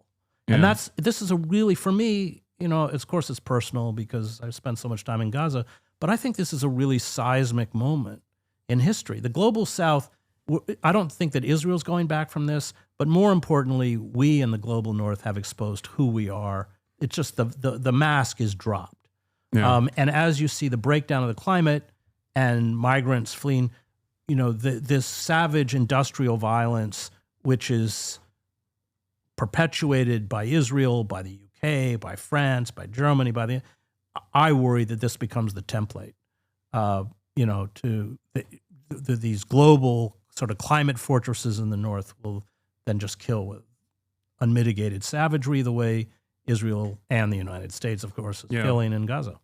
Yep. No, precisely. That is, I think it's not only just a laboratory of weapons, it's a laboratory for suppression techniques by the state, which then, ironically enough, even Israeli Jews experience in times of discontent, like they did in 2018, I believe, when they were protesting against the Supreme Court decisions, and the same like skunk sprays that they used in Palestinian villages in the West Bank were now turned on them, and yet, and this is the final point I want to make, is that like they do not understand the imperial boomerang. Because there is no way in which I think Israeli society will ever recognize that everything is based around the permanent suppression and death and destruction, extermination of the Palestinians, the indigenous population to the land. And when you don't address that immediate contradiction and you refuse to recognize it, you don't recognize that your society is no longer the liberal bastion that you might have thought it was. It once was. It never really was, obviously, considering that it was still built on top of the Nakba and a permanent continued suppression of Palestinians and Palestinian statehood. But this is a warning that I always try to explain to people, like what Israel looks like right now, a truly fascist society. When people say like, how did the Holocaust happen in Germany? Like, how did German people turn a blind eye to these death camps that were, you know, next door to where they lived? And you're watching it unfold. Yeah, of course. Well, you know, there are two great Israeli scholars, Zev Sternhill and Yeshayahu Leibowitz, who wrote precisely that. And Yeshayahu Leibowitz, I think, wrote in the 80s, got it all. He said, you know, if we become an occupier, then all of the methods that we use for occupation come back into and that's what, you go back to Thucydides when he talked about the disintegration of the Athenian Empire. He said the tyranny that Athens imposed on others, it finally imposed on itself. That is true for Israel, but it's also true for us. Yeah. So having worked on the outer reaches of empire, I watched all this stuff get tested, drones, wholesale surveillance, militarized police, you know, night raids. I mean, what's the difference between a night raid in Fallujah and a night raid in Oakland? Not much. Yeah. And that's what happens. These military entities hollow the country out from the inside, and then they use the tools of suppression that have been tested on black and brown people mostly overseas, but it comes home and hits the rest of us. And that, you're exactly right. That is what's happening in Israel, but it's also happening here. Yeah, LRADs, initially used as a crowd dispersal tool, long-range acoustic devices in Iraq. And shortly thereafter, now LRADs are in the hands of virtually every single police. That's how they broke up the police protests on department. WHO. Yeah. Yeah. Every single police department in the United States That's of right. America now has long-range acoustic devices that were previously utilized by the American military in Iraq. Yeah. So, yeah, it's fascism is colonialism turned inwards. Amy Cesar is correct. He's great. Discourse on Colonialism is a great book. Everyone should read it. So that is unfortunately what I think we are bouldering towards, and I don't know how to make more people aware of this devastating reality. I urge people not to succumb to nihilism and keep pushing and keep up the pressure, because one day the contradictions will worsen to a degree where people will start recognizing that this is untenable. Do you have any final words? No, I think that's exactly right. I mean, we're not a fascist state yet. I mean, you and I are here. I've spoken to very large crowds in Los Angeles and Berkeley on the genocide, but we're moving rapidly towards it. Read Victor Klemperer's I Will Bear Witness. This is always incremental. We know where they're going. We know what they want. And there's only one way to stop it. That's mass mobilization. I think that, obviously the government is not going to halt the genocide, but we have to halt it. We have to target people who make these weapons in the United States. Dock workers should not be loading ships with weapons sent to Israel. Because if this genocide is going to be halted, and there isn't much time left, it's up to us, because nobody in Republican, Democrat, or no one in authority is going to do it. Yeah. Well, thank you so much, Chris. Thanks, Hasan. And people can find you at your Substack if you want to shout it out. ChrisHedges.substack.com. Hell yeah. Thank you. Thank you so much for coming on. It's been a real honor to be able to host you. All right. Perfect. Great. So I'm going to keep going, Okay. but I'll walk you guys out here. Yeah, of course. And here, chat, we'll continue with the coverage.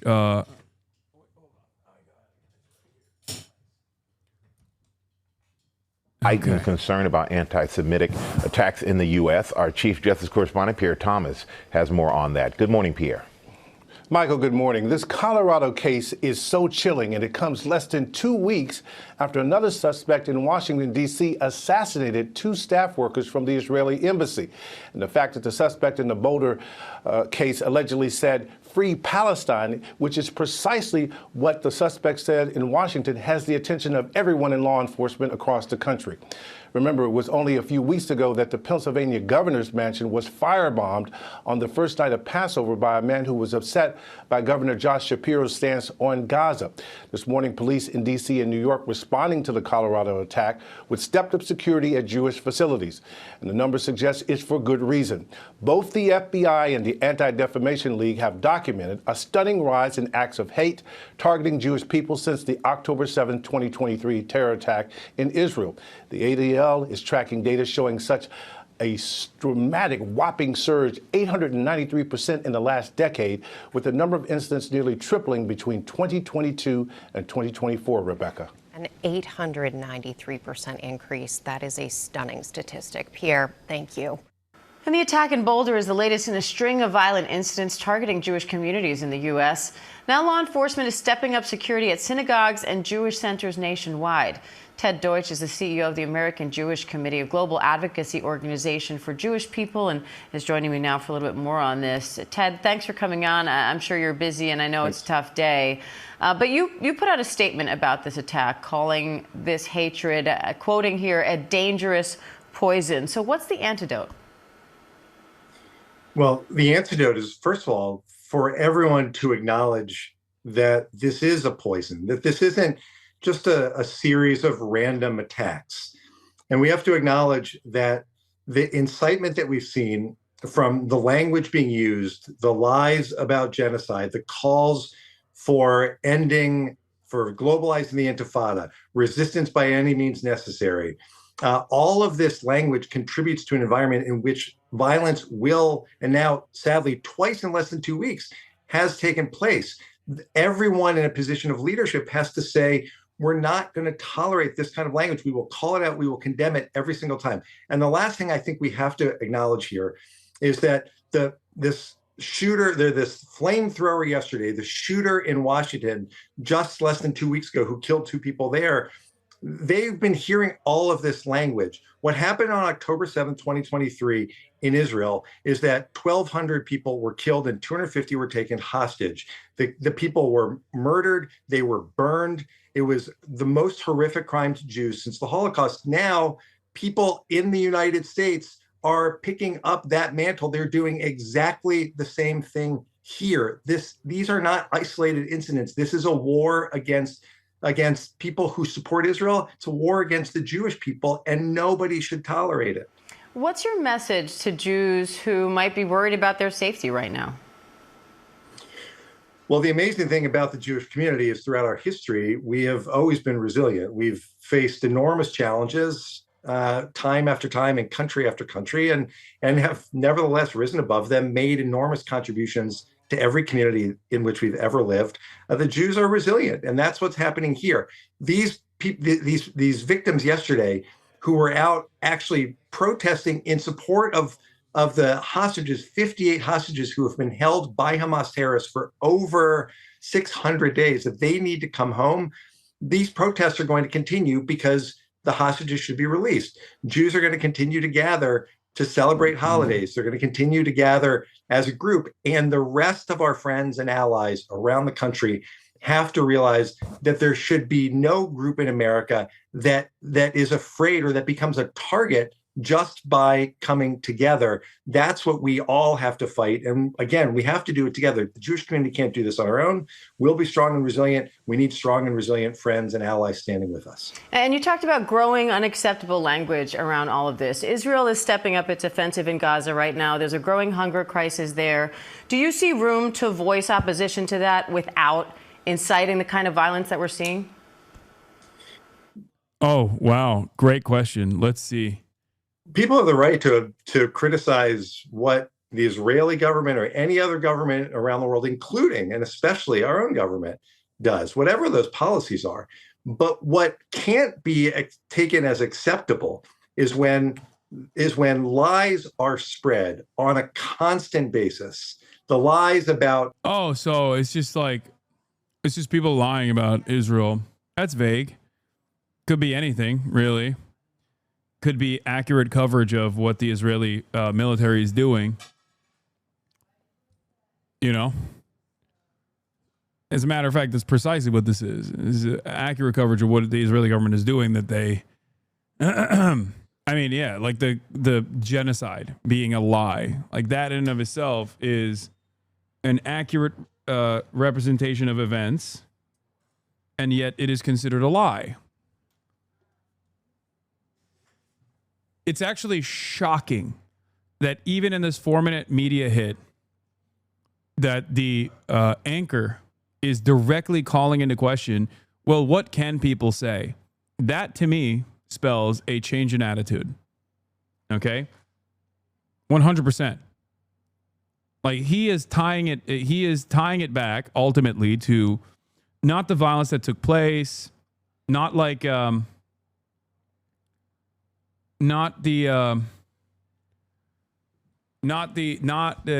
American proclivity towards violent acts, none of that, but simply to not to the dangers of conflating the actions of Israel as a state with Jews in the United States of America, but instead about all of the media narratives surrounding what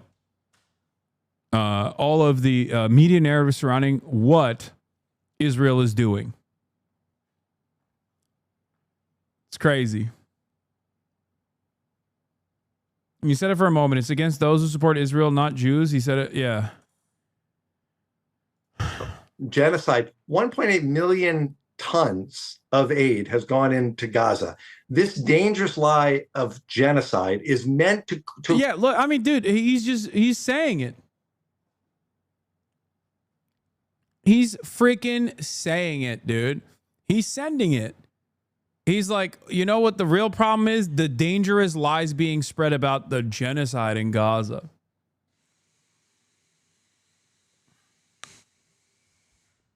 Like, you're first of all, regardless of the victims and their personal wishes, you are ultimately doing a disservice to people who are fucking burned in a crowd, okay?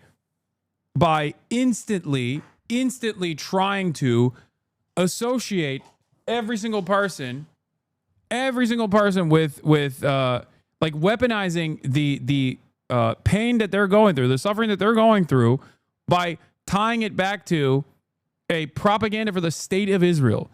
You are an American. What the fuck are you doing? What the fuck are you saying? This level of like propagandizing any kind of violence that takes place in the United States of America and using it as an opportunity to defend Israel is crazy. Create the kind of atmosphere that leads to this violence. The lies about Israel, the bitter. Like, you cannot turn around and make it illegal to say the truth about what Israel's doing. That's just not going to happen. And if the government actually does do this, then we'll see a wave of anti-Semitism we've never seen before, okay? That's it. Because then people will go, okay, so yeah, I guess dual loyalty is not a trope. That's the only thing you're training Americans to think and feel. It's crazy. It's terrifying. It's wrong. It's dangerous. I don't understand how people are so fucking short-sighted. Because, like, at the end of the day, we talk about how, like, well, this benefits Israel, right? Like, if Jews feel unsafe in the United States of America, then they'll fucking move to Israel. No, the fuck they won't. They won't. You're an American. You live in the United States of America. What the fuck are you saying? You're not living in Israel. And the reason for why you're living here is not because you want to keep doing propaganda for Israel better by living in America. You're living here because you don't want to fucking live in Israel. It's that simple. Why the fuck would you ruin your own? Why would you ruin your own existence, your comfortable existence in the United States of America by actively propagandizing and actively leaning into anti-Semitic tropes? It does not make any fucking sense to me. You went right back into it, but just want to say that was a fantastic interview / riff sesh. Yes. Yeah, Chris Hedges is amazing. It was shocking how much he knew about the things that I have covered. He said the odious Jordan Peterson.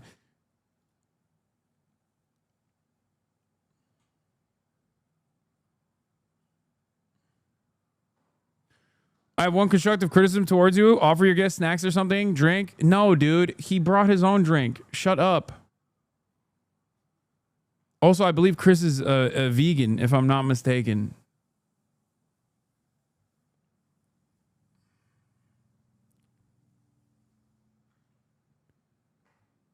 Yeah, violence is not the answer, but in the case of Palestinians, their cries haven't been heard for decades. Why can't we just listen for once?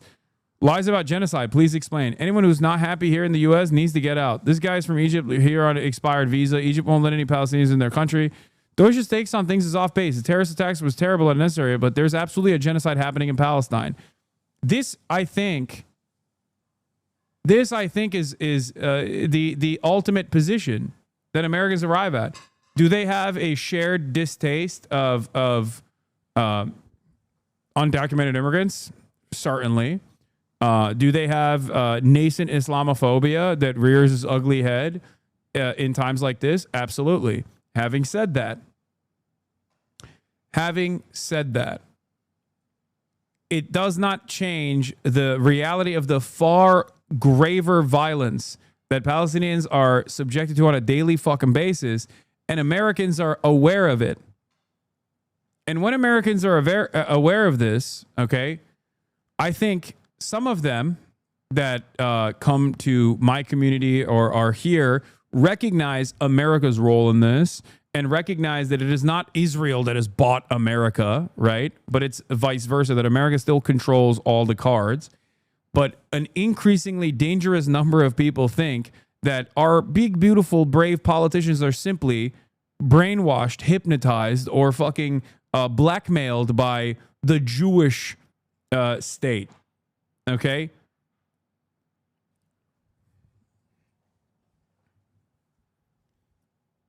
Joshua Guz giving me 100 bits to say Hasan Hasanabi Piker. Thanks, man. Previously subscribed for 4 months.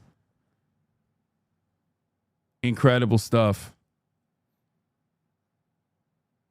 Oh, he's joking. The Houthis should have dropped peace missiles instead of hypersonic ones, not responding very ethically.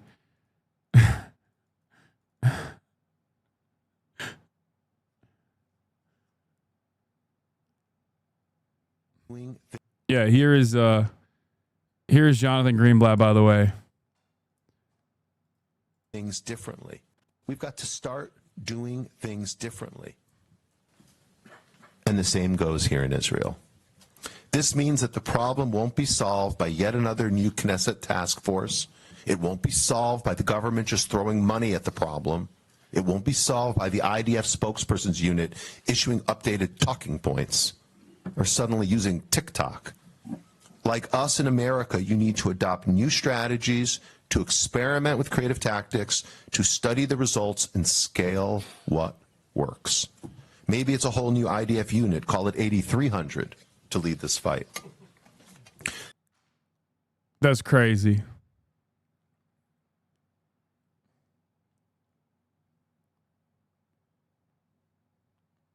That was truly something, dude. I've followed Chris ever since my journalist dad got to know him in Bosnia, and I've never seen him this comfortable in an interview setting. Devastating conversation topic, but extremely valuable journalistic content. Yeah, Chris is the man. I know that a lot of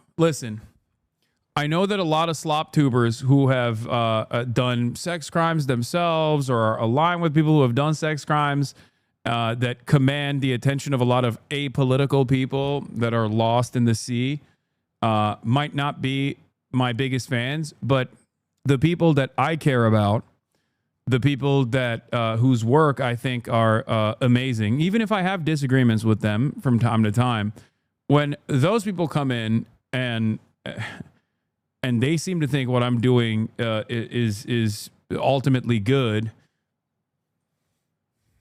I don't give a fuck. You know what I mean? I don't give a fuck about the slop tubers and all these other fucking dipshits who don't know their ass from their elbow.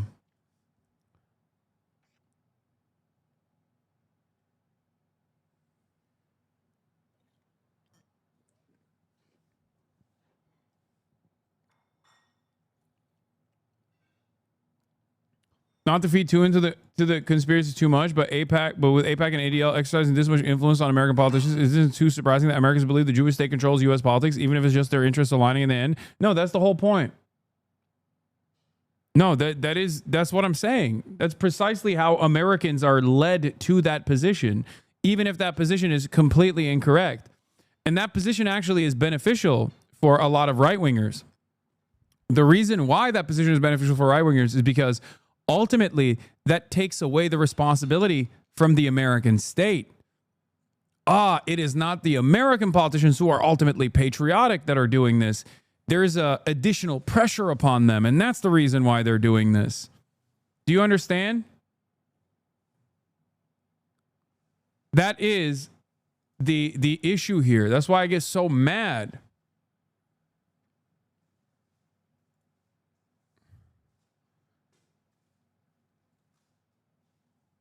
That's why I get so fucking frustrated with these goddamn narratives that work to take the responsibility away from the hands of the hands of the American state. We are responsible.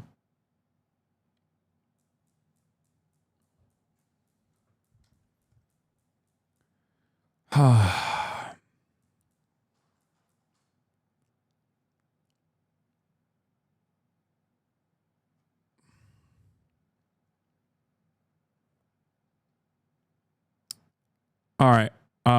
let's move on from this. Let's finish this. Denunciation of Israel's right to exist as a country.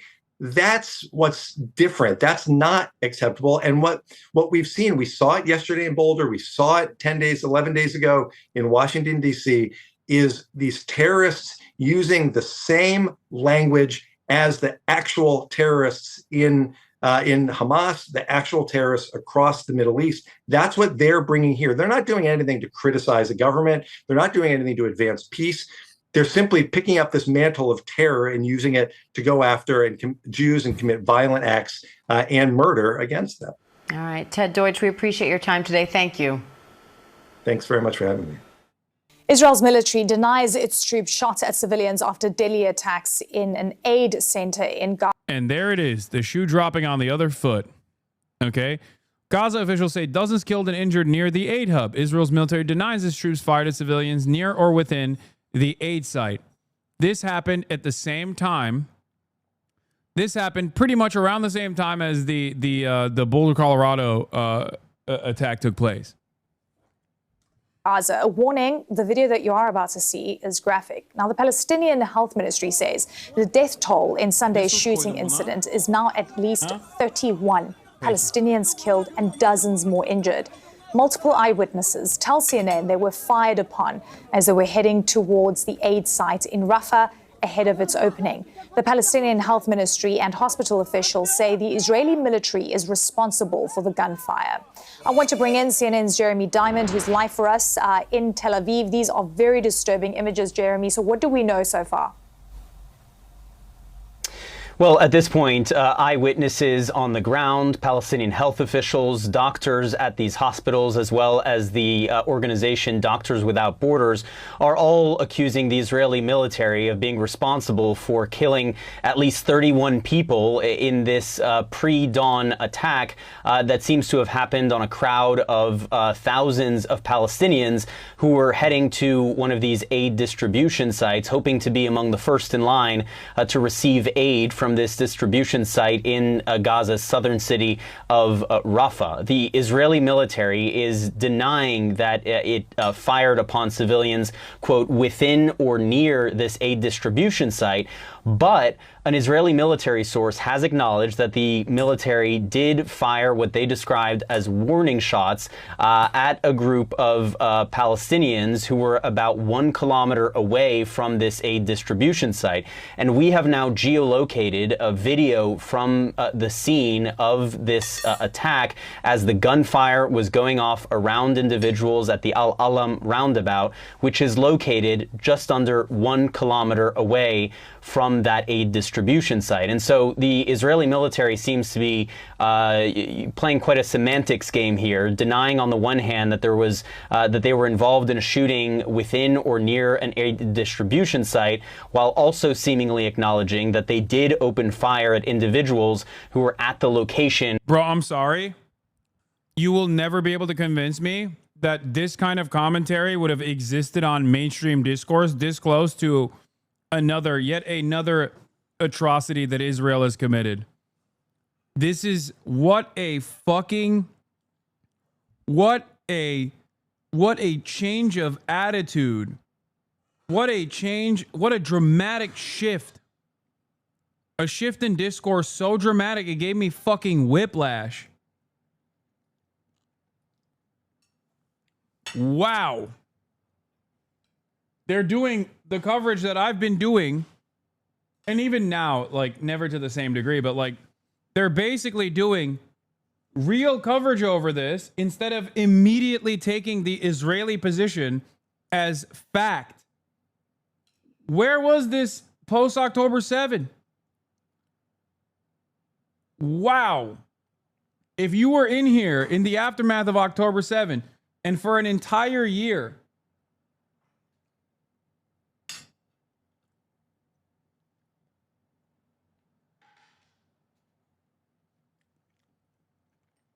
openly stating what Israel is doing is playing semantics games for trying to actively and deliberately misinform the population. Wow. In 2024 even, An atrocious event such as this one would be followed by Jake Tapper interviewing some Israeli military official going, no, these were babies of Hamas.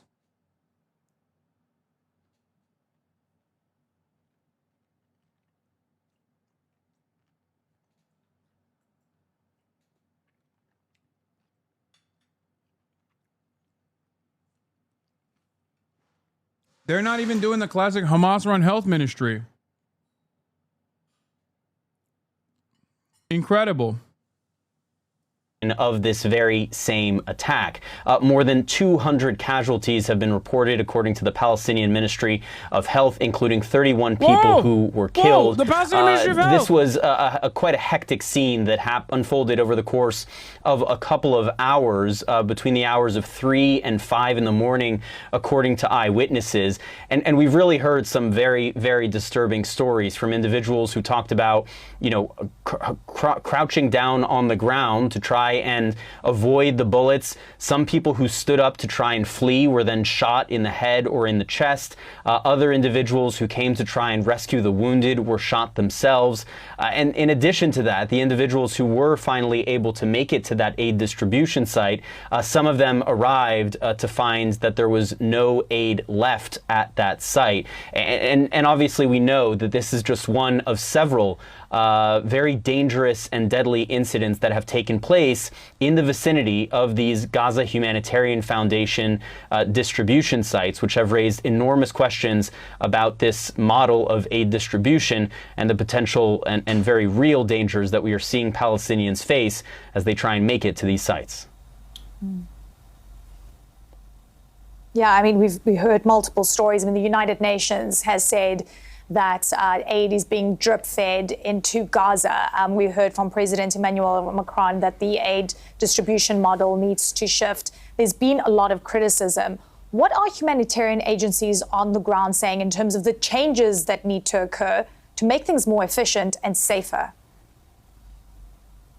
Well, they have been sounding the alarm on this aid distribution mechanism for weeks now, and those concerns have only grown even more as this aid distribution mechanism has gotten underway over the course of the last week.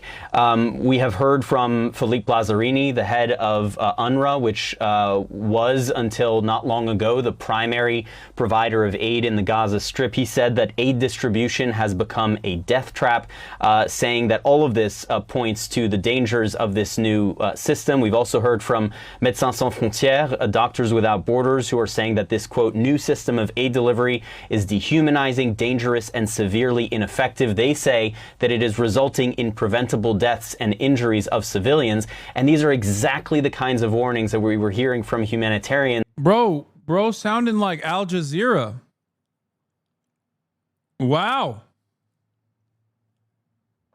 What is happening?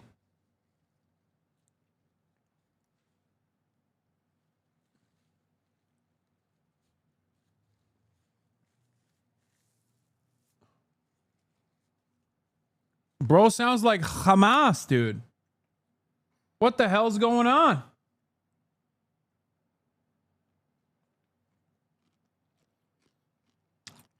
He's in Tel Aviv.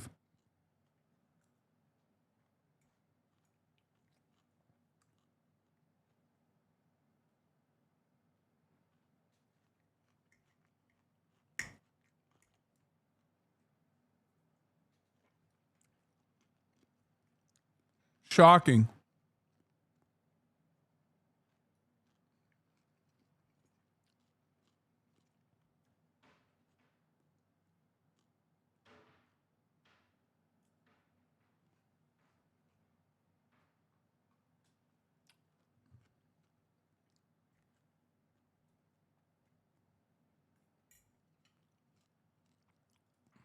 In the weeks before this Gaza Humanitarian Foundation launched, they pointed out that whereas their traditional humanitarian aid distribution systems would have hundreds of distribution points across the Gaza Strip, in very close proximity to where people actually live, In this case, what we are seeing is that there are only 4 active distribution sites. Some days there's only 1 site that's open. For example, yesterday there was only that 1 site in the Tal al-Sultan neighborhood of Rafah that was opened. And so you're seeing, huge masses of people having to walk for several kilometers in some cases through these areas that have been designated now as dangerous combat zones by the Israeli military, walking through Israeli military positions, and now, according to eyewitnesses on the ground, as they are trying to make their way to this distribution site yesterday, the Israeli military then opens fire on them. And so it is simply a very dangerous situation on the ground,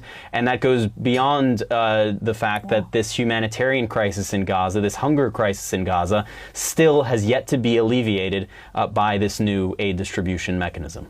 Eleni? Well, Jeremy Diamond, thank you so much for that update. Perhaps it's yet to be alleviated because Israel created it. Images out of Gaza this week have been stunning as large crowds of Palestinians starving for food after an 11-week Israeli blockade on aid desperately scramble to grab what they can from the first truckloads that have been allowed to trickle in. It makes one wonder, what is life actually like in Gaza right now? Joining me now is Arwa Damon, who has visited the Strip 4 times since the war began just over 600 days ago. Damon is a former CNN correspondent who pivoted to humanitarian work and founded INARA, a charitable organization that provides medical and mental health services to children impacted by war. Arwa, welcome. So I'm trying to think of what's the best way for you to give us a sense of what life is like in Gaza. And since you work with children, how have they reacted to this unending war? We've seen different kinds of ways that this sort of, deep, intense trauma manifests in a child. And I think the starkest and best way to describe it is when you meet and see children that have quite literally been shocked into silence. So children go nonverbal. They are unable to process what it is that they're seeing, and coupled with the reality that the security blanket that a child would normally turn to, their parents, for protection, they know that doesn't exist. A child knows their parents cannot keep them safe, cannot feed them, cannot make their pain go away. And so you have these multiple traumas that are constantly hitting them all the time. And then add to that just the daily struggle of trying to stay alive. So what does Gaza look like? When you go in there, what are you seeing? It feels as if you're sort of in the opening scenes of some sort of bizarre apocalyptic Hollywood zombie movie. But then you realize in the middle of all of this, utterly dystopian scenery, people are actually trying to live in and among the rubble. There's little children who aren't wearing shoes, who are lugging, gallons of water that are heavier than they are. There's this one horrible scene of a father who's trying to push, his son in a wheelchair, and he just completely collapses from exhaustion. You have the elderly that are trying to crawl along because they don't have any other means of transportation. And it is so hard to comprehend how people are actually surviving. And there's one thing, Fareed, that I really wish everybody could see and understand, is the level of kindness and compassion and humanity that still exists among so many. It blows my mind. Because, we work in the same shelters over and over again. So the people there, they kind of, they know me and they know when I'm coming back. And the welcome that I get, oh my God, I'm so glad you're safe, which is stunning because, Israel unironically claims, like many people who are incredibly Nazified in Israeli society, will claim everything she's saying is Pallywood. Everything she's saying is fake.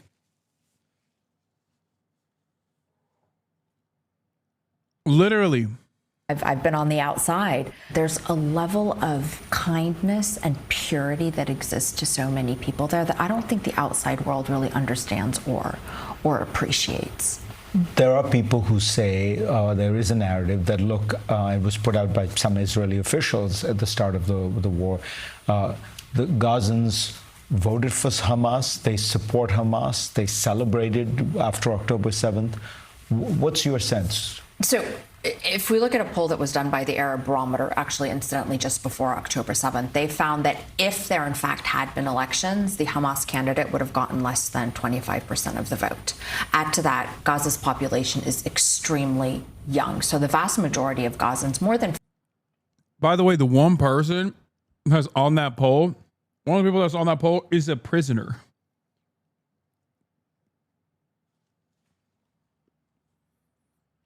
Like, that's how fucked up the poll is. The number one person, Marwan Barghouti, that a lot of people say is like the Nelson Mandela for Palestine, which Palestine has had hundreds of Nelson Mandelas, by the way. Israel killed all of them.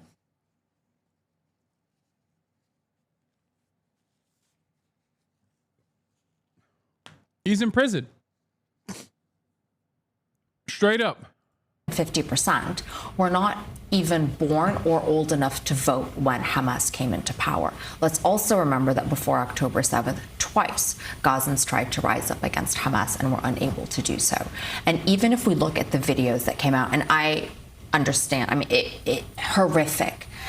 The scenes of, the hostages being pulled into Gaza and people around there celebrating, even if we're generous and say, how many people were in those videos? 5,000, let's call it 10,000, let's even call it 20,000. That's 1% of the population. I have not, in my 4 trips to Gaza, heard a single person support Hamas. You say that if people knew what was going on, if the press were let in, the Western press were let in, the war would end tomorrow. Mm-hmm. I assume by that you mean that even most Israelis have no idea what is going on in Gaza. No, and most people, because it is so impossible to describe. I mean, even when you watch it in the videos, even if you're someone who's watching the videos every single day, it's very different when you see it because the camera shoots straight and when you realize it's 360 around you. And add to that, a lot of the the narrative, we're targeting Hamas, we're not targeting civilians, Hamas is doing this, Hamas is doing that. When you're on the ground and you're seeing it for yourself, you realize that quite simply, Fareed, is not true. There is nothing about Gaza's landscape that says anything other than this is the annihilation of a population and every single aspect of what is needed to actually keep a people alive.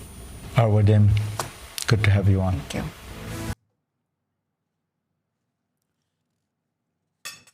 Chatters. We are setting sail today about Chatters. a month. This person is still a white lady that was a CNN broadcaster. Like, she is a very nice person. She's a very kind individual. But, like, yeah, of course. She's not going to fucking get on CNN and be like, Hamas is awesome. And you're not wrong because, like, she's still... The narratives that you were operating off of, or like your understanding of the situation, a lot of people are only now arriving at. Okay? But the expectation that like anyone in the Western world is going to like directly run cover for Hamas is fucking insane. It's not going to happen. Okay? I mean, think about how angry people get towards someone like myself when I say the truth about which force is a more violent and more devastating figure that directly is responsible for the atrocities that the Palestinians are experiencing. It's obviously Israel. Like, of course, people have disagreements with their own governance.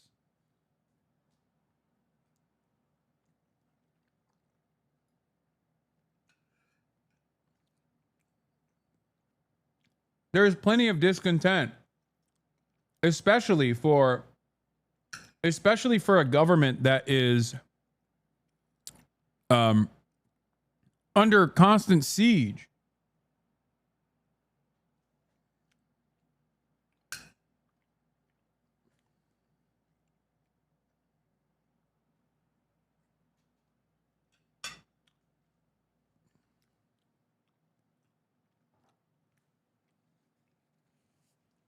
And even when I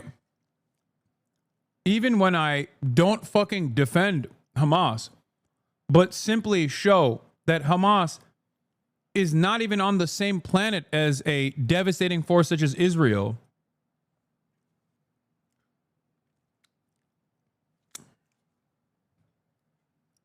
Arwa Damon is half Syrian and speaks perfect Arabic. Not trying to be contentious, just a simple correction law. You're probably right about her being from the West and not having the capability to openly praise Hamas in public. The expectation that, like, obviously no one, I don't expect anybody in Western media to fucking openly praise Hamas. Brother, even Hamas officials are demanded condemnations about the actions of Hamas. Like, you literally will have a Hamas official in the rare interviews that they conduct in Western media.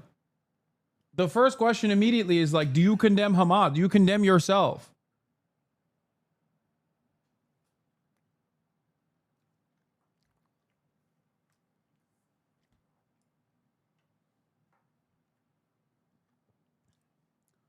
Also, she is the fucking CEO of an aid organization that works in the Palestinian territory. A territory that is directly occupied at all times by the Israeli state. No aid is allowed into the Gaza Strip without the go-ahead of the Israeli officials.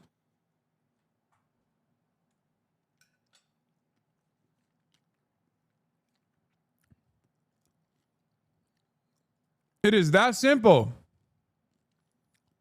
After our latest attempt to go on with this mission, the boat was bombed twice. All evidence suggests Israel. And we are doing this because we have to keep our promise to the Palestinians to do everything in our power to protest against the genocide and to try to open up the humanitarian corridor and break the siege. And we are doing this because no matter what odds we are against, we have to keep trying, because the moment we stop trying is when we lose our humanity. And no matter how dangerous this mission is, it is nowhere near as dangerous as the silence of the entire world in the face of a live-stream genocide. It is no secret that at this time, academic institutions across the country are shrouded. It's pretty crazy that the moment that Greta went from being a climate change activist to a socialist, she shed so much of her support and so much of the media opportunities that she had. But the death knell, like the death blow, came after she came out in opposition to Israel's genocide of the Palestinians. It's over. There has not been a singular fucking moment where she has gotten like even an ounce of fucking positive press since that has taken place. Yeah, it became, this is, I haven't seen this, but I suspect this basically covers like when the media stopped talking about her. And it wasn't actually before, it was actually before Palestine.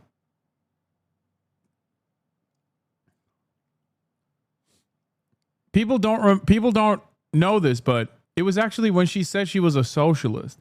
When she said climate change is a capitalist problem. That's when people were like, what the fuck? Hey, yo, fucking chill out. Who the fuck do you think you are? That's when like a lot of the positive coverage went away and they basically ignored her. And then when she came out as pro-Palestine, then the coverage came back, but negative coverage.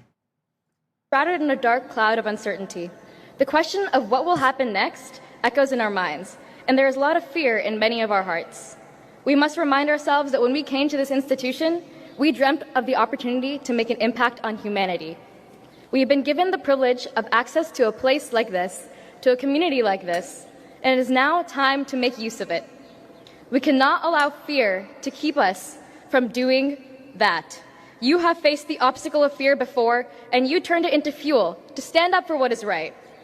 You showed the world that MIT wants a free Palestine.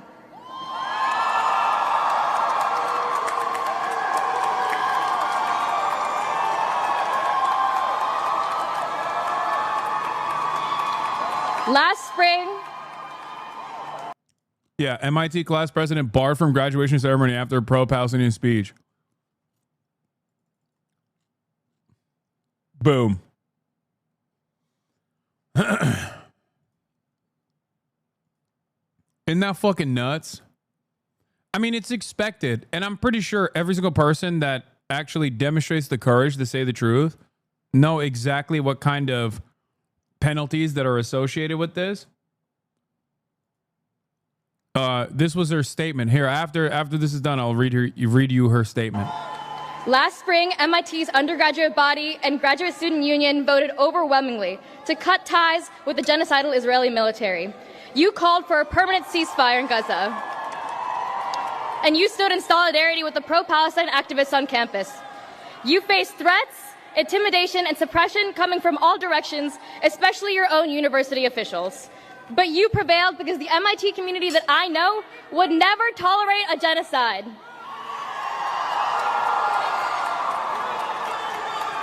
Right now, while we prepare to graduate and move forward with our lives... Don't worry, MIT will apologize 30 years later. Not even. They'll put up a placard vaguely gesturing towards all of the student activists that they honored that stood in opposition to the untold crimes that Israel was doing, that MIT itself was participating in.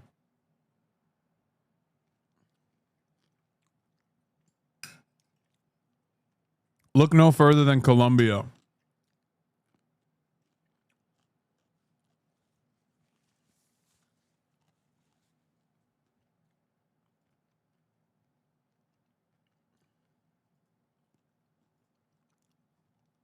She's class president at MIT. She's clearly quite public about her views. She's not afraid of you. She probably isn't applying the jobs at Palantir.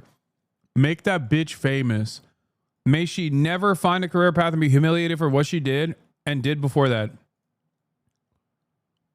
P.S. Mega, if you want to sound cool, work on your Raza accent.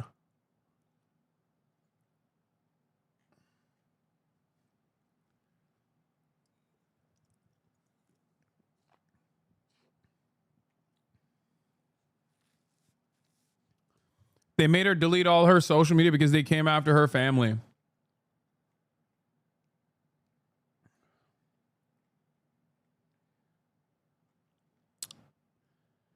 Oh, man. Real normal behavior here. Classic.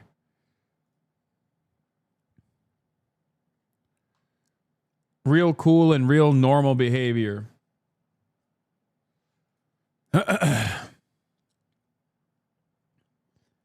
Carbon footprint from Israel's war. Oh, I like how Gaza made her completely forget about climate law.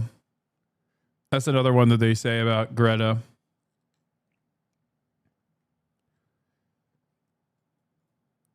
Instead, MIT student commencement address speaker decided that it was appropriate to use the moment of hate-filled rhetoric against Israelis and Jews. Oh, stop crying.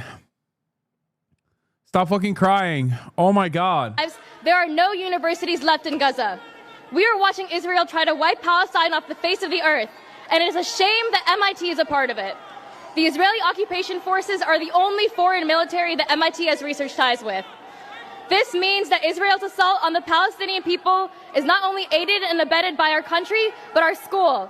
As scientists, engineers, academics, and leaders, we have a commitment to support life, support aid efforts, and call for an arms embargo, and keep demanding now, as alumni, that MIT cuts the ties.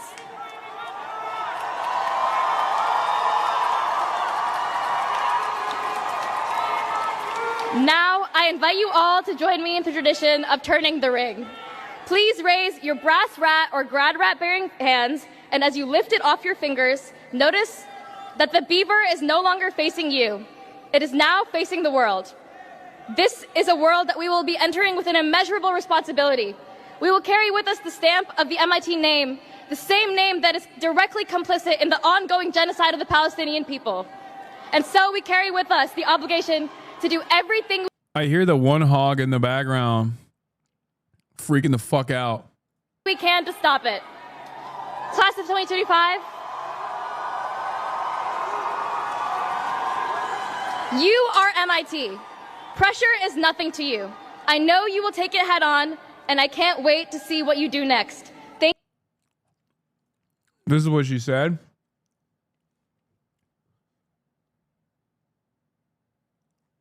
I am not disappointed that I did not get to walk the stage with my classmates yesterday.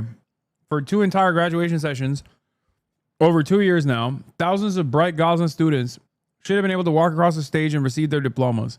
These students did not get to walk because Israel murdered them, displaced them from their homes, and destroyed their schools. I see no need for me to walk across the stage of an institution that is complicit in this genocide. I am, however, disappointed that MIT's officials massively overstepped their roles to punish me without merit or due process, with no indication of any specific policy broken. These repressive measures are proof that the university is guilty of aiding and abetting the genocide and is scrambling to quell dissent while hypocritically claiming to protect free speech. They want to distract from what is happening in Palestine and their role in it, and instead shift focus to punish students of conscience. MIT and all complicit institutions must know that they will have no peace until they cut ties with the Israeli military. Clearly, their divestment from Elbit was purely performative. Yeah. It's crazy because they're like, come on, what do you want? We divested from one Israeli weapons contractor. Overseas now. Like, what more do you want? Shut the fuck up.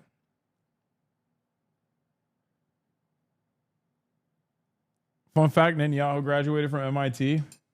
It's not such a fun fact.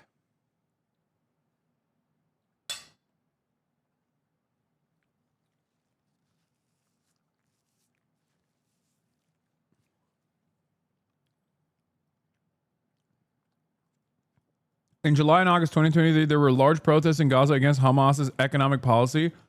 Not that people ever lost sight of the blockade. Of course, Palestinians are critical of Hamas for various reasons. Yeah. I think it's quite instructive, as I've said over and over again, that the Palestinians in the West Bank have a higher degree of favorability towards Hamas than the Palestinians in the Gaza Strip. Because the Palestinians in the Gaza Strip actually live under Hamas. And with that, there is obviously a lot more of a critical approach to Hamas's governance. Part of that is directly a consequence of mismanagement, corruption, violence, right? But another part of that is, of course, the Israeli blockade that makes it virtually impossible for good governance to take place. But make no mistake, Palestinians that don't live under Hamas like Hamas more than the Palestinians that do live under Hamas. Having said that, however,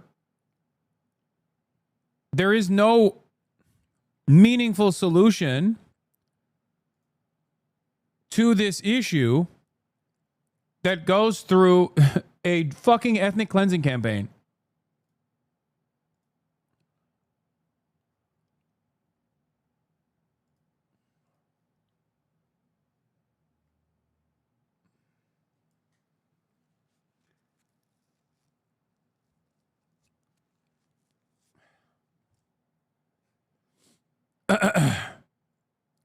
Anyway, let's talk about this. This is going to piss off a lot of people, what I'm going to say about Ukraine targeting Russian airfields in major drone attack. Are you guys ready? Let's start. To Ukraine's drone attacks that targeted military air bases inside Russia, leaving dozens of aircrafts in flames. Marcus Moore tracking the latest. Good morning, Marcus. Well, George, good morning. This was an extraordinary operation. Ukraine successfully infiltrating deep inside Russian territory and launching this attack. And this escalation comes just as a new round. No, my Ukrainian heart can't take it, Lamont. No, you're not going to be mad. No, listen, I'll just start off by saying, will I say even anything remotely critical of Ukraine for doing this? Fuck no. You can say lib take all day, every day. Is Ukraine completely fucking armed to the gills by every single Western nation? Absolutely. Okay. Is Ukraine completely in the right to fucking blow up Russian bomber planes? Oh, hell fucking yes, they are. Okay.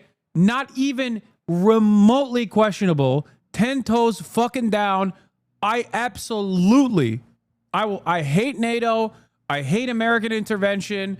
I hate what Russia has done, obviously, in Ukraine. There is no fucking remote possibility that I would ever criticize Ukraine for doing this right now, especially right now. Why? Okay. Why?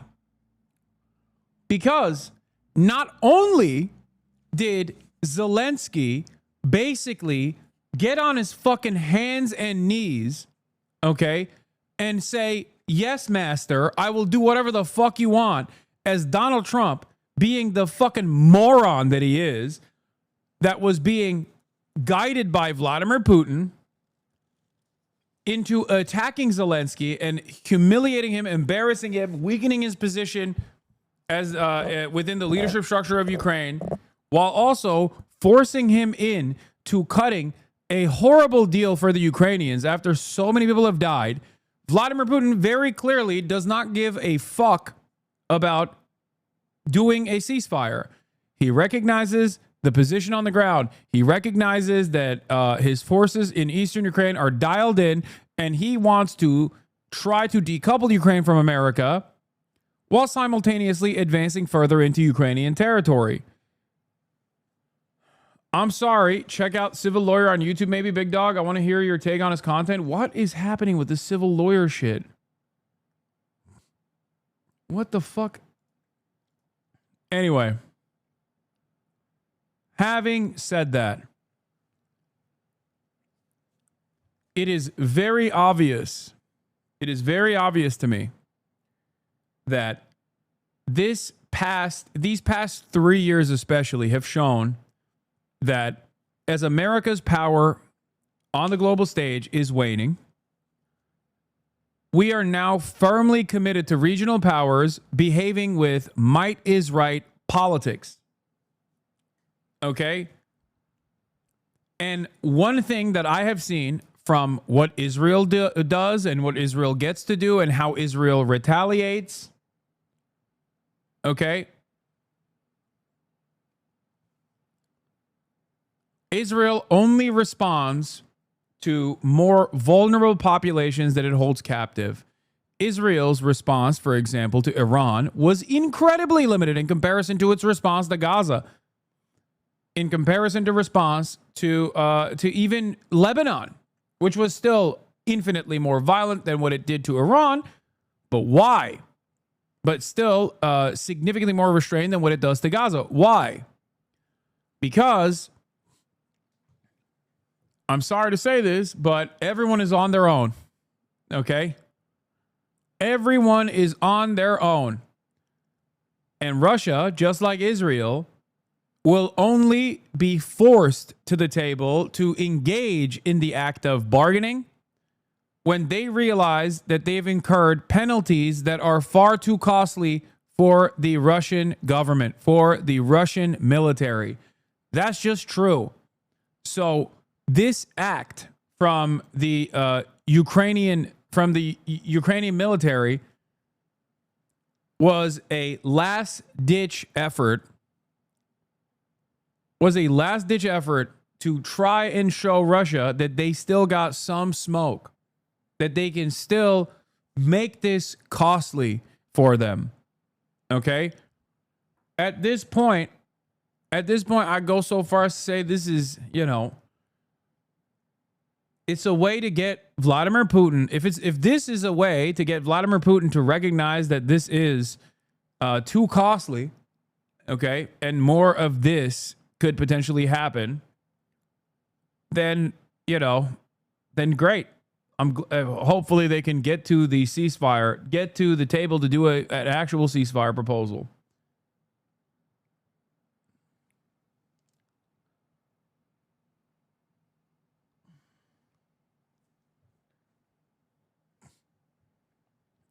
From what I understand, they hit 41 bomber planes. 41. That is insane. Okay. And not a single Ukrainian operator or agent that conducted this campaign died. In terms of the war of attrition, okay? And I don't know if it's actually 41 planes that are now inoperable, okay? I don't know how badly they damaged all of the planes that they claimed. That's the Ukrainian claim, so I'm sure the number is lower than that.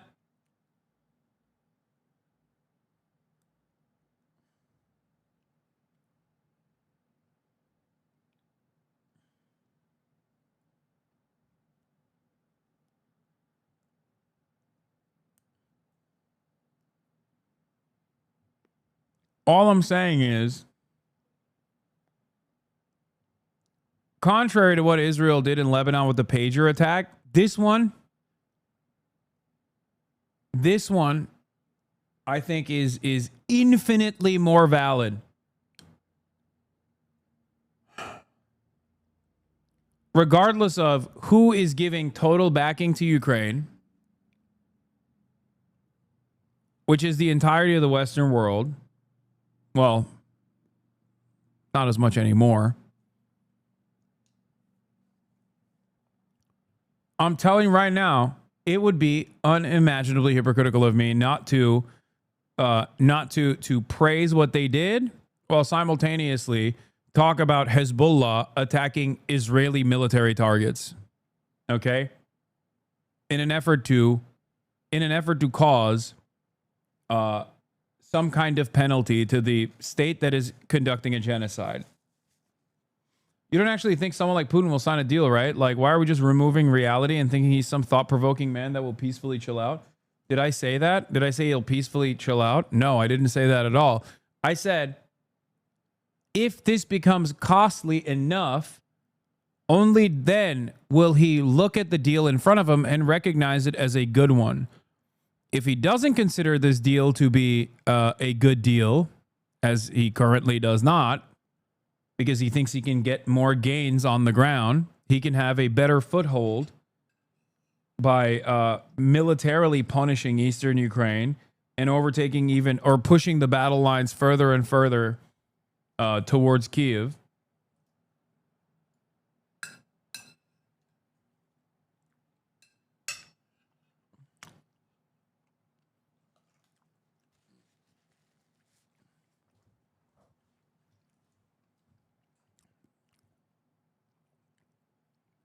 I think it's a valid one, hopefully in the direction of a ceasefire. Round of peace talks is set to get underway.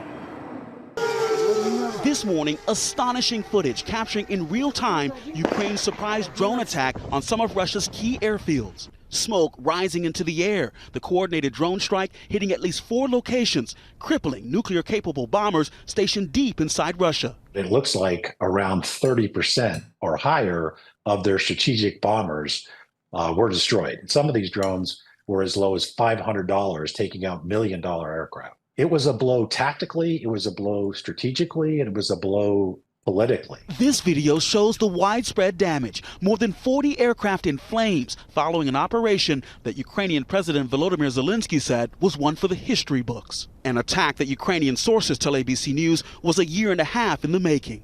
The drones capable of striking Russia after first being smuggled into the country on what appear to be shipping containers, the containers equipped with retractable roofs that could be opened remotely. And when the timing was right, Ukraine struck. Drones seen here in video shared online flying out on their mission. The Ukrainians did not inform the U.S. ahead of time. The apparent escalation in this war comes as President Trump... Cap. I guess the only reason why I would believe that is because they just don't trust the Trump administration not to leak the details to Vladimir Putin ahead of time.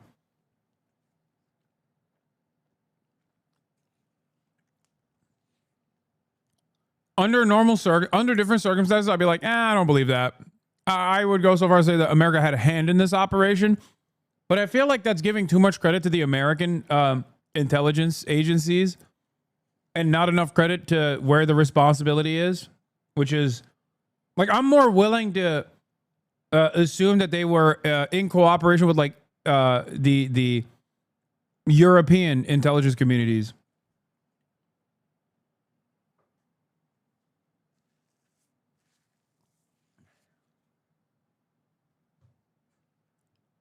Russia is obligated to Cold War treaties like SALT and START, require them to be based at observable locations for satellite verification. Makes you wonder.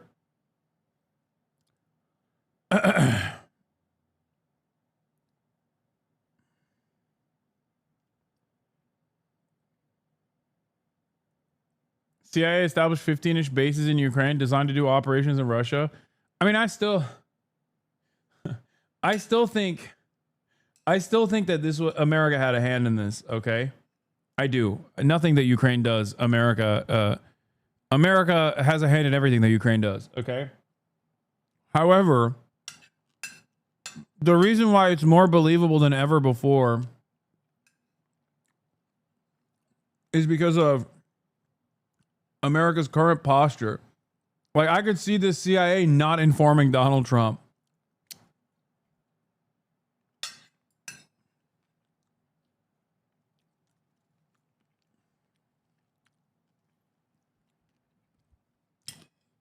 Like, even if they're conducting this operation, I could see them not telling Donald Trump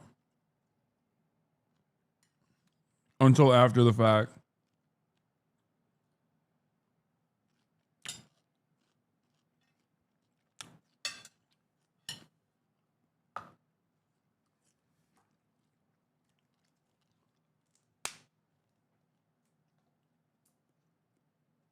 Donald Trump is basically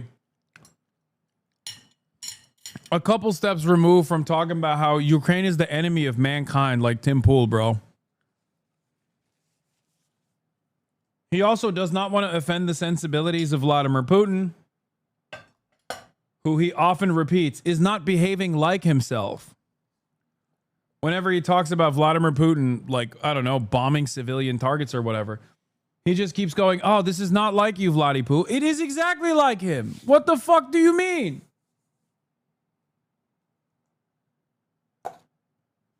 What is he like if not this?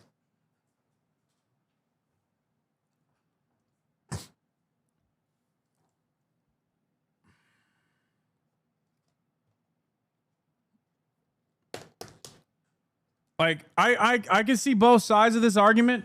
On the one hand, maybe they finally got the Trump and got him to recognize that, like, unless there's additional pressure on Russia, he's not going to come to the table. And he's just basically playing you like a fiddle.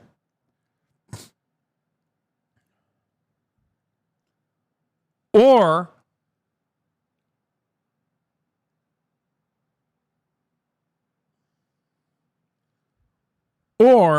he's basically stating, or they just didn't tell him at all until after the fact because they were worried he would still leak it to Vladimir Putin because Donald Trump knows Vladdy gets mad when, when things like this happen. And I'm sure Vladimir Putin, with the remaining fucking bombers that they have, will probably punish the Ukrainian civilian population for this. Has criticized Putin's attacks on civilians and grown increasingly impatient with both sides, threatening to walk away from peace talks.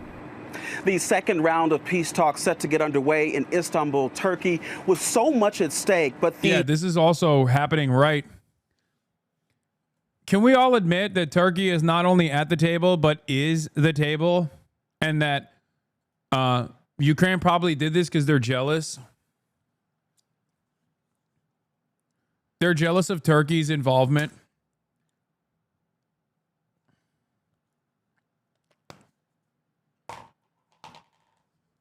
They did not want Turkey to be so prominently featured in this peace process. Isn't Erdogan a Georgian? He is, yeah. The volley of attacks we saw this weekend, including Ukraine's surprise strike, I think shows that both sides are capable and are prepared to keep fighting this war that's been on now for 3 years. Michael. Yeah, they've shown that, Marcus. Thank you so much. Ukrainian and Russian delegations are in Istanbul for peace talks. The real story, though, this unprecedented and audacious drone attack by Ukraine on Russian airfields and bombers. Ukraine attacked bases deep inside Russia, thousands of miles from the front lines, in what they're calling Operation Spiderweb. Ukrainian officials said that dozens of Russian warplanes were destroyed. Let's get right to CNN Chief International Correspondent Nick Payton-Walsh. This is quite a backdrop for these talks, which take place shortly, Nick. Yeah, I mean, absolutely startling, the sophistication of this raid. One of these air bases hits almost halfway across Siberia. The Ukrainian security service able to use mobile wooden homes. Essentially, the roofs of them seem to have opened up and allowed these clouds of drones remotely piloted to target some of Russia's most important long-range strategic bombers. 41 damaged, according to Ukraine's security service, at air bases that must have thought they were basically far enough away to be impregnable. Ukraine very keen to announce that all the people involved in this year-and-a-half-long operation have since left the country. And yet another sign of how Ukraine able to use its outsized use of technology to inflict significant. Ain't no fucking way. If Taco Trump is already folding on Iran, the American people need to know about it. Oh my God. Oh my God. Remember how I was joking about, like, let's talk about Taco Trump and how let's use Taco Trump to get a ceasefire negotiation. Remember when I said that? This fucking piece of shit, this goddamn demon turned around and is like, oh, Taco Trump gotta nuke Iran. You better nuke Iran. He's doing it for evil. He's doing it for evil. God, I hate these fucking animals, dude. Damage on Russia's enormous military, something which, frankly, Kiev has always felt would be impregnable, but is increasingly showing its vulnerability over time. What does this mean? We don't know exactly what damage it's going to do to the nightly horrors inflicted on Ukrainian civilians by these long-range bombers. Some of them, indeed, were old enough they were still using propellers. But it's another sign that Ukraine is able to sometimes upset the balance. And as you mentioned, too, a remarkable backdrop for these talks in Istanbul. Here's what I'm going to watch it afterwards, after I'm done. Ukraine's President Volodymyr Zelensky at a NATO summit in Vilnius today had to say. Europe, together with America, has better weapons than Russia. We also have stronger tactical solutions. Mr. President. Mr. President, you have to allow us to blow up the Russian airplanes. Mr. President.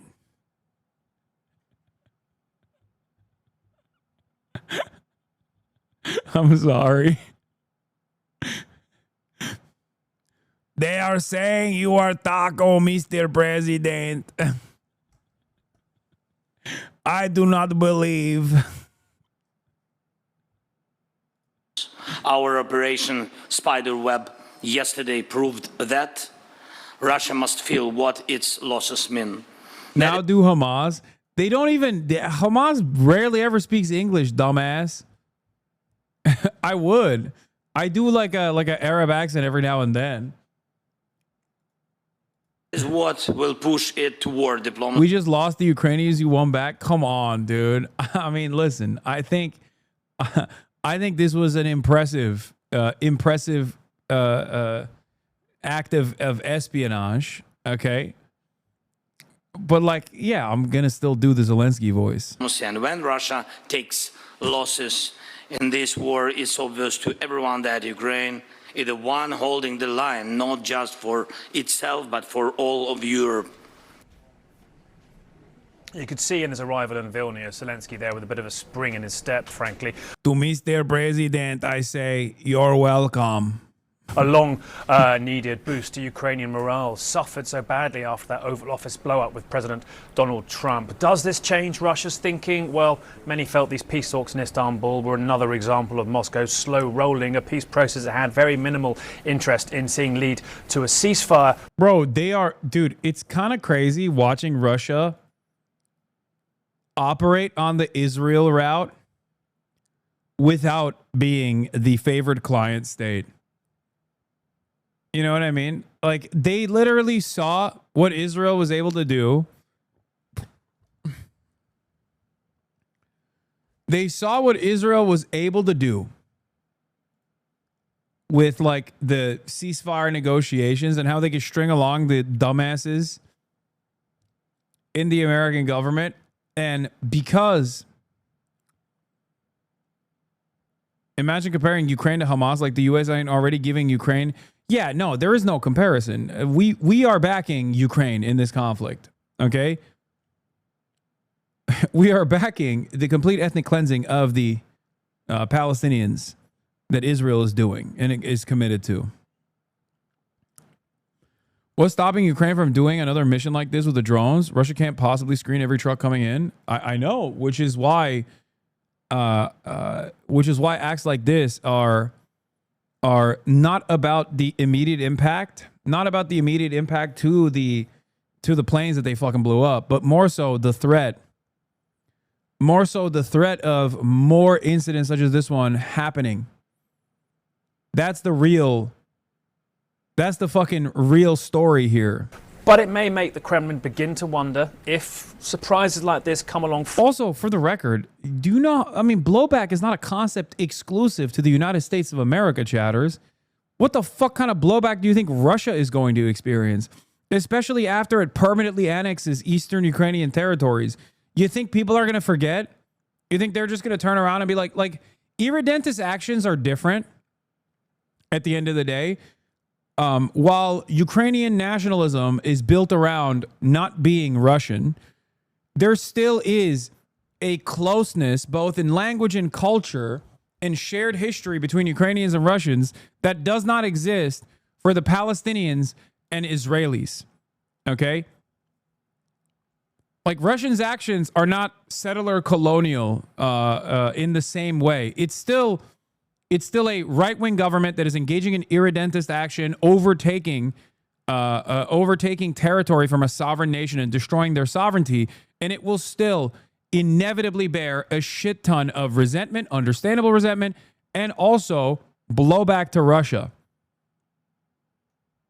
Okay? 100%. Russia cannot, as I said, from day one, Russia cannot permanently annex Ukraine, even bits and pieces of Ukraine. It's a bit settler colonial. They're trying to depopulate areas and send Russians in. Yes, that is also true. That's USSR also did Russification in numerous places, including but not limited to Crimea. But what I mean is, there will still, Russia thinks that there are plenty of people who are still sympathetic to Russia in the territories, which will make it easier to occupy, which will make it easier to fucking engage in constant surveillance of the Ukrainian population in an effort to squash any attempts of rebellion. Okay? They're wrong. I don't think they will be able to do that. That's why I said that it is impossible for Russia to permanently occupy Ukraine.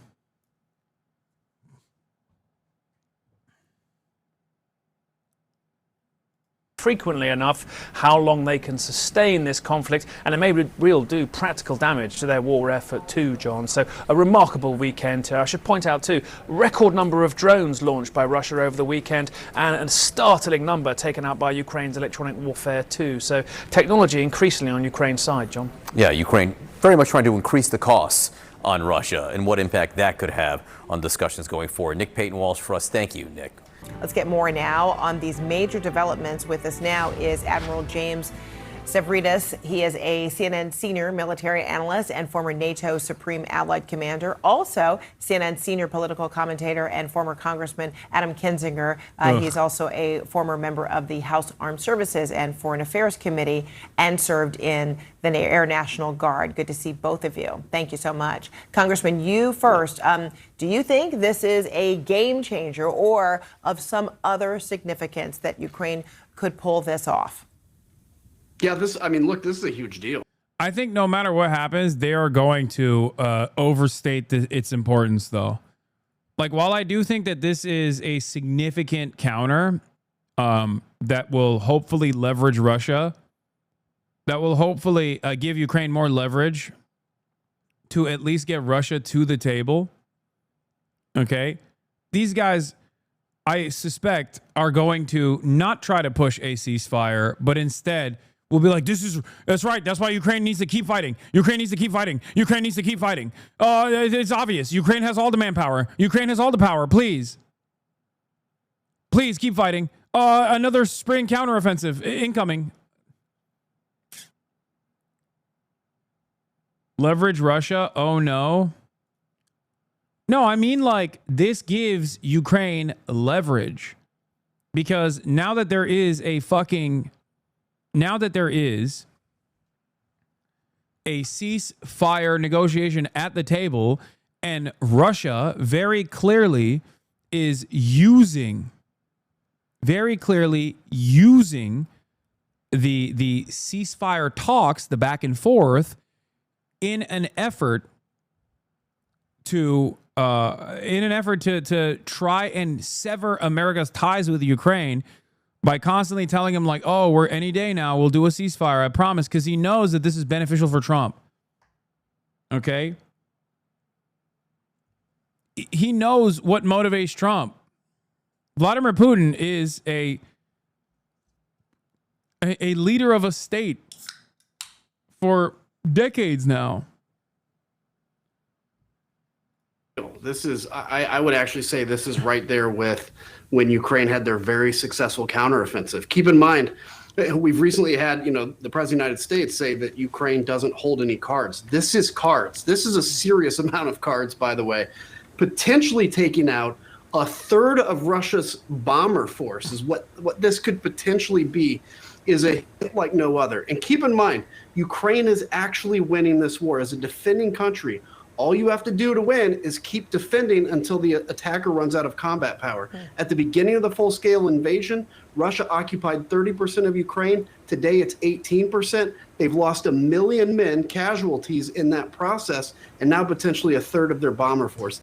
Oh my God, I can't listen to this. Oh my God. Oh my God, I called it. Oh my fucking God, I called it. Instantly, dude. Insta-fucking-lock. Insta-lock. Adam Kinzinger, dude, Ukraine is fucking eviscerated. Ukraine basically cleansed the entire Russian population of armed and able-bodied men. They can keep going. They're winning right now. We have to keep giving them our old, dusty equipment. Delusional, dude. Fucking delusional. Oh my God, I hate these people. I hate them so much.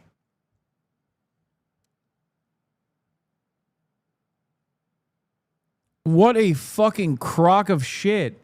No, this is good as long as it actually offers Ukraine leverage to force Russia to a ceasefire. But of course, liberal warhawks are fucking so bloodthirsty that they're like, oh, it's over. The dynamic shifted in favor of Ukraine once again. This is a really big deal, potentially going into negotiations. And keep in mind, up until this point, Russia's been attacking indiscriminately civilian targets in Ukraine all week, all month, and frankly, the entire war. So, Admiral, what does this say about you? You don't like Ukraine propaganda from Republicans? Adam Kinzinger is a former Republican, okay? He's now a rhino. And secondly, I don't like people lying, okay? I don't like people lying, and I especially don't like people lying when they're fucking lying to continue conflict. Ukraine's, is it heightened intelligence gathering, or is it a new directive or strategy? It's all the above, and I'll add a couple. It is a clever. I don't understand how this is supposed to give Ukraine leverage. I mean, it gives Ukraine leverage in the sense that, like, we can fucking strike within Russian territory and craft a very incredibly sophisticated counter campaign that strikes, bro. They struck literally targets deep inside of Russia. Okay, that in and of itself is a significant blow to the Russian confidence. Like, a lot of people who want to be anti-imperialist right now turn around and fucking act as though, oh, well, October 7th happened. Didn't you know what Israel was going to respond with? Like, the fuck do you mean? These guys have been getting absolutely destroyed. Okay. And on top of that, they turned around and said yes to a horrible fucking ceasefire deal. A horrible ceasefire deal in an effort to just say, like, all right, whatever, Mr. President, Mr. Trump, Mr. President, it's okay. Sure, we'll fold. We'll do a ceasefire. Only to fucking turn around and have Vladimir Putin use the ceasefire negotiations to basically try and undermine the relationship that America has with Ukraine, despite Ukraine being a fucking proxy for the United States in this endeavor. Tactic. What they did was put these drones, quadcopter drones, into trucks. They got them deep, deep inside Russia. A way to think about these strikes, this would be like launching from Washington, D.C.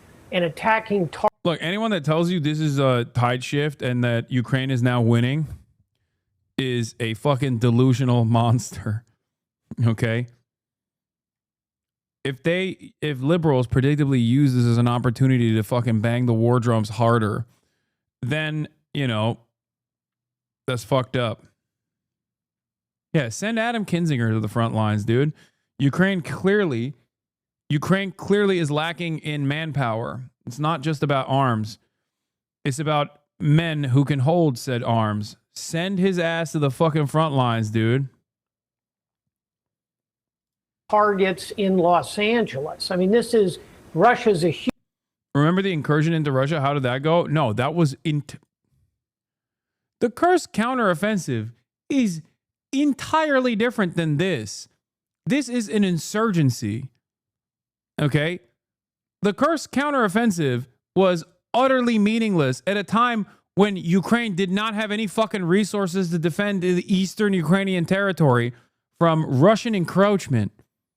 That is completely different than being able to pull off a attack such as this one deep in Russian territory without having any Ukrainians fucking die in the process.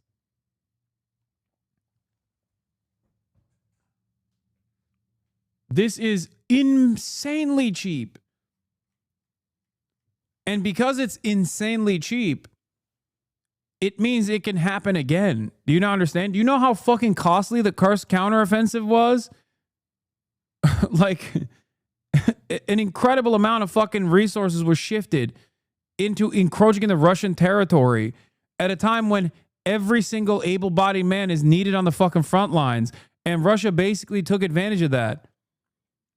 Russia took advantage of that and further encroached into eastern Ukrainian territory. This, on the other hand, is literally nothing. It's the most cost-efficient way of penalizing Russia. Huge country, largest in the world. These strikes are at distance, exactly as Congressman, and by the way, you left out his most important credential for this conversation. He's an Air Force pilot, so he really understands the air distance equation. And how? Yeah, not only that, they might already have containers with more drones in Russian territory. Now Russia's forced to spend time and money checking every container in the fucking nation. There's that too. Like, it did take a year of planning, to be fair, sure, but it doesn't matter. It still doesn't matter. It is an incredible cost to Russian defenses. How remarkable this is. So, Fred, put together the unmanned technology. Like, this is different than even when they do like drone strikes in like Moscow and shit. Because they'll do that every now and then Russia will retaliate in kind with significantly more force. They're not blowing up. They're not sending a fucking drone into a residential complex. This is a targeted strike on Russian military capabilities deep inside of Russian territory. I'm not saying this is going to fucking win the war, okay? Of course not. But this is so costly because it penetrates the security veil that every nation state needs to uphold. It causes instability. It causes fear. Even if the Russian forces in this process show a strong, act like nothing all that significant took place, they absolutely are worried about this happening again and again and again. Russia is a massive fucking, Russia is a massive country. It is not that easy to monitor every single piece of commerce that goes in. Okay? Strategically, this was a million times, in my opinion, a million times more sophisticated and better than the Kursk counteroffensive. Why do you keep saying Ukraine signed a ceasefire deal? When did that happen? Do you mean the minerals deal with Trump? No, Ukraine is literally now saying we will sign a ceasefire deal, that the one that Trump designed. A part of that is also the minerals deal with Donald Trump. Russia has consistently kept pushing the ceasefire deal off over and over again.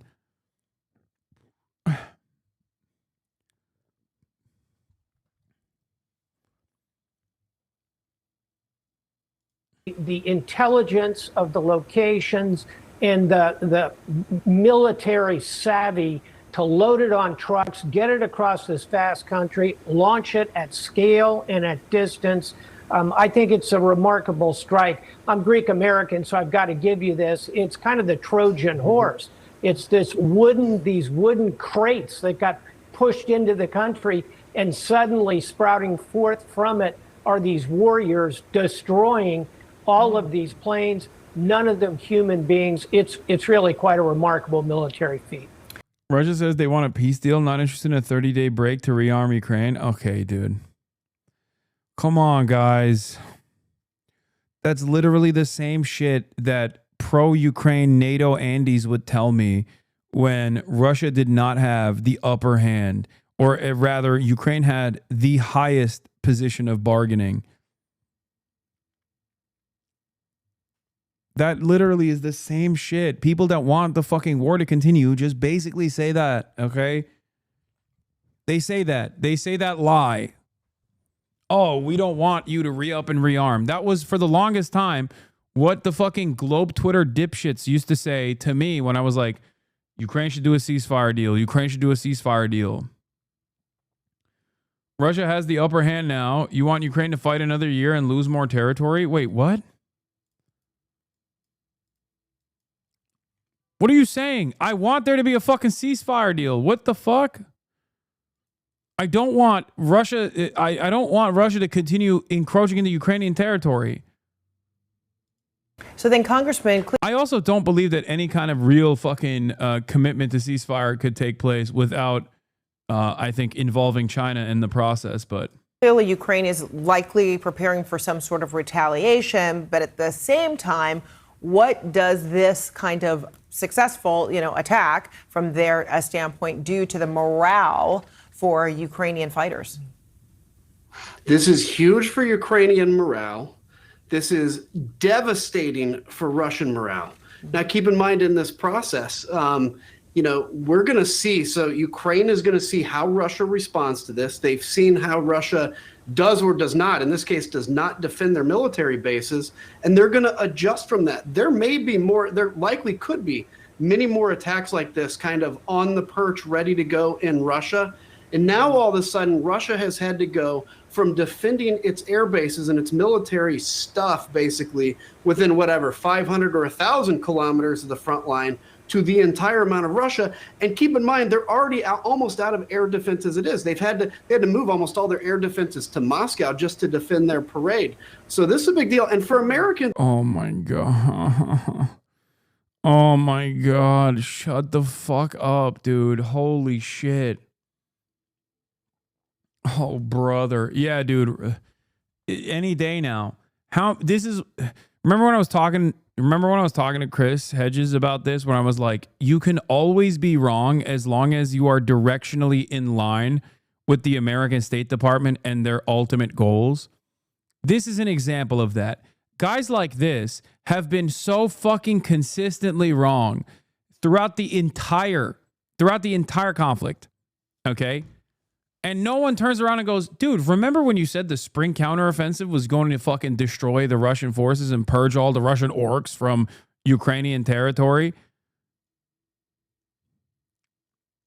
This is it. This is what I mean. These guys can get away with just being wrong all the fucking time because they're wrong at the behest of the State Department.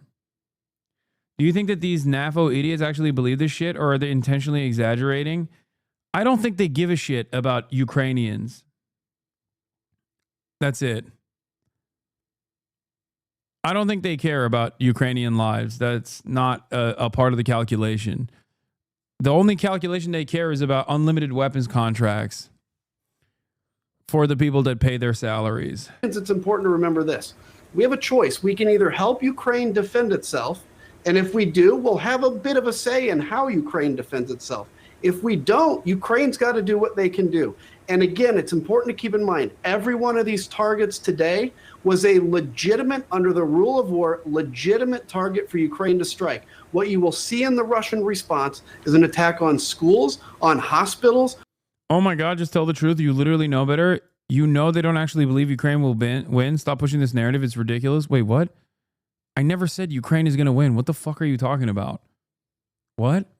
I'm saying that Ukraine actually making this as costly as possible for Russia will at the very least force Russia's hand into coming to the most favorable ceasefire terms that Russia will get, barring Russia directly murdering more Ukrainians and encroaching further into Ukrainian territory. I already said liberals are fucking stupid for claiming that this is a real tide shift and that Ukraine is going to win now. They always say that, and they're going to keep saying that over and over again, despite the fact that they are constantly wrong. On civilian infrastructure, because that's what Russia does. Ukraine fights fair, Russia goes after civilians. And then now, Admiral, all this taking place, on the eve, give or take a few days of, this meeting that is supposed to be taking place in Turkey between Russia and Ukrainian representatives. How might this either change the dynamic, apply more pressure, or might it mean a complete retreat from even having talks like this, meaning Russia retreating? I wouldn't be surprised to see the Russians put a freeze on things. On the other hand, more likely they'll try and kind of brazen their way through it and say, we caught all the people who did this. There'll be a bunch of roundup, the usual suspect operations. Ukraine, by the way, was very careful to point out that everybody involved in this is already back in Ukraine. So anybody you arrest, Russia, is wrong. I believe that, frankly. And then secondly, again, the innovation on display here, I think, is really what you have to focus on. And so I would say the talks probably freeze momentarily, then they'll move forward. Hey, final thought for you as I watch this as a former Supreme Allied Commander of NATO. People ask me a lot, hey, do we really want to take Ukraine into the alliance? When this war is over, this is going to be a country manufacturing 2 million, maybe 3 million drones a year. They'll have the most highly blooded, motivated military force on the continent. Do we want them on Team NATO? Man, I do. Yeah, dude, totally. Okay, idiotic. Face to fucking idiotic, dude. Like, no NATO in Ukraine is a perfectly reasonable red line for any regional actor that is directly in contest with NATO. Okay? And also, oh, God, liberals are so fucking stupid. All right, let's continue. Face in Istanbul, but with a gulf still between them. The setup for the latest peace talks serving to emphasize just how far apart the two sides are. Ukraine's delegation was again dressed in military fatigues. The Russians were in suits. While both sides wore stony faces, there is clearly no love lost. The talks ended after barely an hour. The only concrete outcome, another prisoner swap and the return of dead soldiers, even though the plan was to discuss each side's blueprint for peace. A few days ago, we shared our documents with Russian side, but there has been no communication from them regarding their document until today. Only during the discussion today, Russians handed over its document to our delegation. Our teams will take a week to review the documents, and then we can coordinate further steps. Russia's document reportedly reiterates its maximalist demands, including neutrality for Ukraine, the lifting of sanctions, Yes, bro. Turkey literally is the table. Turkey is the table, okay? Not just at the table, is the fucking table. And recognition of its territorial claims. The memorandum is quite detailed, worked out on our part. That is why the Ukrainian side decided to study it. They will study it. They will respond. We'll see. The talks were overshadowed by Sunday's unprecedented attack. Ukrainian drones on Russian bombers thousands of miles from the border. This drone attack was humiliating for Russia and will undoubtedly prompt... Oh no, they're gonna fucking put... Okay, I misread. I misread the situation, chat. I feel like liberals are gonna be like, well, this is it. They're winning now. They're fucking winning now. They're gonna be like, no, nuke the fucking ceasefire negotiations, actually. Come on, Trump. Come on, Trump. Don't do the ceasefire, please. Please, just one more lane on the highway and just one more howitzer, okay? And any day now, Ukraine will fucking turn around and start drafting 18-year-olds, and we will be able to eventually destroy the Russian orcs or whatever the fuck. Holy shit. They're unironically acting like gamblers. Can't quit on a hot streak. Can't quit while you're losing either. Yeah, except America is gambling with someone else's money. The money in this process is Ukrainian lives. It's not American lives. And America also doesn't give a shit about American lives either. Let's be real. ...a response. Now, the Kremlin hasn't said what that might be, but plenty of hardliners have been offering their thoughts, with some even calling for a nuclear attack on Ukraine as retaliation. Not the kind of rhetoric you'd associate with a country that claims to want peace. But on Russian state TV, there was no mention of the attack ahead of the talks. Moscow's keen to play down its impact. And on the streets of the capital, opinions are split over its significance. I think it's exaggerated because these planes are very old and hardly anyone needs them. Besides, they're firing from submarines. I think there should have been a response already yesterday, and it should have been quite harsh. So despite the talk of peace, the mood is one of war, and a full ceasefire still feels like a long way off.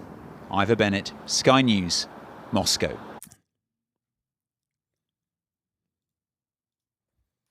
The media sounds exactly when Israel did his attack on Lebanon. Yeah.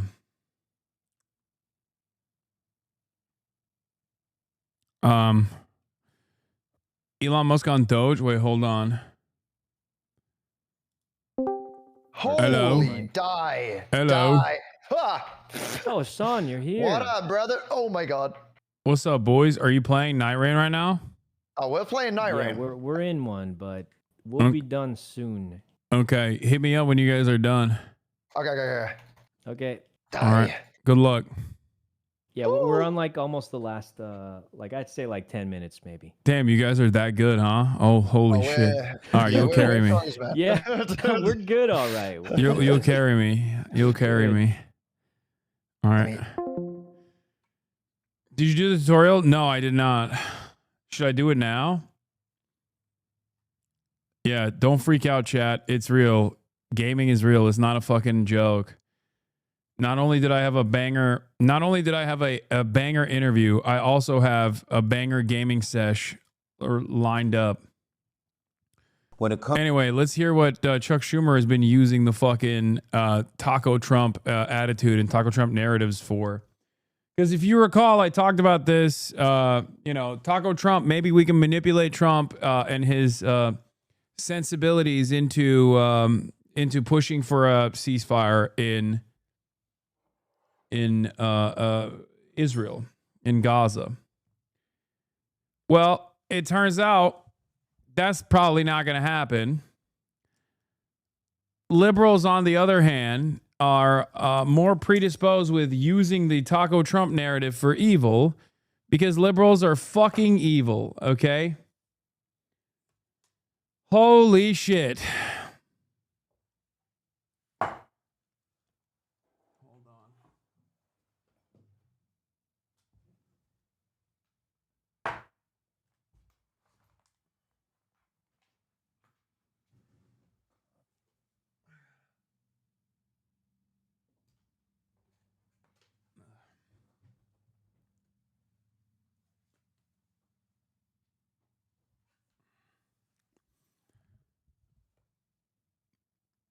All right. Let's watch When this. it comes to negotiating with the terrorist government of Iran, Trump's all over the lot. One day he sounds tough, the next day he's backing off. And now, all of a sudden, we find out that Witkoff and Rubio are negotiating a secret side deal with Iran. What kind of bull is this? They're going to sound tough in public and then have a side deal that lets Iran get away with everything? That's outrageous. We need to make that side deal public. Any side deal should be before Congress and, most importantly, the American people. If Taco Trump is already folding, the American public should know about it. No side deals. When it comes to negotiating,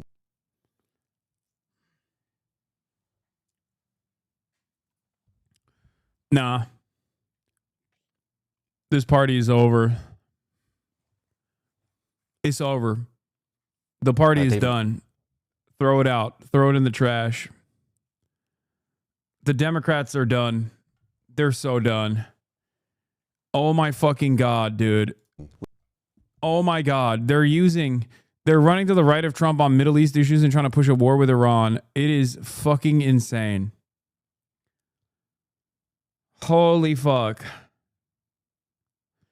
Democratic leadership apparently wants to be the pro-war against Iran party, a position held by a mere 14% of Americans. Dems refused to learn a thing from 2024 when they came across as more interested in overseas wars than fixing the problems at home. A policy and political disaster. Oh my God, I want to die. Oh my God, it's fucking so stupid. Highest ranking Democrat in Congress. Least popular politician in Congress. What the fuck is going on?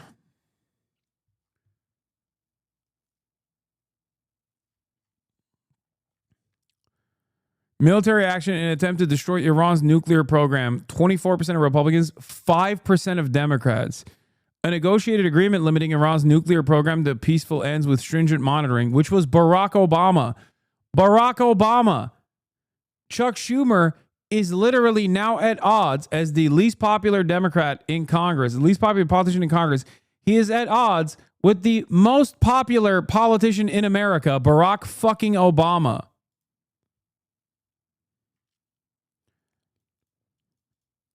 Jesus Christ. Here, by the way, this is what Brett McGurk is saying, architect of Biden's Gaza policy, criticizing Trump admin's ongoing diplomacy with Iran and calls for U.S. attacks on Iran. You got to put some teeth on this. Every negotiation has to have a deadline. Trump said 2 months ago, it'll be 2 months. We're at that point. Barnea, the director of Mossad, someone I know very well, was also in Rome talking to Steve on the sidelines of these talks. I think that's good. End of the day, President Trump has a lot of power here because he's got political force in Washington to do a deal. There's only Bibi has limited maneuvering room with Trump. But you have to get a good deal. And I think to get a good deal on these issues, you know, everyone talks about enrichment. It's not just the enrichment program. It is, since Trump left the JCPOA in 2018, Iran has installed or produced new generations of centrifuges. You have to take care of the centrifuges, the stockpiles of highly enriched uranium. It is a very, very complicated set of issues. It takes weeks and months to negotiate, of constant negotiations. So I'm a little concerned here we're being strung along. Brett McGurk, by the way, was the one who was urging Israel to bomb Lebanon. And I think you got to put some teeth on this. Every negotiation has to have a deadline. And Trump said 2 months ago, it'll be 2 months. We're at that point. So we're now at the point where this can just get rope-a-doped. And I just... Like, American foreign policy is uniparty, but I never actually thought I would see the day where Democrats were actively trying to, at least in communications, outflank Republicans on warmongering and like nuking Iran.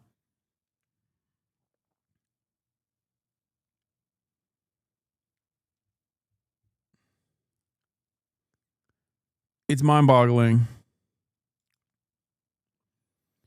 I love that this is the only opposition party you're allowed to support. I love being an Iranian American and having no mainstream opposition to the war against my ancestral homeland because otherwise I'm a Trump supporter. Praise be to the Democratic Party, bolting to the right to be even more hawkish when there is even a hint that Iran might be allowed to enrich civilian levels of uranium, which it has a right to do under international treaties and also under a deal negotiated by Obama.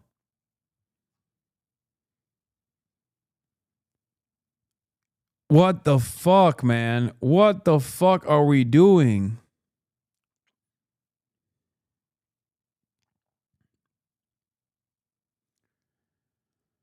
What the fuck are we doing?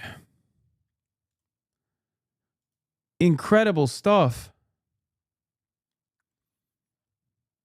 Also, here's Taco Trump folding. Just in, U.S. extends tariff pause on some Chinese goods to August 31st. Listen up, President Xi. I'm sorry.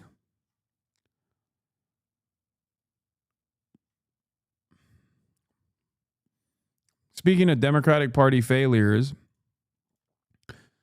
there is a major, big, beautiful bill that is utterly devastating. Okay? Utterly devastating for the working poor. The Democrats have done very little media coverage on this with the limited amount of time remaining in the legislative session. They have countered it very little. As a matter of fact, most of the media coverage surrounding the big, beautiful bill, which is ginormous taxes for the super wealthy, by the way,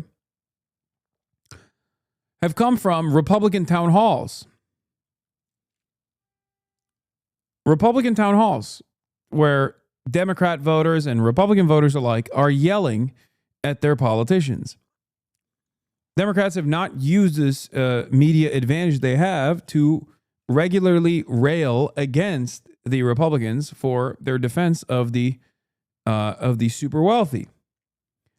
On top of that, obviously, the Trump administration is weaponizing the Justice Department and trying to prosecute Democratic congresspersons. This time a Democratic congresswoman. Hakeem Jeffries repeats the line twice. Let's take a look at how Hakeem Jeffries is talking about Trump using the Department of Justice to prosecute Democratic congresspersons. Congressman Jerry Nadler said that DHS agents entered his congressional office on Wednesday without a warrant and handcuffed a member of his staff. This, of course, comes after the Trump Justice Department charged Democratic Congresswoman LaMonica McIver with obstructing ICE agents after an altercation at a facility in Newark, New Jersey. Now, I know you previously warned that the administration charging members of Congress was a, quote, red line. What are you doing now that the red line you talked about has apparently been crossed? Well, let me make clear that the House is a separate and co-equal branch of government, the Congress. We don't work for Donald Trump. We don't work for the administration. We don't work for Elon Musk. We work for the American people. And we have a responsibility to serve as a check and balance on an out-of-control executive branch. That's the constitutional blueprint that was given to us by the framers of the United States democracy that we have inherited over the last few centuries. And so we're going to continue to undertake our congressional responsibility, notwithstanding efforts. Dude, what the fuck?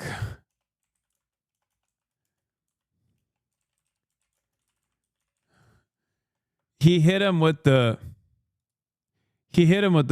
Merriam-Webster's dictionary definition of Congress is an act or action of coming together and meeting, or a formal meeting of delegates for discussion and usually action on some question, or the supreme legislative body of a nation, and especially of a republic. As you know, Dana, America is a republic, a constitutional republic. What the fuck is this response? Dana Fash is like, hey, remember when you said you had a red line, which was if Donald Trump comes after Democratic congresspersons with the DOJ, what will you do now that that red line is crossed? He's like, well, the color red. Let's talk about colors, Dana. A dog cannot see colors.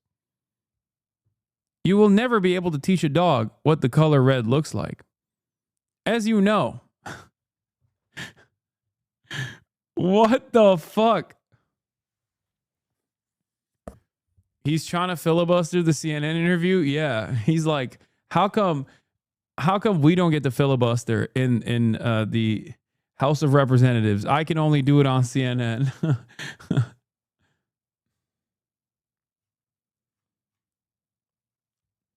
What the fuck? By the Trump administration to try to intimidate Democrats. It's unfortunate that our Republican colleagues continue to be nothing more than rubber stamps for Trump's reckless and extreme agenda. And the American people, I think, will ultimately reject that next year when we will take back. Dog, you're not making it to next year. There is no midterms, okay? He is going to arrest every single one of your colleagues, okay? God damn, you are so stupid. Oh my God. Oh, well, the Americans are going to reject this by voting against the Republican Party. It's like, bitch, there's not going to be a fucking election, dude. What then? What now? What now when there's no midterms? Who are they going to vote for when half of the fucking opposition party is jailed? What do you mean? What do you mean by this?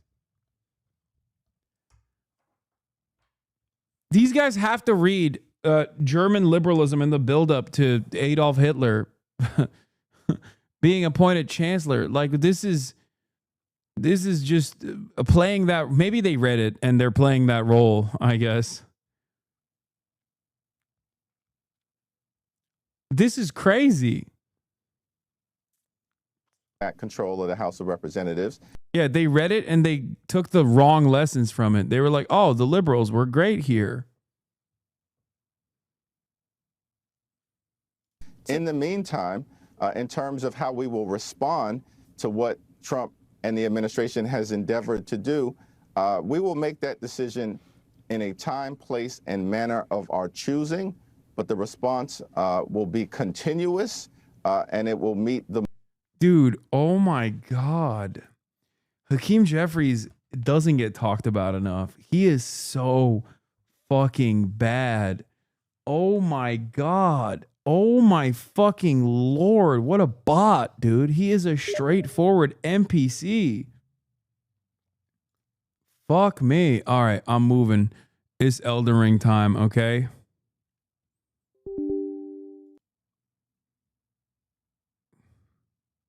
Oh, wait, hold on. I gotta plug the controller in. Shit.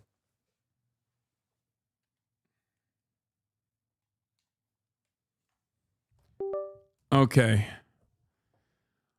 Aunt Effa, thank you. The moment.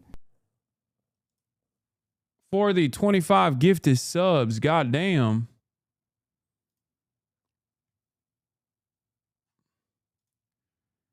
This is madness, dude. It's actually madness. Mount Baba, thank you for the 5 gifted subs. A lot of you believed this moment would never come, and you were wrong.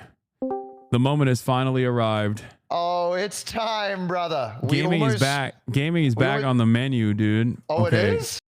Dude, wasn't it Marvel Rivals before? Now he's made his return? My computer is not able to handle gaming. What the fuck is going on? Shut the fuck up, bro.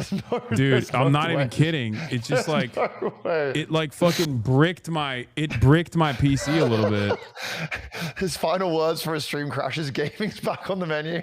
Wait, no, I'm not even joking. I alt tab for a second and it like fucking moved all of my windows around. Is craziness. Wait, is it like loading up on like the wrong monitor or something? No, hold on. Okay. I just wanted to put chat underneath me. Surely gaming's back on the menu. No, surely it is. Surely. Wait, surely. Your mic's going, wait. It actually is breaking your shit. What the hell? Yeah, it is. And it's like small window for some reason. It's not like... If it helps, the first time I loaded it up, it also did the same thing. Once you get to the menu, then it like chills out. No game progress data withdrawing from session? Wait, what the fuck? What does that mean? Why is it not letting me do that? You gotta press new game. game. Invite us on. I did. I clicked on the invite and then it kicked me off the invite. So I think you gotta press new game and then like it will then... Yeah. And then once you're in new game, you can skip through it. character. Yeah. You literally just gotta like making the character takes like 2 minutes. He's gotta like get into like through the tutorial. You don't even need to do the You can skip tutorial. the tutorial. It's not even 2 minutes. You just instantly quit the tutorial. Yeah. Okay, I did borderless windowed and it saved it. That's what I do as well. Okay, That so I can should skip fix the it. tutorial you said?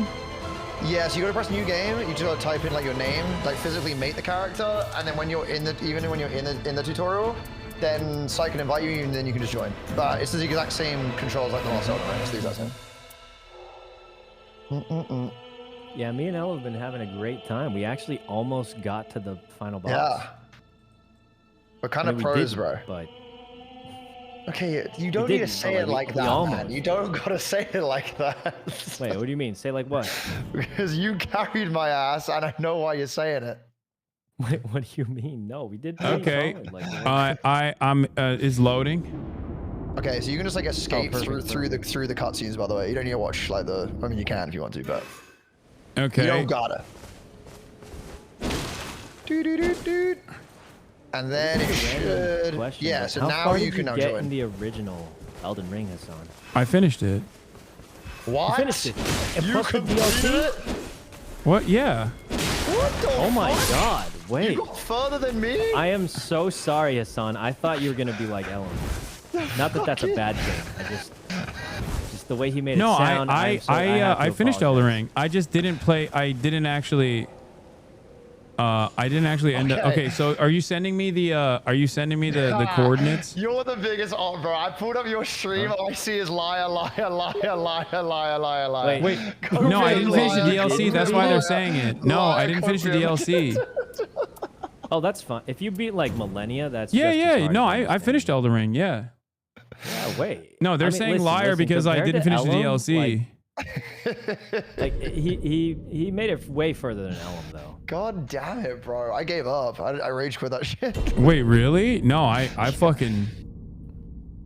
Well, no, it's because Psych and Ray had a bet with me that I could beat it without using any of those. Like, you know when you can have like a second you play? I do all the bosses just me. And if I was able to complete the game, they were gonna gift me 1,000 subs each, and my ass still didn't manage to do it. Yeah. Not my proudest moment. Dude, it was the Godskin duo. They actually fucked me up. Like they literally fucked me up. Okay, now they're talking shit. They're saying mimic tear. But I did also fucking defeat. I played Elden Ring with base boosted difficulty against like Radon when he was actually not nerfed. I never even seen Radon, bro. I finished the game like when it first came out. The night. Are you getting that invite, Hasan? Yeah, it says waiting to join team session. Oh, you gotta just go to the table, Now, and then it heavy should then, rains like, harry the as you region. usually would, and then you should then be able to join it. I'm just skipping the Okay. cutscenes then. I think that's what it is. There's a You cutscene. don't really. I don't Okay, think I've already this done game Oh, it. here it is. I'm the priestess, voice of your formless master. Yeah. Get through that, and then you chillin'. To vanquish the night. Hey, I'm here. Living cataclysm. All right, so Burns do you know on about laying this waste game? to It's the a little very different than land that regular anchors Elden Ring. us. That's what Unless I've we bring heard. its end, It's kind of like a our world will be roguelike. So undone. basically, we run around, And for power this, up, and a circle I closes. need your help. And when the circle fully closes, we fight the boss with whatever we've powered up with. And that's pretty much it. That's it. Hold on. Let me do this. Let me tweak around the system game settings real quick because the master volume's a bit too high and I can't hear Saikuno. Okay.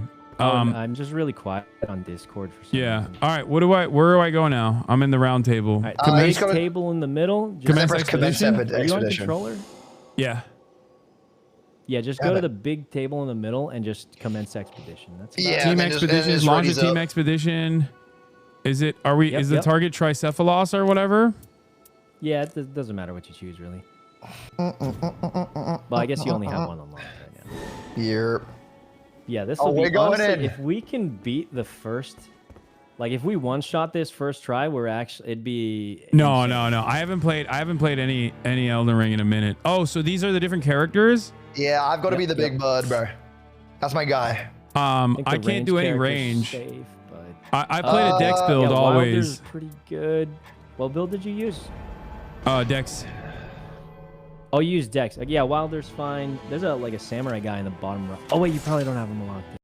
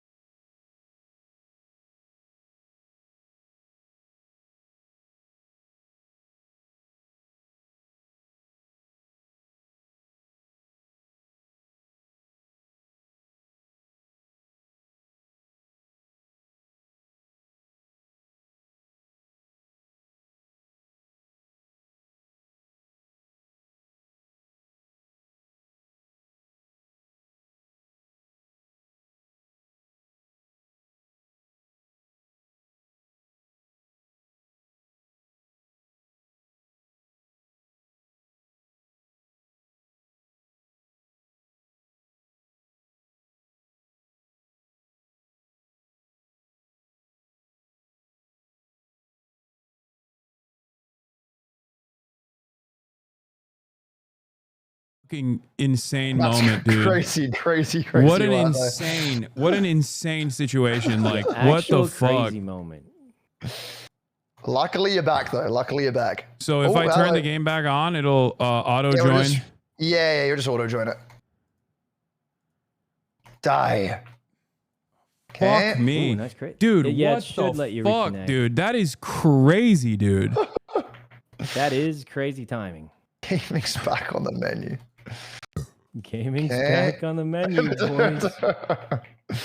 And Wait, when I he's first alive? launched the game, it's still like encoding overloaded. What the hell? Consider turning what? Is that what it said? Dude, what the fuck No, is no, your it's PC, not. The right? encoding overloaded stuff is like whatever. That's not that consequential. Okay. But the internet did go out. Like it 100% went out. What the fuck? Now it's like massive. What is happening? What's massive? What's massive? He means the game has gone across. Has become huge. What is going on? Game? It went back to fucking full screen for some reason. What the fuck? What? Oh my god. I think you can. So if you go, I think on properties you can bring up the resolution that it opens with. You should be able to hopefully do that. No, I'm just gonna. I say continue, right, and then it puts me back in. Yeah. You just rejoin us. It should. What the fuck? And then I go to the table, commence expedition. Oh wait, if it's not letting you like continue, then it might be. It should just like bring you back in. Like you can like see there's like almost like no. It says matchmaking. A connection error occurred. Returning to menu. No, it's not.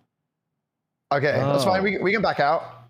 Yeah, we could just back out. Yeah, we can just leave. It's fine. Well. Wait, a connection error occurred. Unable to start an online mode. Wait, what? Huh? Wait. Unable to restore current session due to lack of internet connectivity. Switch to online mode to restore current session. A connection error occurred. Do I have like a firewall issue? Maybe. PC port is busted. I had that too. Just restart the game. Okay. Well, it's gonna brick my fucking PC again, I suspect. Nah, surely not. God. Surely not. So do we just leave the menu? Yeah, people are saying you just restart. Yeah, you can just back out only. You can just back out. All right, How do come I on, back out? come on, baby. Push start. I think whatever From your start Software button is. knows.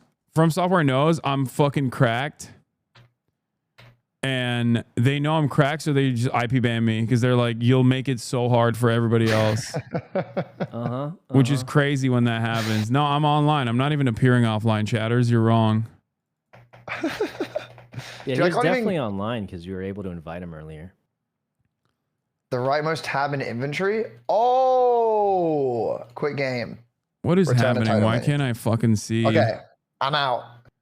Hold on. I need to see if like NITEREIGN is still on. No, it's not. It wouldn't put me back into NITEREIGN. Okay, let me try it again. Let me launch it again. This is not the LTT PC chat. This is the Starforge one. This is the juiced one? Yeah. Okay, there we go. Let me. Okay. This is the 4090. This is the beauty of fucking 4090. I mean, you definitely should be. Okay, I'm in the menu thing. Yeah, I'm ready. Okay. We'll just We're wait back. for- We're back. Yeah. We're back. You're back? Let's go. Press any button. Do I just say continue? Wait, you can hit continue? Wait, you can now press No, continue? I can't. Did you send me an invite? No, we'll start a new one. Let me. Yeah, because I quit. Yeah, we'll start up a new one. Yeah. Do. Okay, this is the run, guys. This is the one. People think I'm doing a bit. Like people are like, "Oh, this is comedy." Like it's so funny that you're fucking unable to play. It was comedic timing at the moment we load into the game. Your whole internet crashes. I was. That's. Kind I mean, I'm still. Kind of paid actor there. I can't lie. I'm still working on it though. Like, could not join team session already has been disbanded. Okay. Oh, you can't join. Yeah, Site's got to redo the invites. All right. Okay, now we join. Okay. I'm W joining. bit. This is a bit. Haha. It's just All right, goofs. sent out the invites, guys. I'm just doing a haha. Okay, boom. I'm back in. All right, running right up to commence expedition. Here we go. All right, this is it. This is the win. Surely. Now it's because I wanted to be a samurai, right? And the game was like, you should be a samurai, and that's the reason why it wouldn't. That's the reason why the game crashed. It was a class difference. It wanted to see a different role. Right. Yeah, they were like. Yeah, let's see if we can even make it to the final boss. You know, we can make it there. We're gonna make it to the final boss. Maybe you should try. If we Dude, make it to the boss, you know what I'd it be is? surprised. You know what it is? It's because I haven't played a video game in so long. The computer was like, "Wait, which one's the samurai?" It's like, what the fuck is this? Which one's? I think he's in the bottom right. At least for me, it's that guy. Oh, that one. Okay. Fuck yeah. And his internet's crashing him. No, wait, what? No. Oh, Ellum. Oh my God, Ellum! Why would you fucking You're giving say him that, trauma. dog? Hasanabi. Okay, let's lock This is in. it, guys. This is it. Wait, so Okay, this is where it crashed before. This is where it crashed last time. I didn't make it Beat past this point first last time. Run. Ellum's buying us all drinks tonight. Wait, why is his voice just go weird? Is it normal that there's a loading screen in front of me, Okay, or did I? There's usually a load screen. Oh, thank God. Okay. I've got actual trauma from this, right? Okay, we're in, boys. All right. We're in. I will try my best to Damn. guide us around. Oh wait, okay, I we can go fly south, around. Evergold, Yeah, it's like Mansion, Fortnite, and bro. then Church. Okay. Where are we going? Guys, I am Follow Sakuno. blue. Oh, I am I blue. fell At off the top fucking bird. No, that's good. That's good. Okay, guys, I am blue. Get the levels, When get the you levels. See blue at the top middle. Just go wherever blue is, and we're good. Let me. Okay, get you guys levels. Let other levels. Hasan, there's levels behind you, bro. Wait, what are the levels? The What? glowy thing. We gotta level up. There was like levels back then, eh? So you can't. We haven't killed anything. What the fuck was that? I just used some shit. Oh, okay. Never mind. Ignore everything I said. Ellum, You why gotta are go to you the top of this misguiding castle? me, brother? What is Bro, happening? I'm IGL, bro. Yeah, you're Don't listen fucking. to Ellum. He's trolling you. He's trolling you. Okay, so we kill everything in Die. this tower. Die. I haven't seen a single dang person yet. They're all dead. They're all in this tower. They're all in this tower. Okay, don't rip them so fast. I need to. Oh shit! I kill this thing. Kill this thing. How do we Ellum do can this guide guy? you on some of the basics, though, actually. What the heck is this thing? It's a giant vase? What the? Is it dead? Wait, what's happening? Guys, Wait, do how we did get all of back us up or die? no? How does this How work? did all of us die? Oh, God. That's no fucking way. I forgot. I'm playing it like Sekiro. That's the last time I played a fucking game like this. Wait, do we just get fucking squad wiped instantly? That wasn't even a real boss. It wasn't even a real boss. Squad wide, bro. Oh god. Okay, so just like in usual Elden Ring, if we go back, we can pick up our runes and we'll get all our stuff. And then we're fine. And then we're fine. So yeah. Wait, what's I'll in tell here? you what. If we win this on the first Wait, what's try, this? I'll give you guys each 100 subs. Oh, you can like different weapons and stuff. Neutralizing boluses. Oh, don't worry about the consumables. Like they can help, but can you help me, Psych? I'm fighting for my life up here. He's becoming a Beyblade. Can you help me? Help me! Help! What do you mean? I'm helping. You motherfucker! Oh, bro, he's cooking my shit. Oh, he one-tapped me so hard. What? The dual arrows, bro. Just make sure you pick up your runes. Pick up your runes. I did. Dead again. Use your shield, Ellen. Hassan, Use your hit me. shield, bro. Hit me, Hassan. You can revive me. Wait, hold on. We got him. We killed it. We killed it. Hit me, damn it. Hit me. Okay, thank Christ. Thank Christ. All right, nice. What does he have? We beat our first guy. Serpent Bone Blade. Roguelike, we can I just kind of ulted choose Hasan. what we use. Should I take these? Yeah, take it. It's individual loot. So everything Oh, what you the see, fuck? Someone well, is bolting me. Oh my. How do you get blood back? I mean, how do you get life back? I press 1. I'm on my go keyboard. to the grace. Go to the grace. You're playing with a keyboard? Yes, motherfucker. Yeah, he's kind of crazy, man. He's a little crazy. I always have been. Yeah. Okay, we did it. We did it. We did it. Keep going. Wait, where are you guys at? I've lost On the you. top, on the top, on the top. Second floor. What the hell's a pickled turtleneck? The fuck is this? That gives you stamina regen for a short time, but I wouldn't worry about that too much. Okay. I didn't level. I think I leveled up, but I didn't level up, if that makes sense. That, yes. How do I... Okay, I acquired a local clue. Okay, everyone come south. Come I need south. it. This way to the south. I marked it. You marked it? I'm just gonna follow you. Blue marker, everybody. Oh, I saw. Wait, did you always play Elden Ring with a keyboard? Yeah. Oh shit! Wait, hold on. Why are you judging me? I'm a freak. Okay. How do I level up here? Do I just hit above? Like that's it? Yeah, just go to the grace and mash X or A. Oh, okay. Wait, I didn't even see the grace. Where the hell was you don't have to worry about it's fine. choosing your skills anymore, so you can it just does it for you. Okay, I'm here. I made it. I'm with you, brethren. Die. Perfect. All right, this is the one. Is this the one with the hole in it? Yeah. Oh, it's a golem. What? Oh my god, this thing is huge. I'm gonna ult it. Wait, Oh can I shit! ult it now? There's little babies here. Wait, Hassan, come to us. What the fuck is this? Hey yo! Oh shit! Yeah, these are the little. These guys are pretty easy to kill. Slice his Well, dang that's good. legs. We're just fighting a big golem. We're just fighting the big guy. Oh, nice. We did it, guys. We did it. Yeah, we got it. Shit. Wait, guys, we're popping up. There it is. I use my ult again by accident. What is a Night Raider glaive? That sounds awesome. A fire katana? Okay, we level up, and then we want to go to here, and then we go Do I south. pick up? Actually, we Oh, the should go katana! over Is this better Yeah, than mine? get it. Yeah, get it. That's awesome. Oh shit! Hey guys, we gotta get going. You The almost, circle's Ellen, you were closing getting soon. clapped by some fucking monster. You weren't even The looking. walls- That was you, Jesus Okay, Christ. I think it's worth running into the circle for a second to get the. Where's the circle? So we'll probably do that. Hey, where did you go? Oh, dead player. Over there. Wait, there's other players? No, not really, but. there's Ellen, you're sort of, surrounded, sometimes big they dog. spawn in. Just run, bro, run. You can use the jump thing to get away. The big blue portal thing. Just press space in the direction you want to go, and you fly into the air. Okay. All right, guys, let's go grab the church first. Whoa! What the hell? La-da-doo.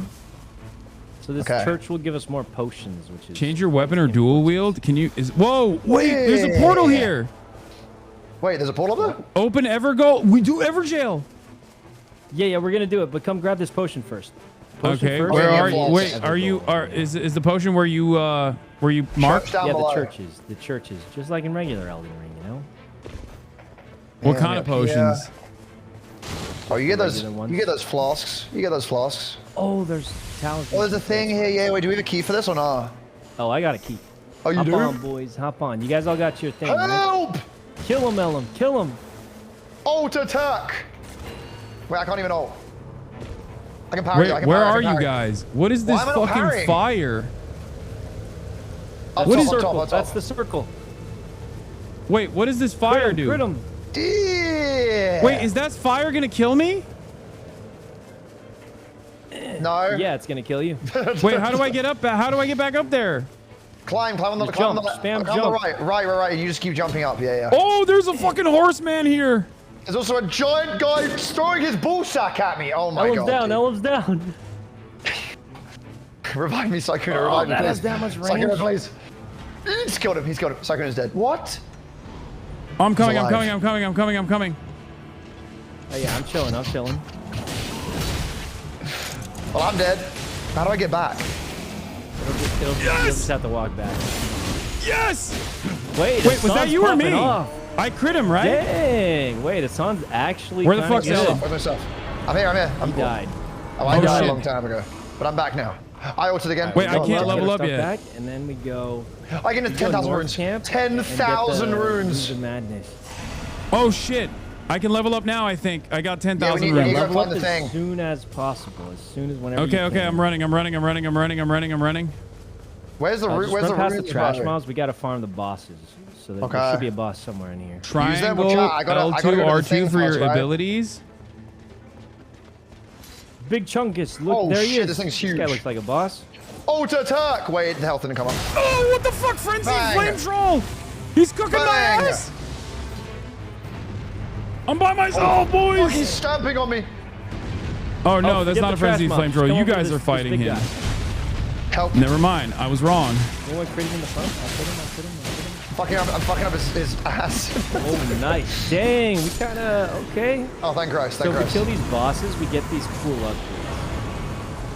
Oh, that's what I needed to get as well. Maximum FP raise. I still feel like can't want that. level up. What the Lucky. fuck? I mean, Hello, you what don't always level up. Let's go straight north, maybe? North? Okay. Onward. Wait, I forgot how to use two hands again. Yeah, same. How do I It's do triangle, two-handed? then R1 or R2? Or L1? Chad, does anyone know what that is on keyboard and mouse as well? Lucky. Wait, where'd you guys Elam, go? Did you don't jump wanna down? use two hands, Elam. You're Oh, using you a don't? shield. Okay, blah. You're the shield guy. True, I So am you the shield live. guy. You know? Oh, You it's just- a big jump! Okay, guys, go in this hole. Go in this hole. There's a boss in this hole. Help! Help! Where's the hole? Where's the hole? Where's the hole? It's the same place as before. The same. I don't. You think I know this map? Oh, here I found the hole. I saw the another same hole. place Another as hole. before, Elam. I'm here. I'm with you, brethren. Wait, where is the hole? I don't know where the hole is. Thank God it's- Elam's here to guide you. It's on the left of you. Thank God Elam's here. He would never There we leave you in go. the back. Wait, a did you flaming guys? Oh, you strike. felled the enemy before I was killing. Are you good though? Ooh, when we level up. Wait, I don't know where you guys are. Where the fuck's the hole? Elam, why are you just laughing? Why are you just Where's the hole? I'm. Elam, show him the hole. Show him Usually the have this hole. problem, man, or what's up? Behind you. I'm having a Here's hard the time hole. with the hole. Wait, I got a stone sword key. Come to me. I'm Oh, trying nice, to show nice. you where the Stone sword hole is. key. Hassan. What the fuck? I'm going I to mean, you can kill just come around. The circle is probably Over closing here, over here, over soon, here. but This is the hole. Oh. That's not very much. That's not really a hole, is it? What else would you call it then? oh God, the thing's coming, guys. Okay, I think we should go straight north. Yeah. Okay, don't Maybe worry we about can the go trash to house. this You gotta get out and then leave. Get your items and Okay, go. we've got to go to the tree. This is where we fight the first boss. Okay. Wait, are you getting out of the hole now? Where are yeah, you get guys? that. So follow through the Yeah, door, but you should loot and it. then you Loot can it get out the first. hole. Loot it Yeah, first yeah. if you can. But now I'm leaving though. Yeah. What is on this icon? Wait. Doo-doo-doo. This talisman? Doo-doo-doo. Level up. You got the runes for it, guys. You use it. It auto levels up, guys. Okay. Right? I think I'm pressing, and then it just. I just walk out of the hole. I walk out of the hole. Is that what I'm doing? Yeah. And then you just follow it coming over to us. This should just level me up, right, chat? Oh. Wait, there's hella enemy. I'm still in the dungeon. I'm stuck in the dungeon. Oh my fucking god. Ellum, I thought you guided him. I thought you guided him. did. Ellum, you did not guide me out of the dungeon. I guided you, motherfucker. What do you mean I didn't? You guided him, man. I'm coming back. I'm coming. Operation Save Hassan is Where on the way. the fuck? I'm coming. Wait, do I just jump up? Coming. The circle's coming. You gotta. I'm coming. Wait, Dude, hold Ellum, on. I he's think got I like got 10 out. I seconds. got out. I see him on the map right now. What do He's you got like mean 10 you seconds. got it? I got it. You I'm killed out. me, I'm out of the hole. Okay. This way. I forget that you get unlimited jump in this fucking game. There's a big tree, and that's where we fight the first boss. We're gonna have to loop around and beat this circle, as we're gonna get cooked. Okay. Hi guys, this is a weird question. What level is everybody? Level 6. I survived. Okay, level 6 isn't bad. Like, if this is doable, I'd say, we're a little bit behind, but like, it's not like it's all over anything. Make sure you level up as well on the way, Hasan. I already leveled up, but maxed out on 6 level right up as now. often as possible. So it's always a good thing to level up. Okay, I'm here. Now what? The boss Summon? spawns. You've done it before. This is a boss? I mean, it's gonna spawn when the circle finishes closing, which is gonna be in like 10 seconds. Okay. Oh shit. Where is he? Oh, here they come. Kill them all, guys. Die. Oh my god, it's kind of popping off. Die. So, Psych, you know when I was telling you last time we played that I was leveling up? Realized that it wasn't automatic, and I hadn't actually leveled up one time. Oh. Yeah. Well, I'm glad you are leveling up. Oh, there's one more. He's got a big tree. Die. Let me in his back. I can fuck him up. Never mind. Dude, my poison damage is crazy. He's going for me. Yeah, let me crit his ass, dude. Bang. Kill him, guys. Kill him. Bang. Dang. There we go. Okay, we destroyed that random mob. Now we fight the actual boss. Oh shit, me.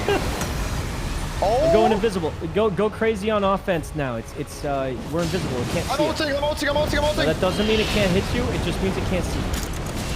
I fucked it up a little bit though. Second ability. Oh shit. Wait, how do I do the... Ow.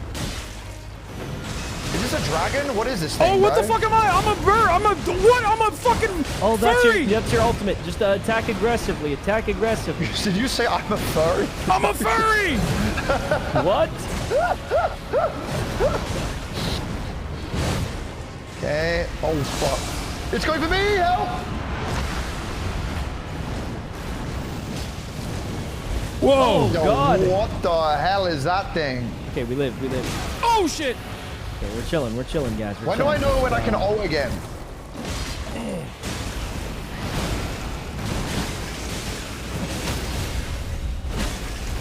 Okay. Keep going for its belly. Oh, we're doing damage. We're doing big damage, boys. I'm inside this thing. I'm inside it. Whoa! Oh, I almost died. Oh, that hurt. How do I heal? Well, I press 1. How do I heal? Controller. Oh, that has that much range. Sykkuno, how do I heal on the dual shock? Square or X.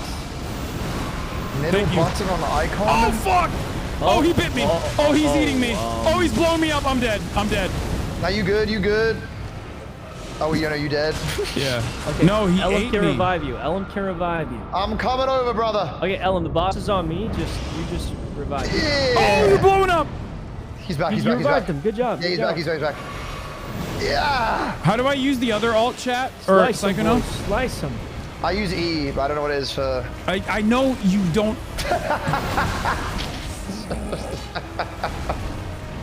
That was very useful. Okay. Holy. Oh my goodness. Do I try healing? I don't even. Oh, that's bad. That's really bad for me. That's gonna hurt. We're in a good spot. Get up. Fuck, I'm dead. Ellum's down. Hold on. Draw aggro. I'll push Ellum. No, we're invisible. Oh, nice. Oh, we're not. He bit me again. He ate does me attack and blew me random. up again. I What the ulted. fuck is this? Attack while he's. Okay, we just I'm gotta doing what I revive can, Hasan. brethrens. It's doing a move. Revive Hasan. Help. It's doing the move. What do you mean, bro? Are you reviving Hasan or am I reviving Hasan? We both can. We both. I got him. I'm gonna die.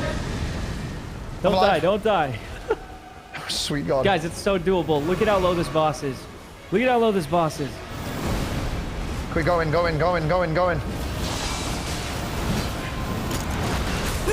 shit! That just fucked someone up. That's crazy. Ow! There's a fucking mosquito in my face, bro. Wait, we broke it out. Wait, get it! Fuck it up! Okay, this boss. Back up. This boss has it out for me. I'm just. Oh, I just got my ass Oh, God. handed to me. Bro, you have to draw aggro, bro. Okay. He's 3 bars revive. We got 2 options. We I'm either about to die. try and I'm about revive to him. die, bro. You need to. Ellen, if you you need to live, save I him. can actually res him. I'm dead. He's eating me. He's eating me alive. Just live for a second, and I He can actually can't. res him. He's being eaten. I'm literally getting eaten right now. I'm dead. So you good, bro? He's hitting me to try to revive me. You could revive me and then I can get Hasan otherwise. I feel like I'm quick, no? Or I'm also 3, actually, never mind. I'll revive you. I'll revive you. Oh my Hold God, I on. got him. Nobody ever die again. Nobody ever die again. Woo! Okay, be careful. Like, focus on surviving more than... I'm reviving him. Ellen's revived. He's looking at me. He's the go! Okay, we're actually in such a good spot here. It's so winnable. Oh my God, he actually got me. I ulted him. Guys, I might be dead. But luckily, I'm a one We'll revive you. We'll revive you. We'll revive you. He's so weak. Actually, you might be able to just kill him. Actually, whoever he's not targeting may be revived. Are you dead? I'm dead. He's eating me. I'm inside his mouth. Revive me before he kills Ellen. I'm trying to come to you. Oh God. Oh shit, he ate You get him. I got you. Clutch. Holy clutch. Oh! I literally got instantly killed. What? No! You dead? How do I furry mode? I'm alive. We're invisible. How do I furry mode? How do I furry mode again? It's your ultimate. It's your ultimate. How do I ult it again? Stall out. I'm reviving Elam. It's all for me. I don't know what it is. Okay, Elam's almost revived. Just stall out a little longer. I'm alive. Wait, it's doable. It's doable. It's so doable, guys. It's very doable. Okay. I'm ulting. Nobody go down again. I do not think we can revive anyone. Oh fuck! He bit me again! How is that possible? Killing Hasan. Killing Hasan. Holy jeez. Oh my God, we we did actually it. beat the first day. That was... Oh. Okay, that was Christ. actually insane that we beat that. I am genuinely surprised. Why are you surprised? I'm confused. We were so goated. Sweet I think we almost died dozens of times there, but that's good. Triangle R2. Got it. All right. Does anyone have the ever goal key? No. I think you had one, but... Yeah, Hasan had a key. Wait, I don't know what it was though. I have a bone saw, or not bone saw. Wait, what the fuck? Where'd he go? Oh shit. Evergold key. Okay, if he doesn't have Evergold key, let's just do the castle. I lost it. Wait, how do I? Holy shit. All right, that was actually really good, guys. Okay, so fall down with me, and we'll clear the whole. I have the stone sword. Okay. I think. Or wait, maybe I have an Evergel stone sword key. Key is for Evergolds. It's all right. Let's just clear this castle first. If we can clear this castle, we have a really good shot. Wait, I'm above you guys. I went the wrong Is this guy way. a boss? Wait, this is a boss? I remember this one from the game. Just fall down. Yeah, over in this tunnel. Psych! All right. Thank you, Saikuno, for waiting for me. Yeah, no I'm problem. sorry. I'm scared. And then we go in and we beat this boss. What the fuck? Okay. Hey. I feel like we shouldn't have lured it into this room. Bad. I was running away. Ow. Fuck, I'm auto-targeting crabs over here. I need all this thing. Back into the room. All right, guys, come back into the room. Okay. Now we have space. Now we have space to fight. Okay. Yep. Crit. Wait, let me crit him. Oh, you got it. Big critter. Huge.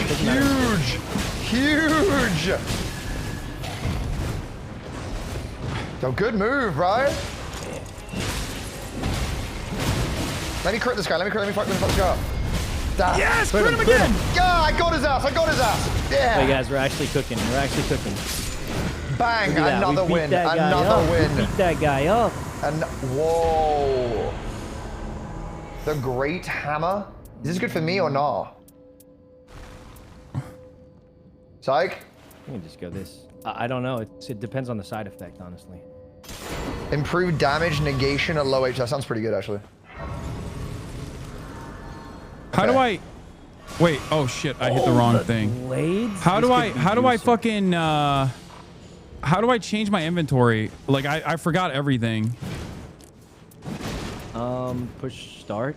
Okay. Oof. No, I got it. I got it. Okay. Yeah, and then up here, guys, we get our first talisman. Wait, where is up here? How do we get to you, bro? Psych. Just run up, forward, and jump up.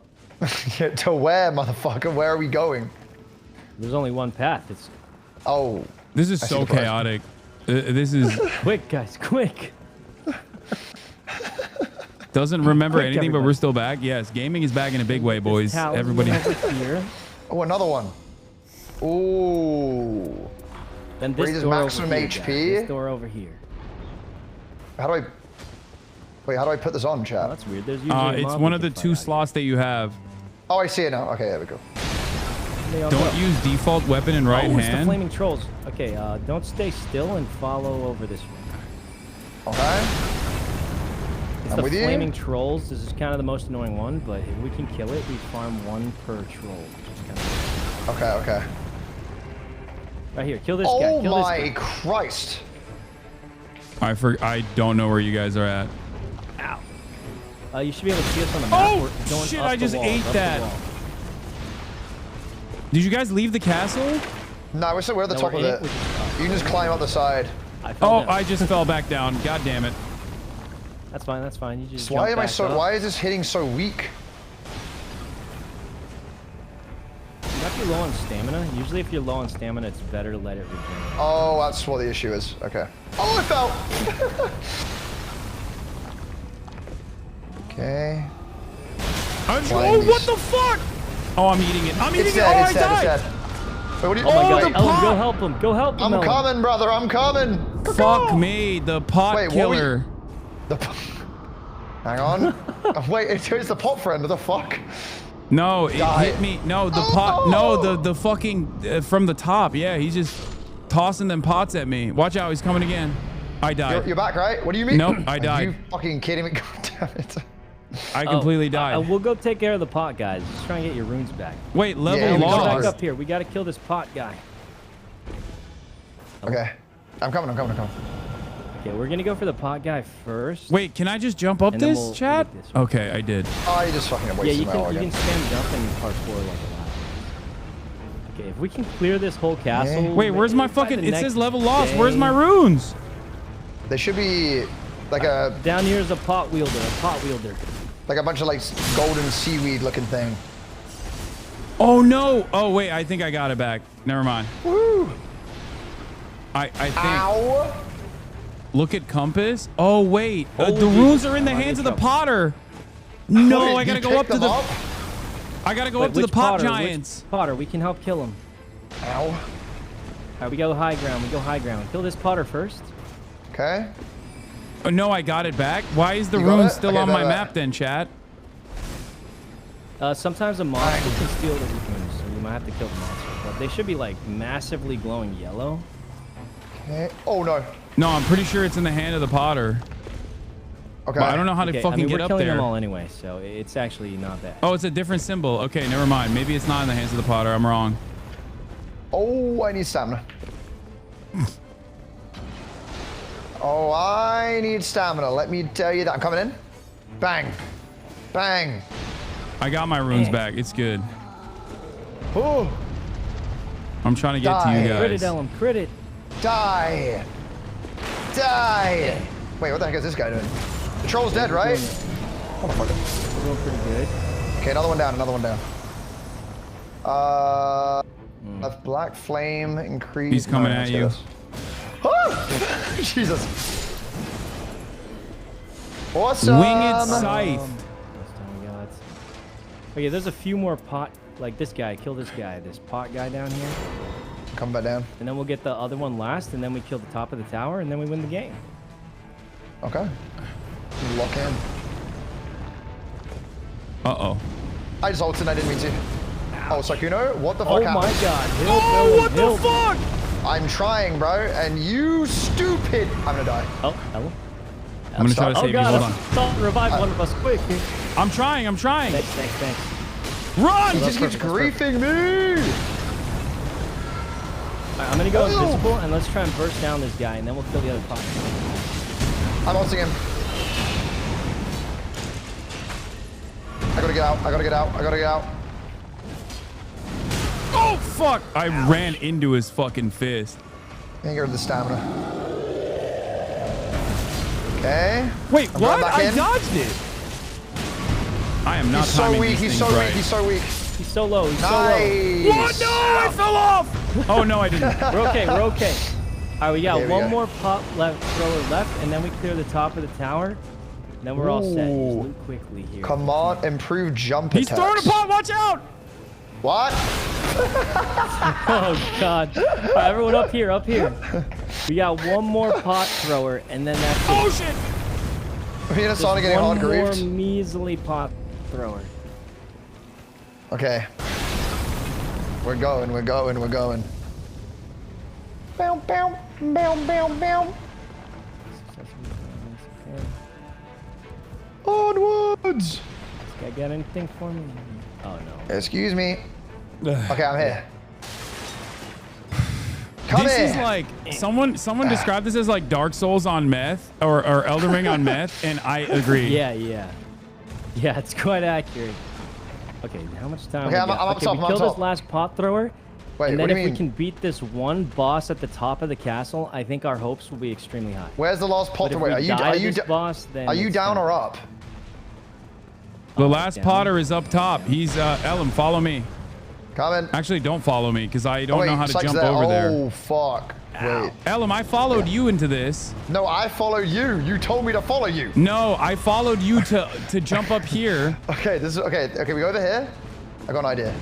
Here. Yeah, you can jump. You can jump. Oh no, you can't jump. Okay, It's fine. It's fine. You can. I think you Oh, can. don't worry, guys. I'll just take. I think you can just scale this. No. It's like I'm right here, bro. I'm right here. I'm by the pot thrower. I'm by the pot thrower now. How the fuck do I get back up there? Fuck. Yeah, don't worry. I got this, guys. Don't even. Ow. No, bro, I'm killing the pot, bro. I'm killing the pot. I'll just. Are you killing? Wait. Are we at different ones? I just killed the pot. I think we're at different pot throwers. No, I'm with you, bro. The pot thrower's dead. I don't know how you guys got up there. I'm not gonna lie. I have no idea how to get up there. It's like I'm stood next to you, bro. What do you mean? I don't know how to get up there at all. I can't figure it out. I've given up. I'll, you just go around this thing. Oh. Oh, just come up these stairs over here. Here, come. Yeah, run I to me, killed run it, to bro. me. It's dead. I killed it. Yeah, I'm trying to show Hasan how to get out. No! Are you dead? Oh. Fuck! Over here, Hasan. Over here. Yeah, we're good. All right, everyone follow me. We don't have a Oh, lot there's of stairs time. here. I see the Yeah, problem there's now. no stairs up for this one. Ow, Wait, fucker. the guy's still alive. Wait, what? I just killed him. Is there another one? This doesn't look Oh, like there's killed the another meat, one. But I mean, Oh, come Wait, is on. this a I pot just thrower? ate No, that. I killed the literal pot. Like, what? it definitely looks quite alive to me. But I killed the pot itself, bro. Oh, There but we not go. the pot thrower. Oh. Come on now. He dies. Crit him. Big crit. Bang. Motherfucker Taking that down. damage. Okay. Okay. All right, guys. Final bossing thing. I did it again. If we can beat this guy, we will probably be at least level 11 to hopefully kill the next boss. Do you get the passives from all the weapons that you hold? Yep. Unless it has a hand icon on it, which means it has to be in your primary hands. Oh, I see. Okay. All right, guys. I think we have just enough time to kill this one All boss. right, level 9. I Is should've that shown you good those or is stairs. that not good? Oh wait, I didn't level up. Up here. There's a doorway over here. Okay, I'm with you. Wait, No, go we back can run up to the stairs? Yeah, up the stairs, and you just gotta go just climb the scale of the tower. And then Oh, just fuck. Keep scaling the tower. I'm just farming. Wait, where? How do you scale the tower?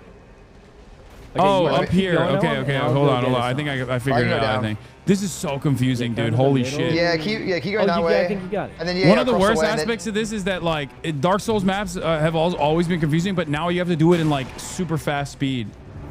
Yeah, Bro, yeah. there is a dragon magma worm, up top. actual freelo. Wait, this is Dude, free this load? is one of the easiest. This is actually one of the easiest. We should be good. What do you mean he's one of these? He just Come on fucked up, me everybody. Come on up. Wait, Bro, he's is he on the griefing top? me. Yeah, he's on the top, literally the top of the tower. Just on the top, run up the tower, and then we just kill this one guy. Hey, can you? Yeah, Suck it out. if you ult, I can rewind it. I can't ult, bro. Wait, we're out of time? Oh, we gotta leave. Okay, just run to the tree. Run to the tree? We are unfortunately out of time. We did that. Fuck! Okay. Oh, God! Where's run the to the tree. Just run to the tree. Run to I'm the tree. fucking dead, bro. No. Yeah, you're gonna lose everything. No. Wait, maybe we can res him. Go back for him. Go back for him. Nah, he's real far, actually. Oh, no, he's nah, so I don't far, think we so I can couldn't res him, man. run. We gotta leave. We gotta leave. Oh, man, I'm gonna say our chances of succeeding have greatly diminished. Wait, do we gotta go up this way, right? Yeah, there's a spirit spring. See the blue light? I'm Just fall down to the dead. spirit spring. Oh, fuck, I didn't do that. I went the opposite That's fine. direction You can because still run. You can still just run normally. I mean, it's not too bad. I can outrun the flames, right? Wait, how do I get up here? yep. I'm stuck down. What? Huh? How do I? If we're really lucky, we'll find a weak opponent to just farm right here. But... No, I don't think I made it. I made it. I made it. I made it. All right, so wait, this is how many days is this? 2. So if we beat this boss, we will be on the final boss. No So we're way. pretty much, Have you we're guys literally beaten this like already? 10 minutes away from beating I our have first not. run. You've gotten this far though?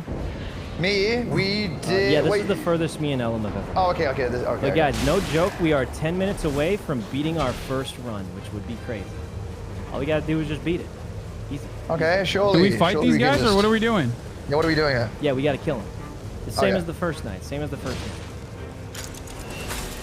Oh, Dude, so I'm did you guys die to the so second boss? Is that weak. what happened? Yeah. No, these are just mini bosses. I'm so weak, They're bro. quite strong. Holy bejeeb. Oh my god. I'm getting fucking destroyed. Yo, keep that thing away from me, bro. You piss off. I'm gonna get cooked Oh, by this shit. thing. Can you stop spinning like a Beyblade and let me heal up? Oh shit. Oh god, oh god. We're actually doing pretty good, guys. Like, to be honest, we're actually doing quite Die. Why is he just going for me? We're He actually just doing sees quite you well. as We're doing weak. quite He well. sees you. He recognizes your weakness. Sabao.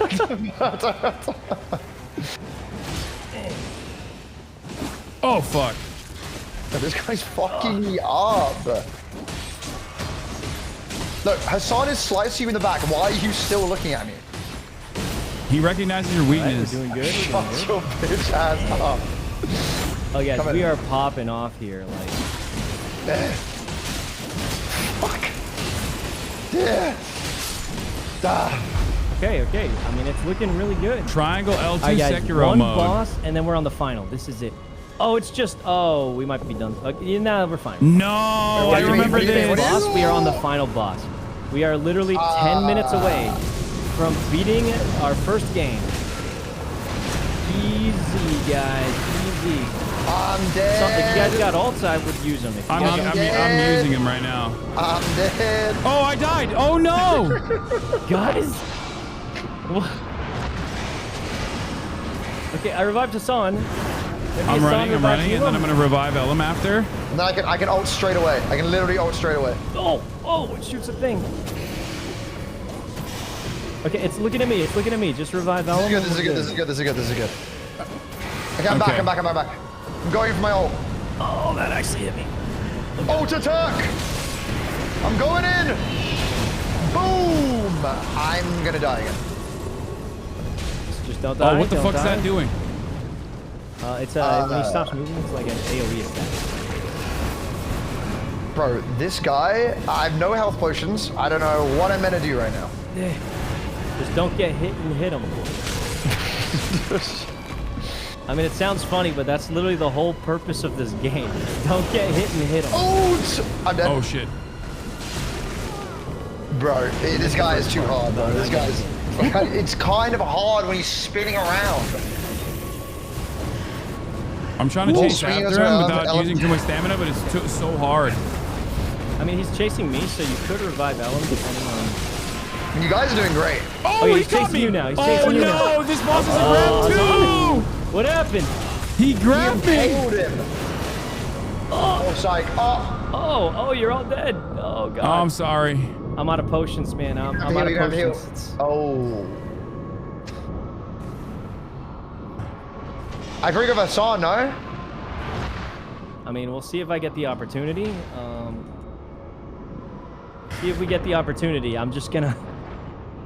You know, it's kind of hard because if I just fight, like... Oh, you just kill him. You just kill him. Well, I wouldn't say that quite. If I stand next to Ellen, you can res us both, right? Is that how that works? Oh, yeah, true. Yeah, come to me, come to me, come to me. Try and crawl together. The problem is when it's 1v1, you just don't get much of a... Like time? A window. Yeah, no, I understand. Wait, where are you going? Where are you going? Where are you going? I'm crawling. Come in. Okay, maybe if I just go invisible. I just go invisible, and then she's not looking at me, and then... Yes. Yes. Oh, I'm almost up. I'm almost up. Oh, shit. Okay, oh, fuck, he hit me immediately. He insta-killed me. Get the fuck out of here. Happened? Oh, God. Oh, no, God. My invis ran out. I mean, that was our one shot. That was our one shot. Okay. Maybe, oh man, and you both have 3 bars. I mean, this is just gonna be so hard. I know. I tried to spam roll out of there. It fucking didn't work. Oh, Sakuno! Dude, I don't know if I can. You can get him. You can beat him. You can beat him. She was spawn camping. You saw it. Fucked up. Oh, Jesus Christ! Dude, this boss is insane. No? It's like lock in. Lock in, bro. Oh, I'm ultra locked in. Oh, I'm dead. Oh my God, that was hard. Wait, is that run over? Is the run... You know, it was a good try. It was a good try. Like, we almost made it. So if we had beaten that boss, we'd be on the final one. So we literally had I think we can 10 minutes left to beat the whole game. I think we can do it. I have to pee. I think it's quite possible. I have to pee, but I think this game is really fun. 2, I don't know half of the fucking mechanics yet. So for not knowing half of the mechanics, I think, you know, not bad. Yeah, I mean, I feel like we did pretty good. Yeah, but how hard is the final boss then? I mean, you know, I think it's... You don't think it's doable? I don't think it's too bad. I can hear in your voice. Close. Wait, really? I mean, okay. It's like kind of a weird question because it depends. Some people think certain bosses are easy. I think others are hard. I'll be so real. I don't know how to dodge shit, bro. Like, I'm going in and I'm spamming attack. Shut the fuck up. Go yeah, to the no, we bottom, could see that. That's why I tried to tell you to play the guy with a shield. Yes, but I can't use the shield. Was doing nothing. You're just breaking through it the whole time. So when you block, it uses up stamina instead of HP. So you just got to manage your stamina. But at least you don't have to worry about timing kind of thing, you know? Oh. Okay, it's fine. I mean, I think we got it on the next one. So just whenever you're ready, just hit up queue up and we're good. Oh, I'm ready. I'm queued and I'm prepared. Yeah. Okay, this is the one, bro. We got it. Wait, so how many times have you completed it, Syke? What's up? Why are you laughing? Why are you laughing? Nothing, I just... Why are you laughing? Why are you laughing? To be fair, I never played Dark Souls 3 that much, so I just don't have experience against Dancer. Tyson, dude, you were saying we're cooked. I can already tell from the way you were saying it that you were saying we were cooked. I mean, I just feel like, you know, there are definitely things we could have done a little bit better, okay, I just don't know how to block, bro. I hold right click, I get hit, and it just blasts my shield away. Like, it doesn't do anything. So he can't block. He can't dodge. Dog, I shit you not. I am Ellum, running in, Ellum, spamming number left click, one. and that's Number what one. I'm doing. Okay, are you ready for this? Throw your keyboard and mouse in the trash and start using a fucking controller. This game That's what I'm saying. is not supposed to be played with a goddamn keyboard and mouse. The only person I know who has played this game with a keyboard and mouse is Doodoo Daff, and she is a fucking cracked gamer. Exactly like me. And you are not. I mean, this guy is a multi-millionaire living in LA, and he can't afford a controller. This guy is Pokemon's roommate. Pokemon's roommate. Steal one of her controllers, man. I guess what? Pokemon's roommate raided Pokemon's room. Actually, doesn't have a fucking controller. Pokemon probably has 50 controllers that she's forgotten about that are like not gold. here. All right, ready it up, guys. Ready it up. It's time. Okay, lock in. What are these relics that I just have? Lock in. I will do. Let's go to the table and then just ready up. Bro bought a $30 health shop. Fuck off. Okay. This is honestly, guys. Like, I wasn't joking. We were literally like 5 minutes away from beating the entire run. Because it's just one boss and then another boss. Like back When to you back, get your no boss trash loot, mobs in between. you get 3 options. Always pick the first. Okay. Okay, that's not true. That's not true. Always choose the best one. It might be the first, but it might not be the first. What if I'm just not the bird? Maybe I should be the wilder.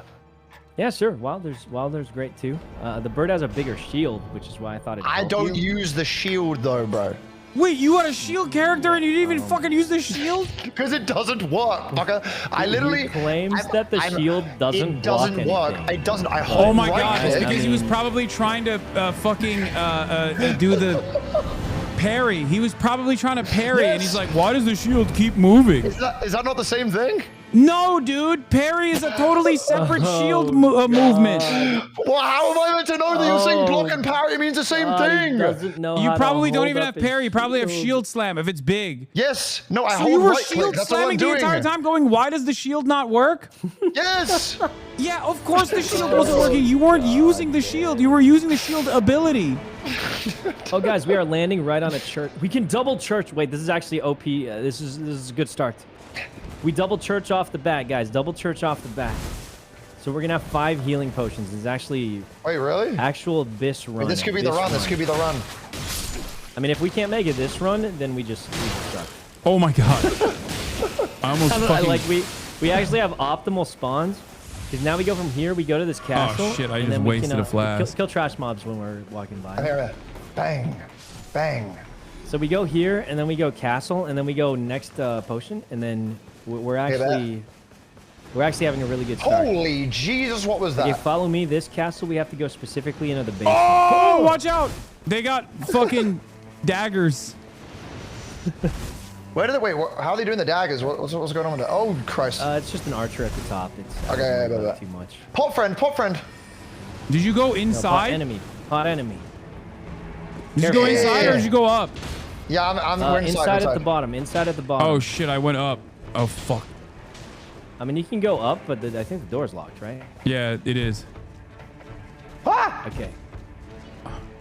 Now, we don't normally have to kill all these guys, but since we're kind of under-leveled, it doesn't matter. Boom! Okay, go up, clear out these rooms. We have Stone Sword Key, Evergoal. Bam, we're set. I say we kill all these guys for now, though. Because, holy crit! So XP will help out quite a bit. Nice. Another one. I hate these guys. Ow! Are they gonna kill me? Actually, I'm actually about to die. Use potions. Okay. How did we lose this? The upcoming boss is weak to fire or something? Am I going up?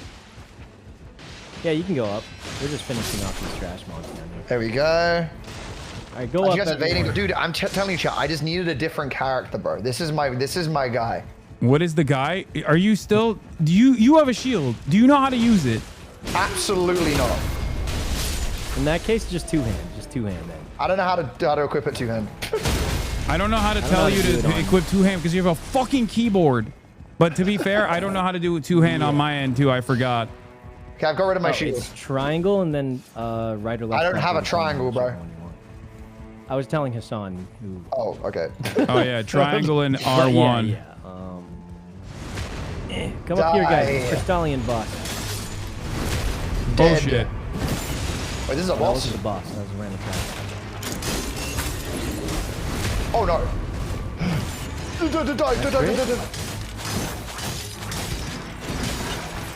I completely wasted my move. No, this is good. We're actually doing really well. Control and mouse wheel? Oh, it is. You're right. It's control and mouse wheel. I've done it. Bang. We're doing pretty good. We're doing pretty good. I have no stamina. I need to move away. Nope. Okay. Boom. Okay. Oh, watch out, Ellum. Ah. Wait, is he blocking me? There we go. Oh, this guy's dead. This guy's dead. Like, holy crit. There you go. Good job, guys. Good job. Wait, guys, I think. Spells drop because my character. The Troll Knight sometimes Sword. spells. You know what? We take that. Let's go. Level up.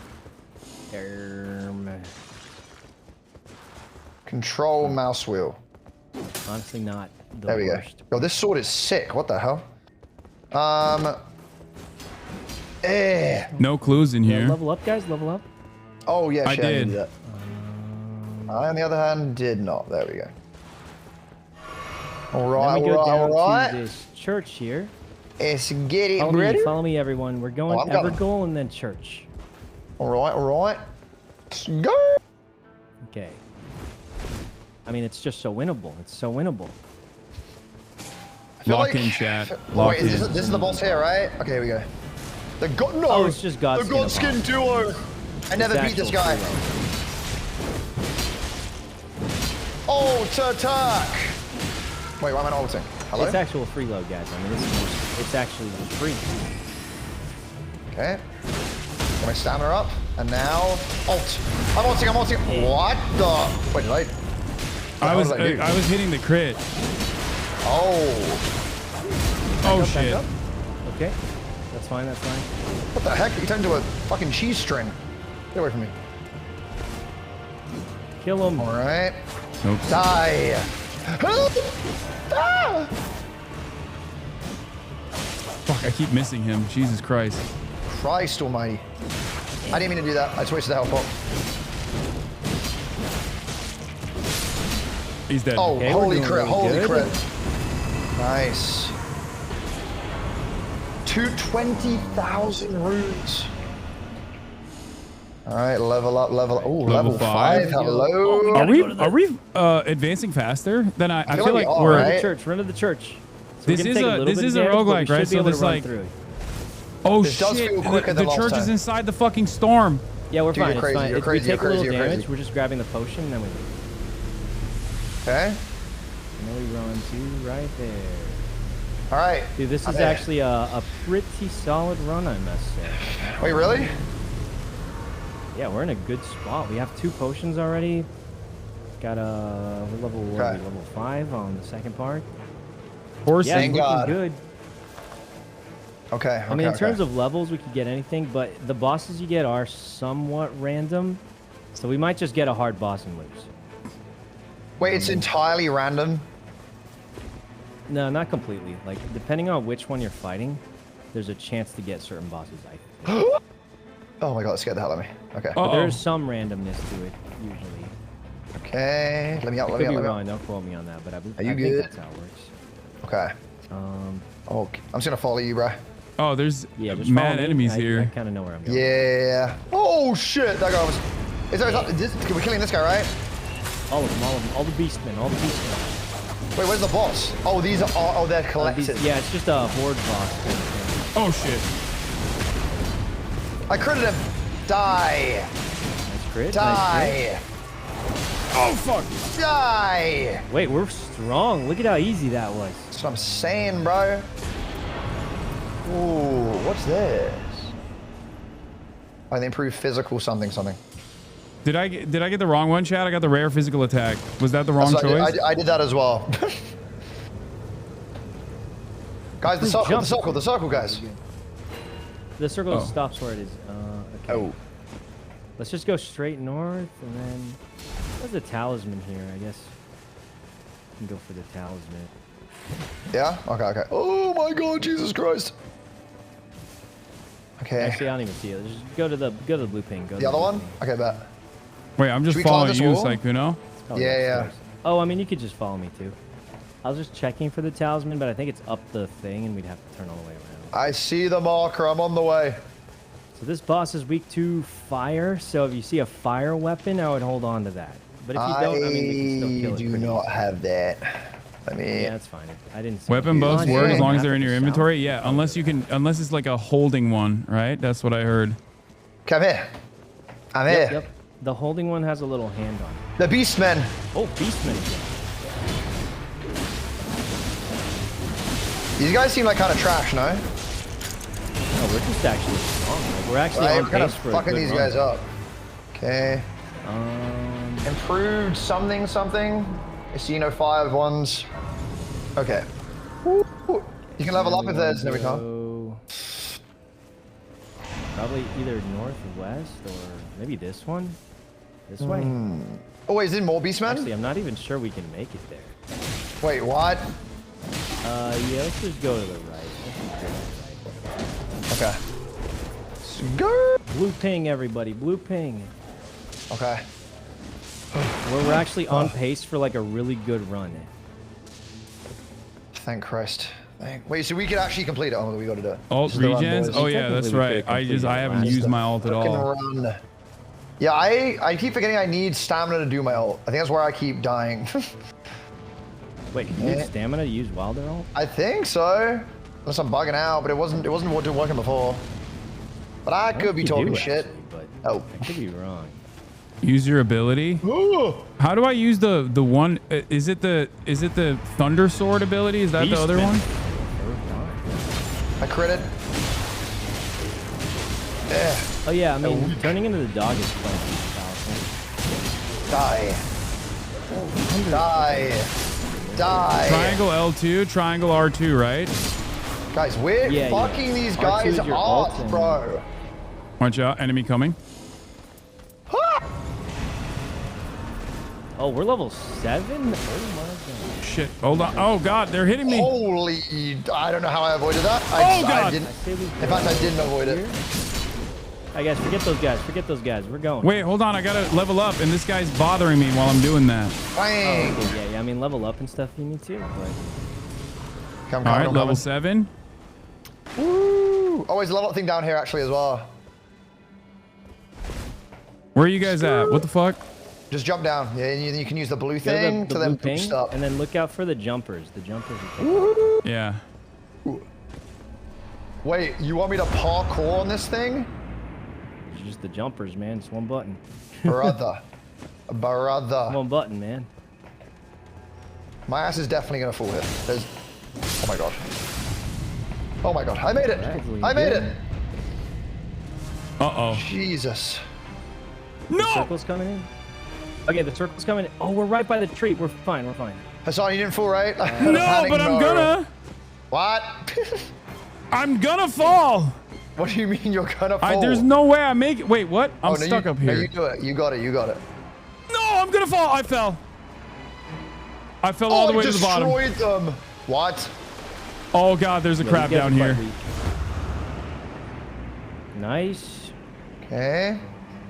That nothing, bro. Wait, oh wait, this actually took me to a totally separate spot that feels much easier to get to you guys at. Never mind. It was good. It was a blessing. It was a blessing. I'm at the sign. I'm at your call. Okay, so we are. Okay. You gotta go to the tree. Go to the tree. I'm at the spot. The which spot? Oh, you're already at the tree? Yeah, or whatever this What? blue orb thing is. Oh. Examine. Well, yeah, just wait. Yeah, Hassan's at the right spot. Okay, now we just wait at the tree. I mean, we're actually pretty, like, we're level 7, right?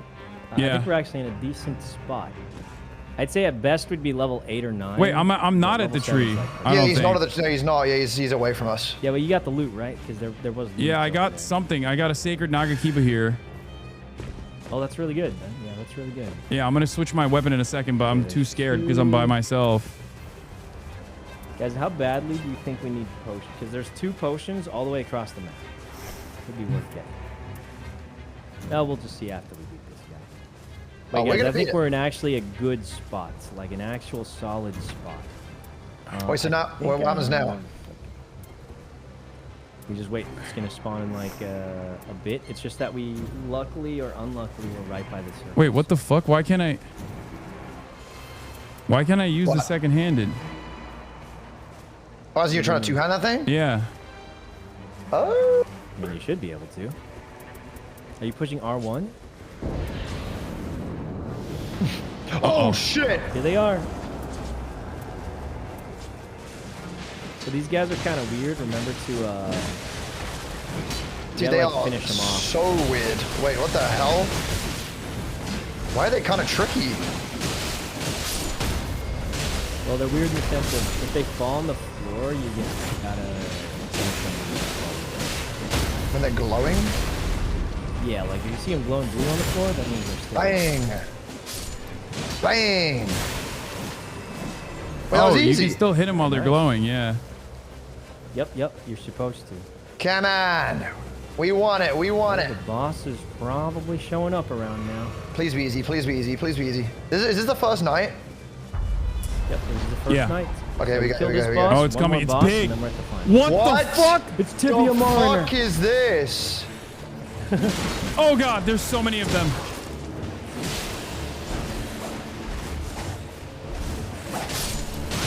Oh god, I'm fucking dying to stupid ass mobs here. Dude, I'm getting like completely bullied by this guy with a hat. Hello? You said this guy with a hand?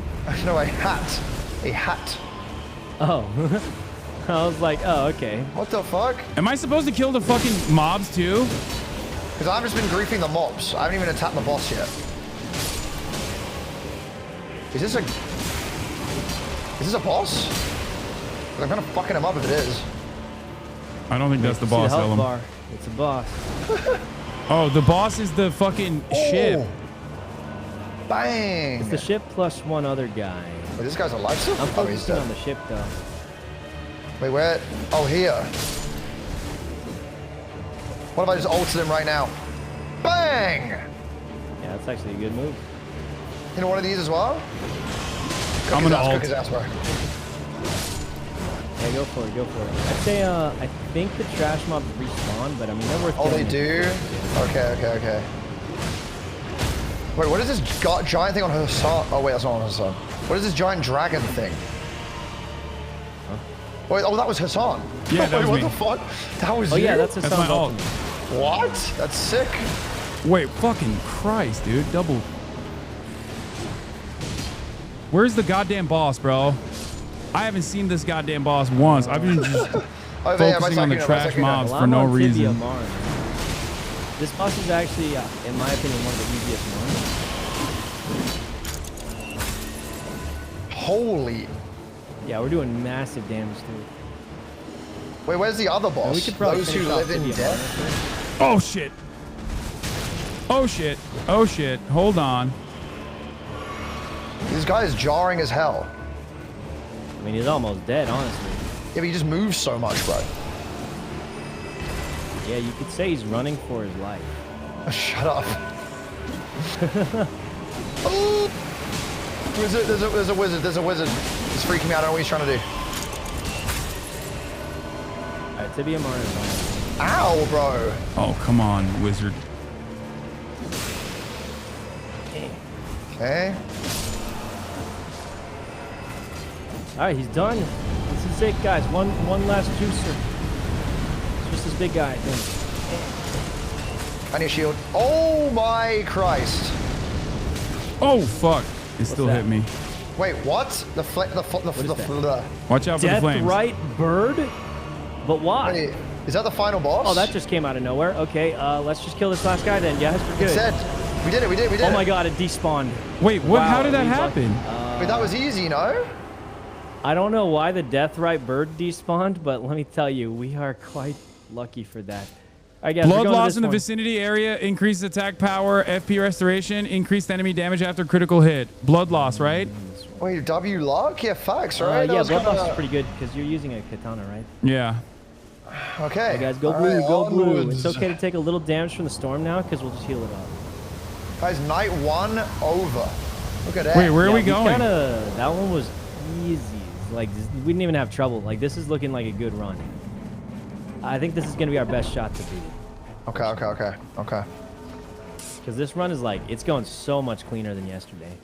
Use L2 triangle next fight? I did. Not yet, you know, early. Last run. Yeah, I know what you meant. La-de-doo. Let me up. Some of this. Dude, we like cleanly beat the first boss too. It wasn't even. Yeah, the How the first one fuck was did you like guys get up there? Oh. I there's scaled like the wall. some white rocks that usually indicate. You want them to already scale? Oh. Die. Oh god. Okay, excuse me. Oh, I'm not dual wielding. It's fine. So we don't have to kill all these trash mobs. I'm just gonna check it. So right now I think we focus on killing bosses as quickly as possible. All right. Is there one in the castle? Yep. Okay. Bow. What is happening, dude? Hold on. Excuse me. We're killing the boss in the castle. Boss in the castle.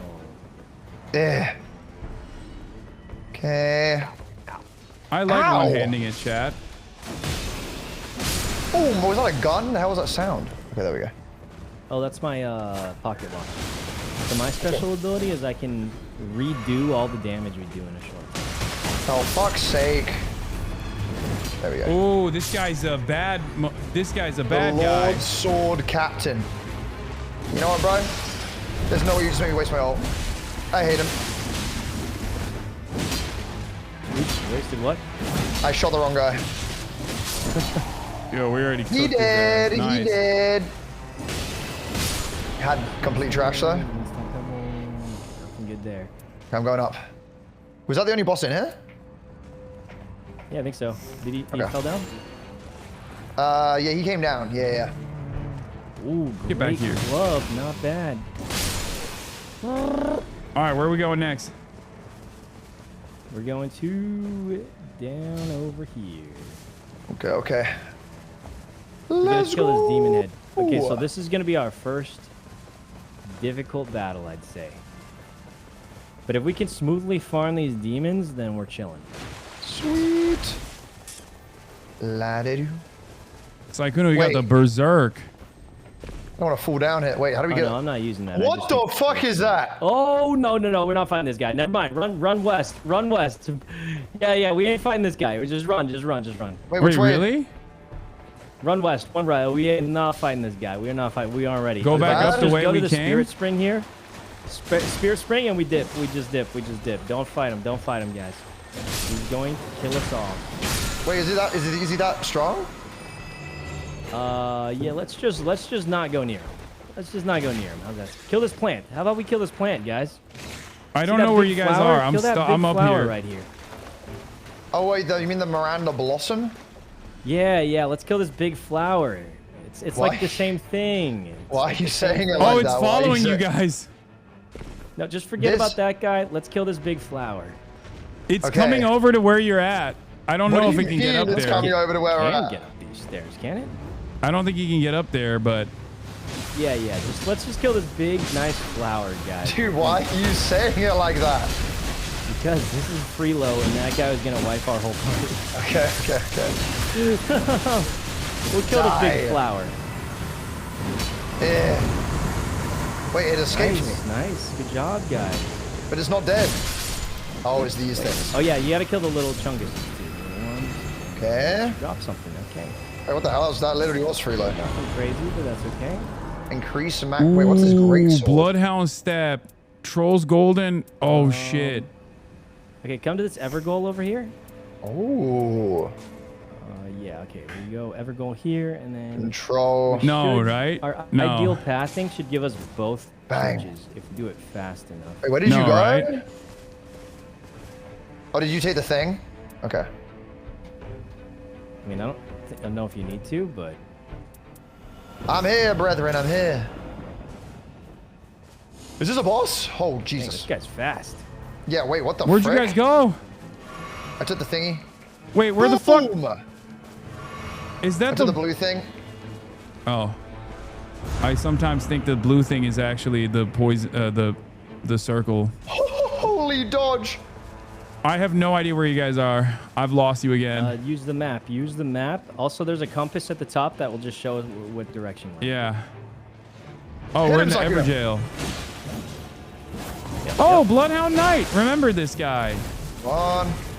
Yeah, his weapon's real good. Yeah, I used the shit out of that in the beginning. No!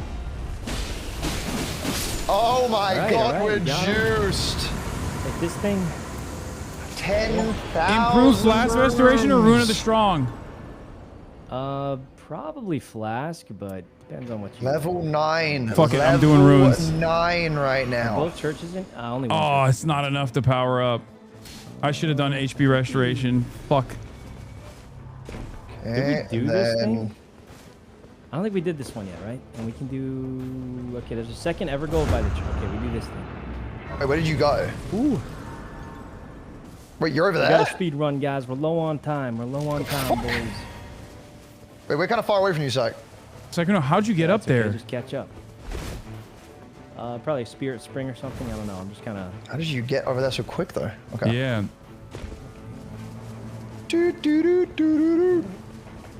Okay. I want one of those dragons again, bro. They're fun. They're fun to fight. Yeah, I'm sure we'll get to that. I'm with you, Psycho. Now. Excuse me. We get another. Oh shit! I missed. Oh, the Lord Sword Captain. Wait, this guy's easy as hell. Freelo. Bro, you're getting too cocky, okay? Freelo. You're getting too no, cocky. this is good. Like we're having a pretty solid run, I must say. There we go. You're getting way too cocky, Elam. I don't like it. This game's easy, bro. What? And then we go to this church. Whoa, this Wakazaki might be better. Wait, where did you guys go? What the fuck? Did you jump down? I'm done looting. Run down to the Spirit Spring, and then we head west to the last church we can get, probably. Actually, we might even get the fourth. I don't know. Anyway. All right, I'm jumping up the Spirit Stream. Ran down. Oh, that's the edge of the wall. Where did you go? Where the blue thing? Wait, I'm on an Elder Lion? Is that on me? Oh, it's fucking me! Oh, kill it, kill it. Kill the other myself. lion. Good find, everybody. yeah, kill the other lion. That's actually free. It's one of the weaker bosses. Oh, no, it's not!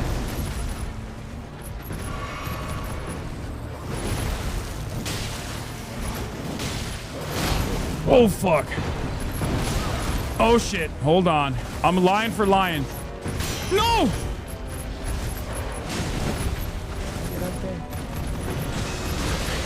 Okay. Oh! Lion for lion, baby. Ult attack. He's unlocked his first sonar once again. Ah. I'm coming. Wait, you're not here? No, I was going a different way because I was worried about time. Lion for lion. Dude, I feel like I'm watching Twilight right now. Get away from me! Ah! Holy dodge. Holy dodge. I didn't dodge. He's done. Wait, we can kill him. Attack! Fuck. Dead. Look done. at that. Okay, Look at that. You're welcome, Easiest. Elam, for saving your ass, dude. That was crazy. Go lion for lion. I just come up and you guys are just Maximum beefing. stamina or meteoric ore blade? I think stamina's really good. All right, I'm stamina maxing. Run this last part, guys. We got... so we got to go to the church here, grab our thing, and then final ever goal. Okay. So oh, excuse me. Church first, then final ever goal, and then we hope that we have enough time. Nice. You max out at 6? Oh my god, we hit double-digit levels, guys. This run is so doable. It's extremely doable. Wait, do I have enough to level up? Surely. I don't know. Level 10, baby. Enough after this. I'm trying to get level 11. Let me lock in. Okay. Okay, we got to speed run this because we are on the edge of the circle. So if we don't like do it really quick, we're just kind of cooked. Okay, so we should take the blue jump up, right? Let me... Boom! Oh shit, he's right here. Let me hold him. Nice! Die! Oh shit! Wow, you guys look like you're having fun. What up, Will? Will, is that you? Shit out of me, bro. Hey, how we doing? Hey, when we playing Elden Ring, man? Yeah, getting Pride, huh? Playing with my boyfriend because he didn't message me. So weird. Let's go. He left me for I'm sorry, Will. better looking streamers. No, it's fine. It's fine. I'm 35. I'm used up. Thumbs are no good anymore. No, I get it. I get it. He blows off Pride to play with his sexier friends. No, I'm fine. You guys are having having a good time. I hope you're enjoying. I hope you're having a good time. I'm not having a good time. I'm having a bad time right now. Very bad. You saying he was having the best time earlier. Well, not anymore because I'm dying. Holy! No, I just want the two of you to know you're playing with an LGBTQ plus foe. In this holy month, the holy month of Pride, they're playing. They're letting their stance be known. Anyway, I hope you guys have so much fun, and I hope you don't wipe on the boss, because that would be really embarrassing. And there's no way we have to come back in and make fun of you. Anyway, good luck. Where are we going? Oh shit! I'm about to die. South, everyone. Tree is spawned. Everyone, come to the tree. Come to the tree. Oh god, this asshole is up my ass. Guys, I feel like, no joke, this is our best shot we've ever had. I feel like I'm strong, no? I'm sorry we're to actually Will. Strong. Like, we're not overpowered easy freelo, but it's like very, very doable, very, very possible. As long as you guys don't somehow die in the next like 10 seconds. Which surely we won't. Surely. Okay, I'm with you, bro. I'm with you. This is the boss. This is freelo, bro. This guy already basically dead. How old is that? Yeah, I mean, look at how strong we are. This is a boss, guys. This is like a real boss. Well, not the boss, but it's a boss. This shit is easy.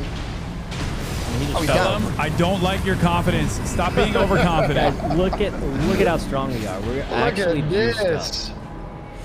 Oh, improved jump attacks again.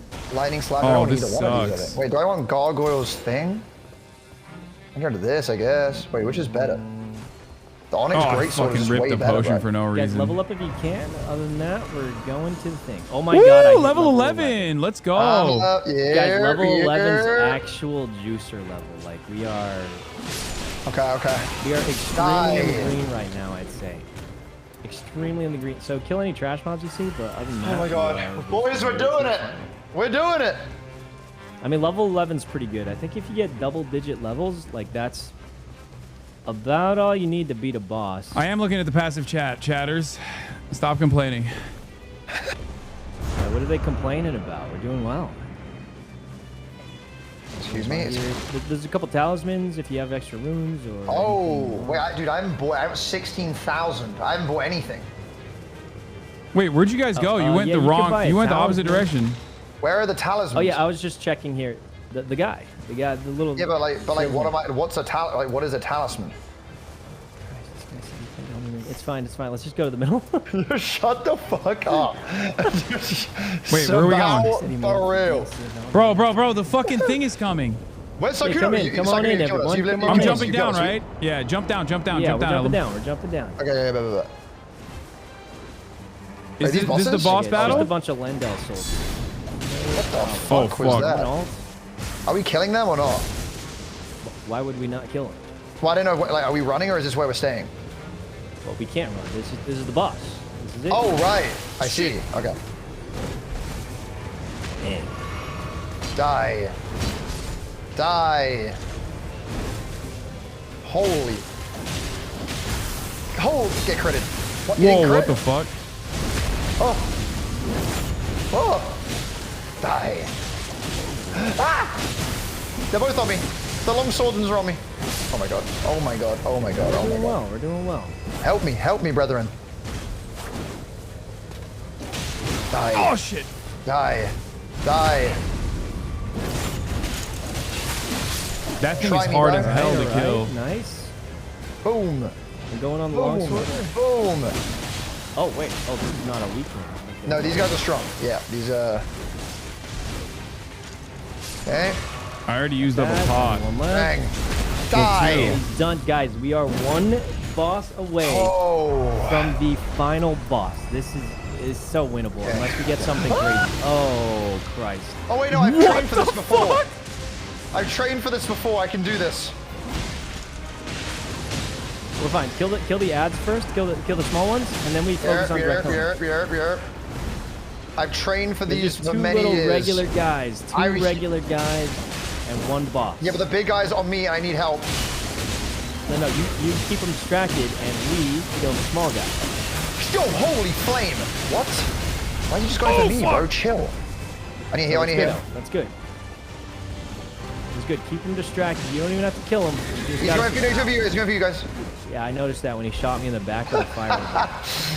Watch out, you guys again. He's going for me? Oh, he hit me. Actually, this guy's kind of a sniper, low-key. He's done. He's done. Second boss is done. Holy dodge. Oh, wait, no, he's not. They're not dead. Look at their health bars. They just got off their horses. Okay, try me, bro. What are you going to do? I remember this. I remember this before. Nothing. You ain't got nothing on me, bro. Come on. I'm not so sure about the flames. The flames are kind of a problem. Going invis. Oh, he double left. hits that. I remember this. I don't like I killed one, I think. Dodge it, dodge it, dodge it, dodge it, dodge it. Yeah, I killed one. I killed one of the cavalrymen. Second one is super low. Second one is super low. They might be going for you. No, they're not. They're going for me. Dude, can this guy leave me alone? Never mind, I got him. All right, second one's down, guys. This is it. This is it. Help, brethren, help. We kill this one singular boss. One singular boss. What the hell? He just summons minions. You kind of just ignore them for the most part. Oh shit! Oh my god, that hurt a lot. That fucked us up, low-key. Is that going for me? Okay, I'm coming. Maybe he's gonna time this. We need a stagger him. Good. He's jabbing. God damn, it's not doing shit. He's tagged.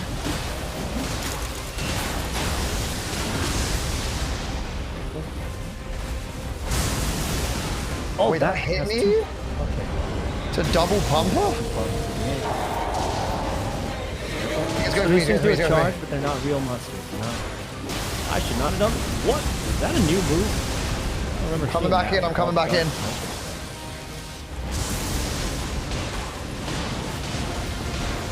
I'm dodging the fuck out of this guy. I am, on the other hand, not. Oh my! I did. Jesus Christ. You bleed. Bleed. Oh, I'm on my last pot. As am I. That's okay. I finished my last pot. I mean, I'm done with my pots. Hey, dodge him.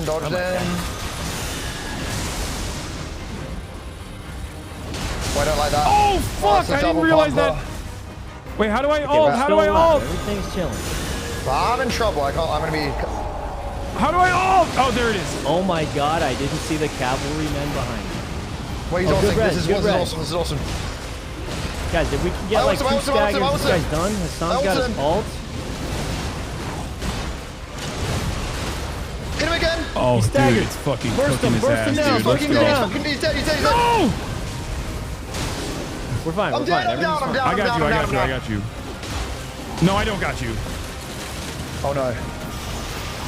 I got you. Run! Oh, now I died.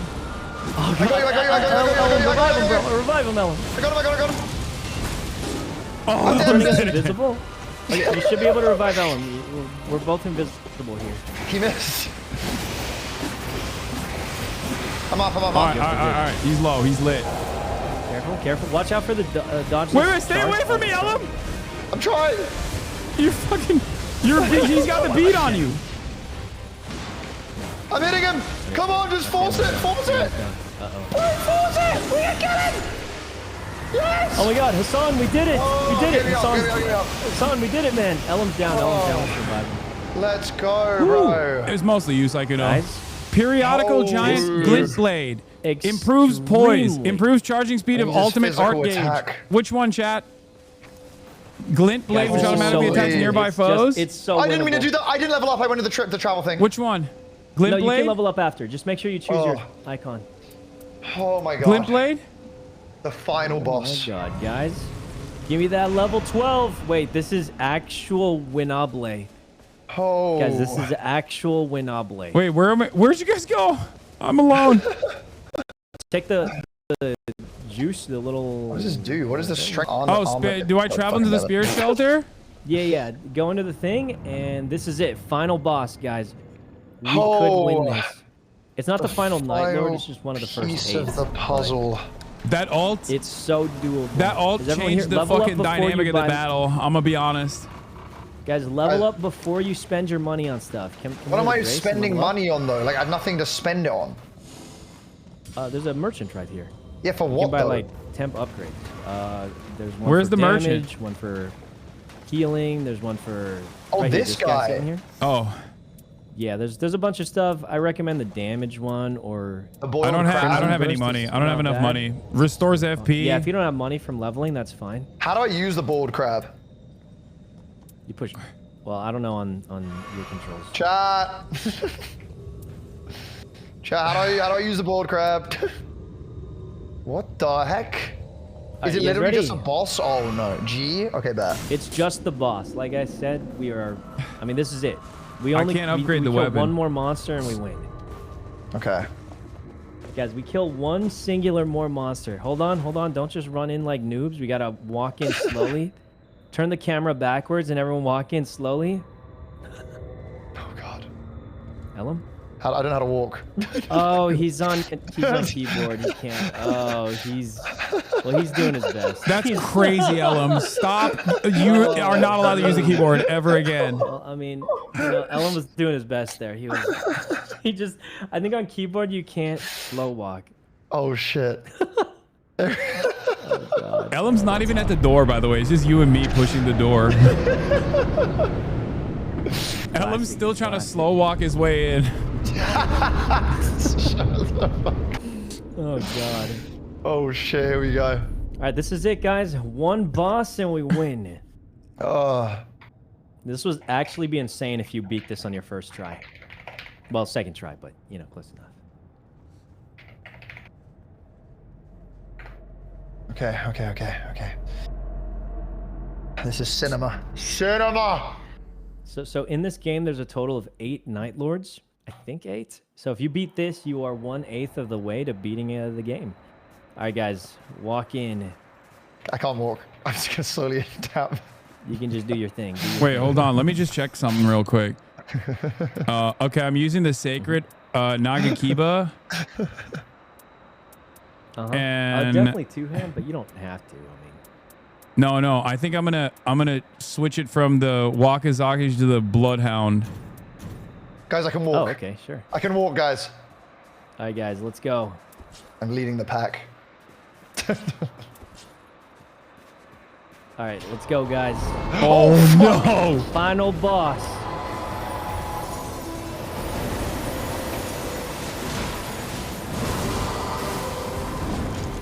Oh, fuck me. Wait, what kind of... Oh. Back up. I think it's blowing on the ground. Oh shit, it's frozen. It's freezing me. For Ellum, maybe we can rest. He's blowing again. I'll just stay back. Bro, this AoE is crazy. Should we try to heal Ellum? He's in the freezing tundra. I can't even get to him right now without getting frozen. I'm getting out. I'm crueling. Holy, he's shooting. Oh fuck! One tap almost. Holy Jesus. Just live. Okay, it's almost safe to get Ellum. No, it's not. It's almost safe to He's get gonna Ellum. freeze Ellum again. Get Ellum. I'm trying. He's missing me. I got you. Oh, he frostbit me. Fucking Ellum. Oh, wait, I can get you. Quick. Well, I had to move away from the frostbite. Guys, what's going on over there? What's I'm going waiting. on? I fucking got Ellum and he frostbit me. No, I got him back. Oh god. He's back. Dude, what is this AoE? I don't know how to even get, like, how do you get close to him? Jump over the frostbite. We're doing good, guys. We're doing pretty good. Like, we haven't died yet. Yes, we have. I mean, like wiped out. What the Try and lure them away from those ice spikes, because they will hurt you. Oh! He killed me again. That's crazy. Ellum, revive him, man. Revive him. I'm trying. I can't. Oh! God fucking damn it. Ellum, you're not down. I Come on. need to heal. Just take aggro. Take aggro. Okay, he's up. Nope. How is that hitting me? I'm dodging the fucking thing. Like, how do you block that? He's flying around. Yeah, he's going for my ass. How do I get away Try and from outrange this? it. Try and outrange it. Like, what is that range? I'm trying to ult, but I can't even get to him to ult. Yeah, I don't know how I know when I can. Oh my god. There he is.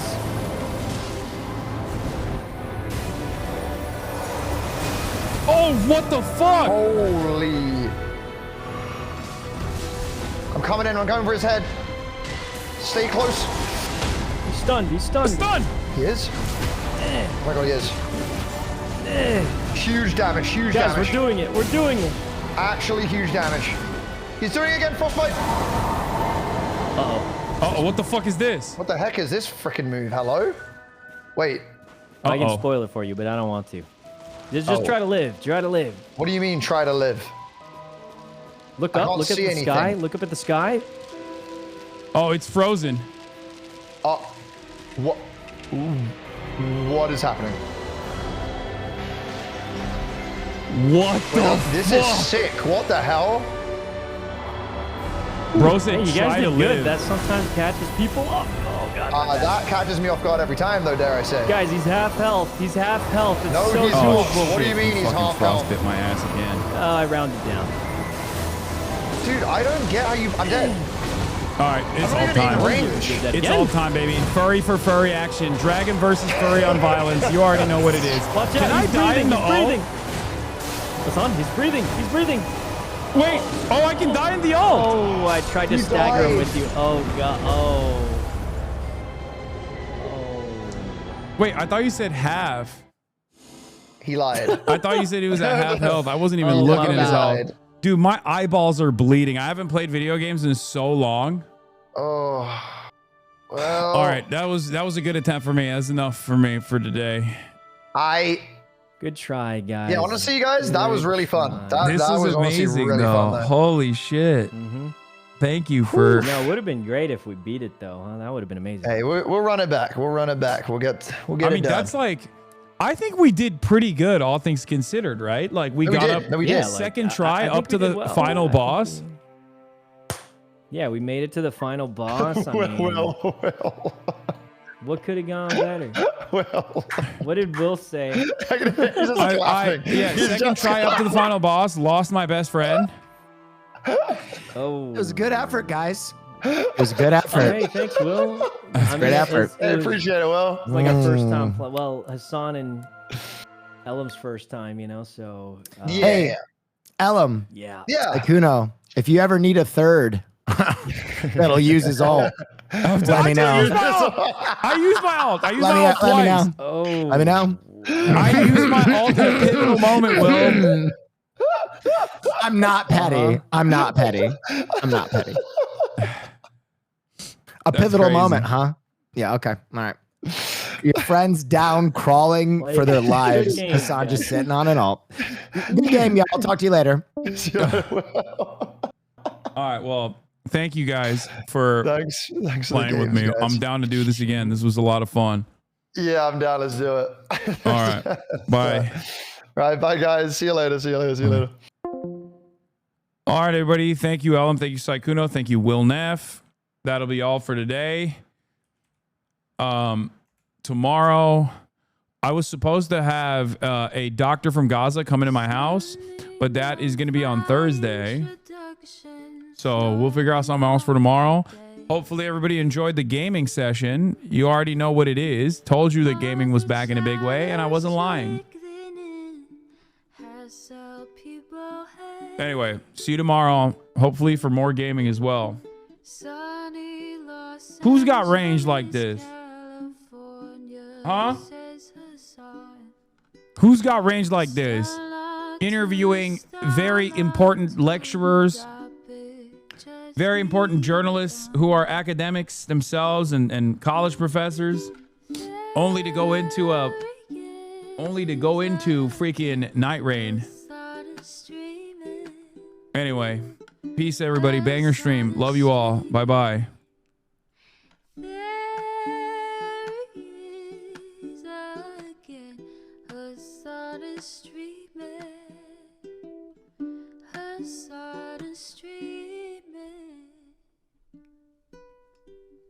Reviewing the P.O. box, Uncle Uger's face. Sudden discord at your prop, great names take embrace. Tiny Bernie Sanders, LGBTQ Air Force.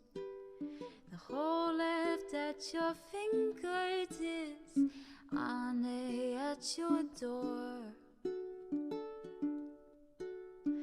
H3 crowded debate, the Young Turks online show.